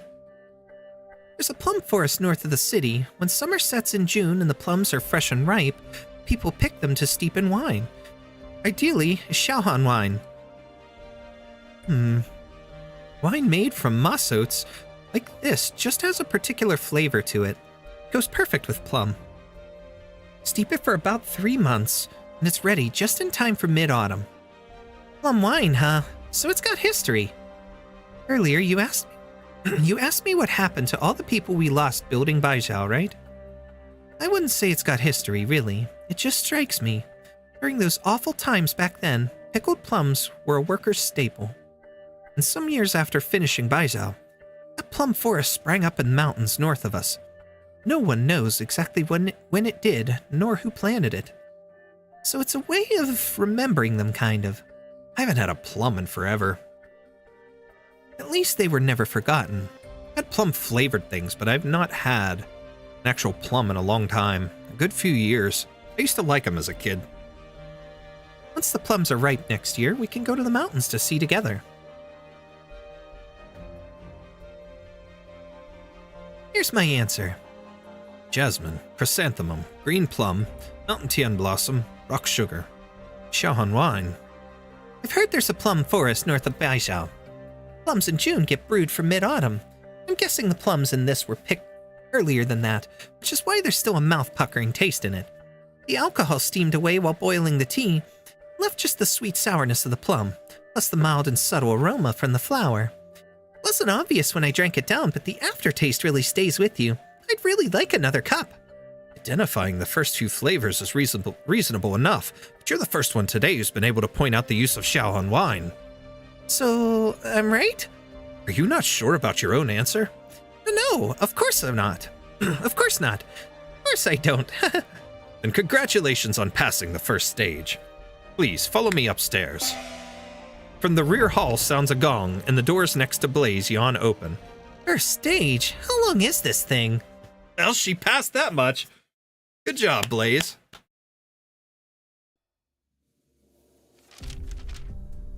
Here you are, madam. The list of chefs at Dingfeng-lo. If you don't mind me asking, what are you investigating exactly? The case is confidential. I'm not at leisure to tell you for now. She's there investigating a list of chefs. Would he have been a chef? And if that's so, does that add credibility to my theory that he's the one that made the cakes? The tangerine cakes. Come on. Tell me I predicted that. Let's go. The head chef here. Their name is Mo Bufu. Yes, I don't think there's a cook in Baizhou who doesn't know Chef Mo. Do you know what his occupation was prior to Dingfeng-lo? That I have no idea. Chef Mo arrived just under 10 years ago. Not quite a long time, but not short either. His cooking skills are the real deal. They're sublime. Almost straight away, he succeeded the previous head chef. Where is he now? I need to see him. I'm really sorry, but he's holding an exam right this moment. There's no way he can meet you. Exam? What exam? You'd call it an enrollment exam for Dingfeng-lo. It only happens once every few years. If you're interested, we're televising it right here. That contestant. Blaze? Oh god, she sees Blaze. Isn't this a restaurant? How come this room's set up like a study? In its centuries of history, Dingfeng-lo has hosted countless reputed celebrities. We set aside this room to safekeep any pieces of calligraphy or painting gifted by them. Delicacies, calligraphies, paintings, all are works of art that take years of practicing. Blaze looks up and around. Hundreds upon thousands of silk threads hang from the ceiling. A wooden placard tied to each one resembling a curtain. All of these are names of dishes. As you're no doubt aware, Dingfeng-lo is hiring chefs in the run-up to the Feast of 100 Delicacies. This calls for cooks who are not just culinarily skilled, but who grasp the significances behind the dishes they make. Every dish here originates from a past Feast of 100 Delicacies. Pick one placard and tell me the dish's history. That is today's second stage. And the feasts? How the hell should I know any of these? Whatever, I've gotten this far. Blaze closes her eyes and swipes one down. The neighboring placards clatter against each other, as if an endless wind chime. What's this? Medley of White. Medley of Whites.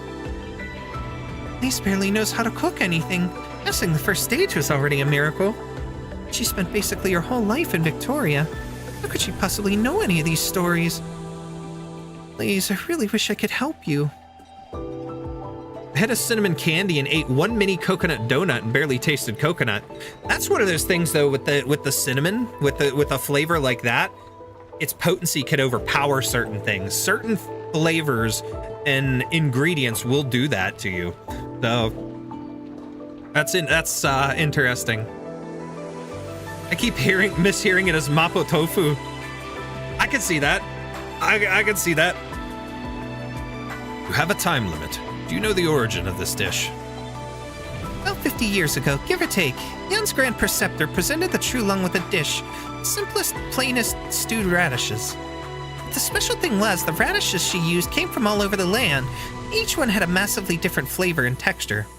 But having been stewed for long enough, they absorbed enough broth and were all equally tasty.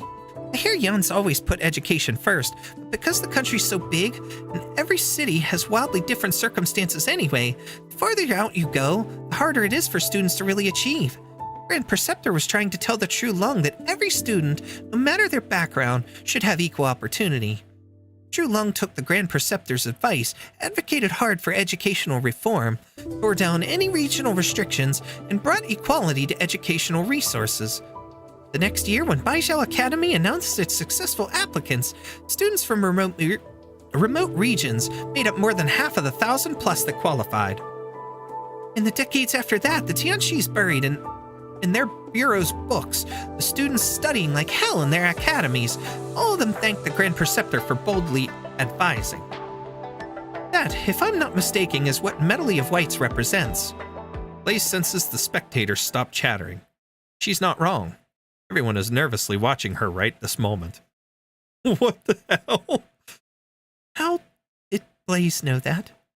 And why would the exam writer leave the name of this dish in there? Don't just mention her, not in front of everyone. Did I, say something wrong? Interesting. Voice descends from a few meters above. Blaze stares up above her, but doesn't see anyone. Foot lands on a stair-step plank with a dull thud, subdued yet powerful, kind nobody could miss. It approaches, closer and closer, until Blaze can finally make out who it is. A stern and solemn man, far older than her, alighting from his long stairwell.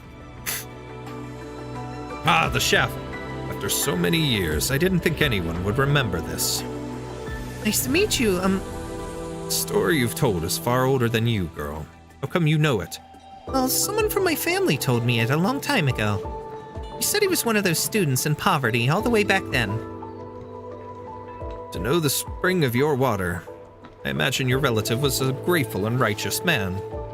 But as for you, just what motive brought you here? I'm here to compete, of course. Seeing as you've made it here, I'll give you one chance. Final stage, no frills, no fuss. Make me a dish. Come. Oh, she made it to the finals! Let's go, Blaze! Too early for dinner time. The restaurant is almost empty, save for a couple of diners. There's no waiters, no proprietor, and even the kitchen is quiet. Excuse me. Excuse me. You, young man, help me out. I was in a hurry this morning and forgot my money. You're a well-to-do boy, anyone can tell. Be a kind man, spot me a little. I'm not here to rip you off. Here, take this family jade for now. Once I grab the money later, I'll pay you back. Not that I mind lending you, but wouldn't you just tell the owner instead? We're total strangers. How would you find me and pay me back? Oh, no, you see, this jade's not your average thing. It's not fit for just anyone to take. Only entrusting it to you because I can tell you've got a rare air about you. All right. Zola rummages for some loose coins in his pocket and hands them to the diner, whose face immediately broadens with delight. And do you plan to pay me back? Where would we meet? We'll meet if we do. We'll meet if we do, and we won't if we don't. And if we don't, you can just go ahead and pawn this jade off. Relax. You made a favorable deal today, young sir. So saying, the diner has gone out the restaurant door in a blink, disappearing into the crowds. On it off? He doesn't understand what that means.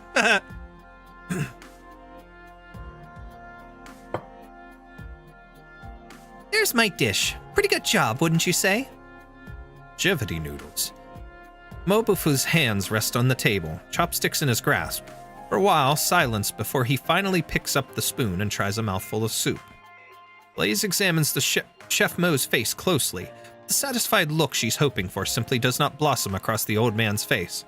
It's like an interview, you're probably not going to see that look, at least not right away. They're going to hide their intent. It's noodles. Soup base. Who taught you this? It was this tiny little chef. Really put my back into learning it too. The owner of Savors at Hughes. Who is he to you? How come you know? I thought so. The disgrace of him! Huh? I see he has talent. Give him the chance to display his skills. He's not grateful for that, fine. But now he even sends an amateur to humiliate me. Uh-oh. What's happening? Please finished it up with no trouble. Nothing should be wrong with the flavor. Does Mobufu know the young chef somehow?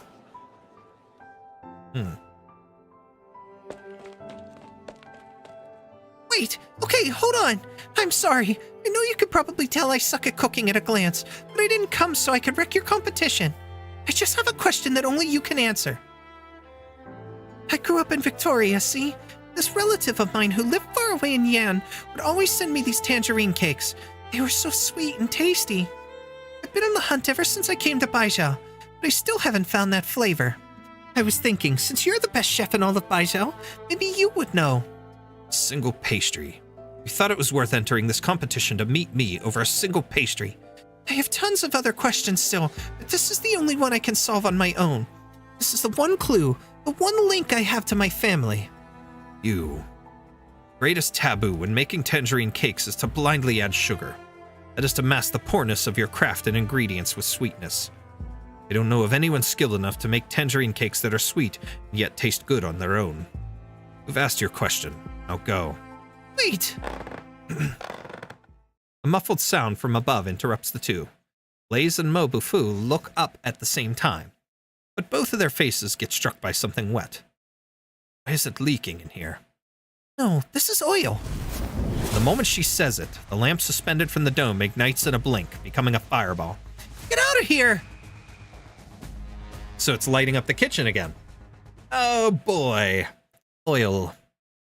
Pickled potherb mustard. Pickled potter mustard. Okay.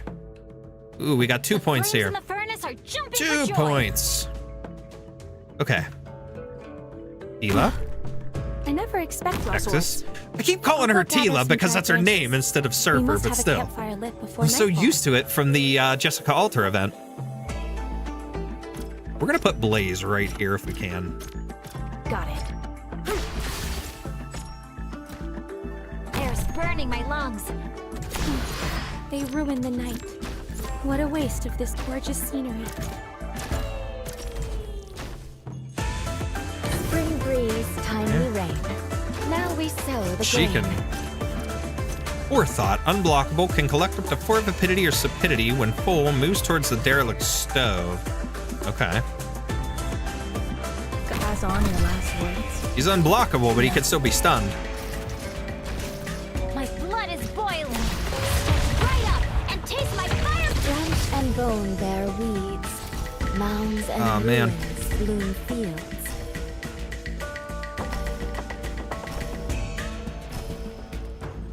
God. Get what you deserve. I mean, what you ordered. All right, we got him. He's done. Okay, 9 of 47. Let's speed this up a little. No, it wasn't easy learning original Marty. Don't need to cover Oh, up. Pookie there too. Oh, let's go. Everybody's in the game. Ooh, we got one of them. Teapots. Screw it. Go forth. Destroy. Poof. Nice. Got it. Shut up. It's okay, no one calls her Surfer. Well, then I feel I'm in good company then. Not to swallow, huh? Try to behave. What are you waiting for? The curtains are about to fall. Oh my god. That's so cool. I plunged you into the soil to grow anew. Wow. Awaiting orders. Shut up. What a combo.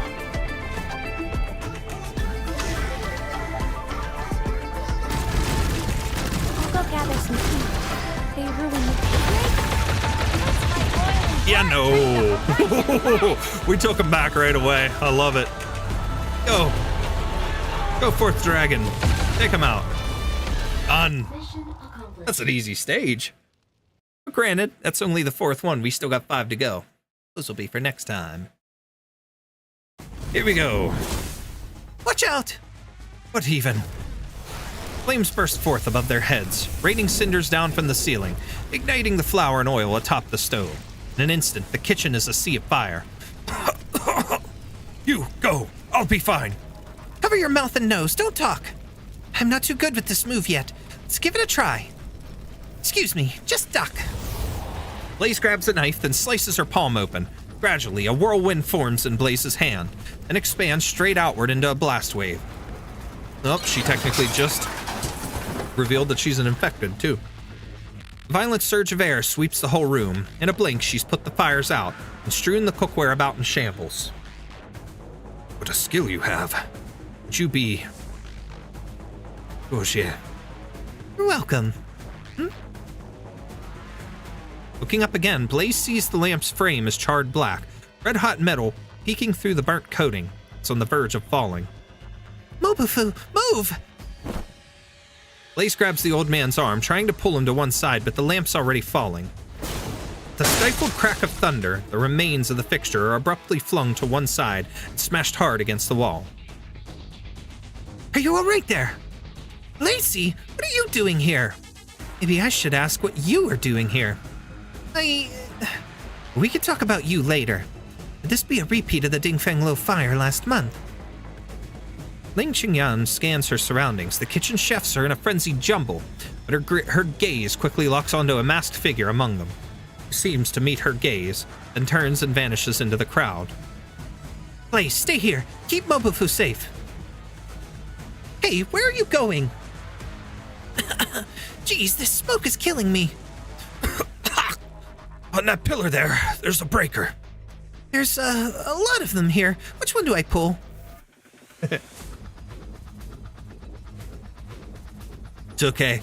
Breakers are a pain in the ass. I'm glad that that's one thing my dad, being an electrician, was able to label mine for me and figure out exactly what they were all tied to when we first moved into this house, because they did not have them labeled, and that was pretty annoying. But the labels that were there were so faded and old, you couldn't read them. Anyways, so. Flitting like a fowl, Lin Qingyan has her target cornered in just a few spry leaps. Mere meters separate them, but so smoky is the air that she can't quite make out their silhouette. Just as he makes to run again, a thunderclap strikes next to his feet. Hold it! Move another inch and the next bolt is hitting your head. Answer my questions. Why set fire to Dingfenglo? Is your target Mobufu or something else? All the previous incidents, they were your doing too, weren't they? Also, the scrollery? You and your accomplices must have some aim in all these actions. What is it? Not talking? Then I'll take you back to the Judicial Review Office. There, I did it again. For a nice long questioning. Deputy Minister Lin, surely you wouldn't ask if you didn't know the answer already. Can you not see the truth? Or do you simply pretend you can't because you don't dare to? What? The office is a good place, but I don't plan on visiting it for now. Besides, when your will wavers, the thunder you throw isn't so frightening. It's time you opened your eyes. Wait. And with that, the masked figure is on the move. Just as Lin Qingyan would give chase, the ceiling sprinklers start up out of nowhere. Ice-cold water pours down, soaking her head to foot. Lacey, you all right? Damn it. They didn't show the masked individual. The customers are all safely out of the way. There's just a few in shock. Thank goodness no one was injured. We've reported it to the authorities. The mandarin should be here any moment. We have a mandarin here already. Head chef, you're... I'm fine. I owe it to this girl. There's nothing left for you to do here. Go on, go home. Once the chefs leave, Lin Qingyan locks the door to the room. Mr. Mo, if I could have a word or two with you. You know this girl, madam? She's a friend of mine. Chef Mo, she's on the trail of a really important case. Would it be alright if you, tried to answer her questions? I don't like what the mandarins get up to, but I don't like to spurn a favor either. You saved my life today, and that's more favor than I'll ever repay. Go ahead then, ask away. I'm looking for one of your restaurant's chefs. He's a witness in a case. I believe 10 years ago he was working in the Ministry of Justice death row prison, making last meals for convicts. A chef who only makes last meals? How exactly did he pass the Dingfenglo exams? Dingfenglo serves all manner of mandarins every year at the Feast of 100 Delicacies. That means every chef's background must be clear as day for the record. I imagine he shouldn't be hard to find. What exactly do you want me to say, madam? First, my restaurant catches fire for no reason. Now you say we have a chef who made meals for dead men. Should I even bother to open Dingfenglo again? I understand your situation, sir. That's why I'm choosing to ask you these things in private. Whatever. It's not like I can't admit to my own past. Chef you're looking for. Death row caterer. Mo Xiaolu. That was me. What? I thought so. And making last meals is nothing shameful. Powerful need to eat, and so do the powerless. My cooking skills come from that prison, making last meals for death row convicts from all corners of the country. As for changing my name and hiding my identity, I just didn't want to make any trouble for this restaurant. I'm beginning to sort of admire you. Do you remember 10 years ago, a convict admitted to the prison by the name of Guquan?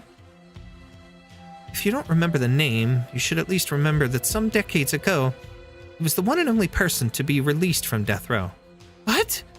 Wait, you mean my dad? Why'd my dad get the death penalty? Blaze.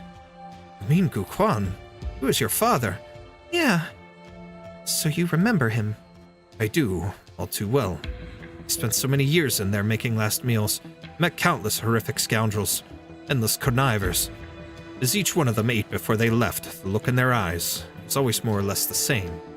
But I'd never seen someone whose eyes were so clear, so clean, so free of anything. He wasn't like the other convicts. In his time, he never wept, never howled, never screamed injustice. Not even on the day he was imprisoned. Even I found it strange how a man like him could end up on death row. Why would my dad? And do you know at this time what charges Guquan was sentenced to death on? Not at the time. Not at the time.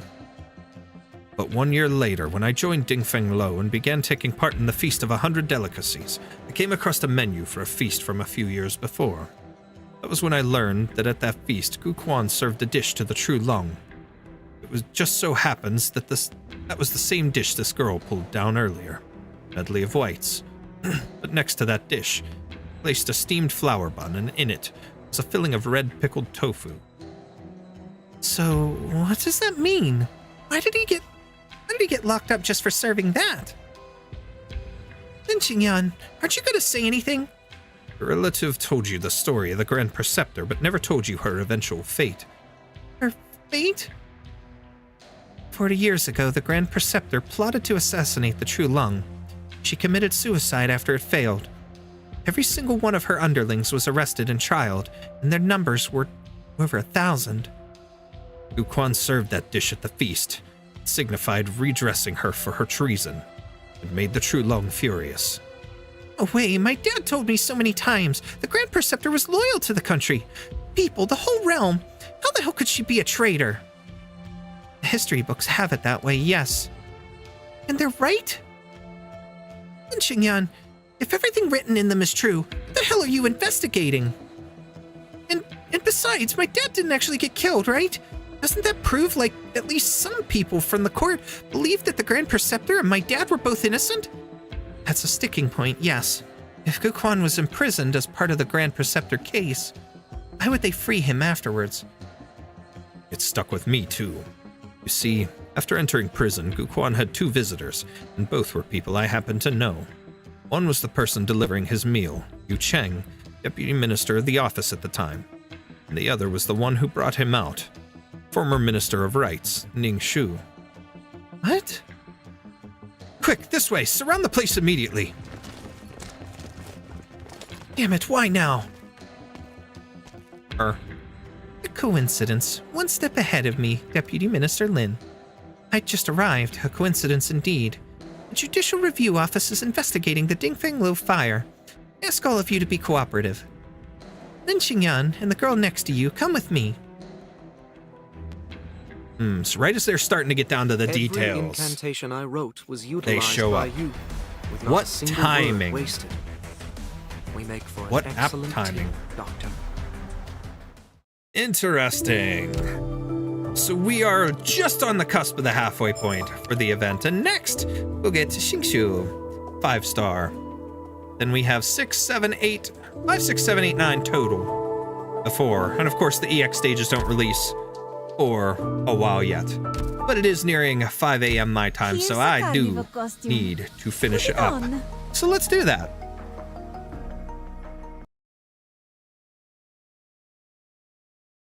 Alrighty, chat. So that was fun. That was quite an experience so far. Very dialogue heavy story, but there's a lot of cool connections in it so far. A lot of interesting things for the characters, for each of the individual characters, and how, you know, their stories go. And, you know, not just Blaze, Lacy, the connections with Swola, his mother, and things like that, but all this other stuff. that's going on in the background with the Sui, the regulators, the different characters like Mokufu and Ace's dad and all this stuff. Everything's kind of spread out, but it's not so much like some of the usual stories where it's all going in all these weird different directions and then coming together later. Everything's kind of laid out in a way right now where it's all going in the same direction and all close together, but there's just details that they're pulling from different places to give us a fuller picture of the story. But I'm liking it a lot so far. I'm having a lot of fun learning more and reading this. But the gameplay is pretty cool so far too, with the whole vapidity and sapidity and stuff like that. The little enemies aren't too hard, but the characters, new operators, Blaze Alter, you, and Surfer so far are really cool to use. So once we get Xingqiu, we'll have to use her as well. We'll have to put her in the team and see what she's like. But I've got to continue working on the others now and get the Sui siblings all at least to Elite 2 if possible, for the sake of potential video that I'd like to do as part of the video creation event here. But that said, I enjoyed this so far. I hope you all did too. I will be back with this again to finish up the rest of the story in a second part. Probably, I don't know if I'll be Saturday, because technically today, Friday, we're doing our Fortnite stream as usual. Saturday, maybe, but I'm going to be doing some stuff with family that evening, and I have other stuff that I'm going to be getting done. I'm probably not going to be home decently in time for that. So, maybe Sunday we'll finish up the event. We'll wrap things up on Sunday. So it's going to be a couple days, but still, I'll do my daily logins, and if I get anything special, I'll let you guys know for the daily free pool. But I'm an Abjure user, and even I wouldn't suggest using Xingqiu. Makes sense. I mean, I just figured I'd use her for the sake of, showcasing her, just to see, show off. But if she's not good, then, but we'll see. We'll at least try her out and showcase the operator for the sake of it. But that said, guys, that is it for this one. Again, I hope you enjoyed it as much as I did so far. We got good pulls to kick things off, great headhunting, and we got through our 300. Next time, we'll have our free pull, and maybe we'll do a couple if we have anything that we can, certificate-wise or random-wise. But other than that, we won't be focusing on pulls. We'll be focusing on finishing this story up in the next one. And then we'll have the EX and S stages later on to do, and we'll do some other kind of fun stuff to wrap things up. With that said, though, I appreciate everybody for taking the time out of your day to hang out here while we're live, and those of you watching on the VOD, you guys are awesome as well. Thank you so much. We are going to continue this story, then we'll have to dive more into the other Arknights content that I haven't covered yet on this account on the channel, because there's a lot of other fun things we can do. And up to and including things like module hunting and so on and so forth. We've got module hunting, other side stories and things that I haven't played on this account yet, and free operators that I have yet to get because of those, depending on the record restoration and so forth. But lots of other cool stuff in the pipeline. That's it for tonight. I'm going to go get some rest and get ready for the next couple of days ahead. That said, guys, that is it. Appreciate you all. Take care. We'll see you next time.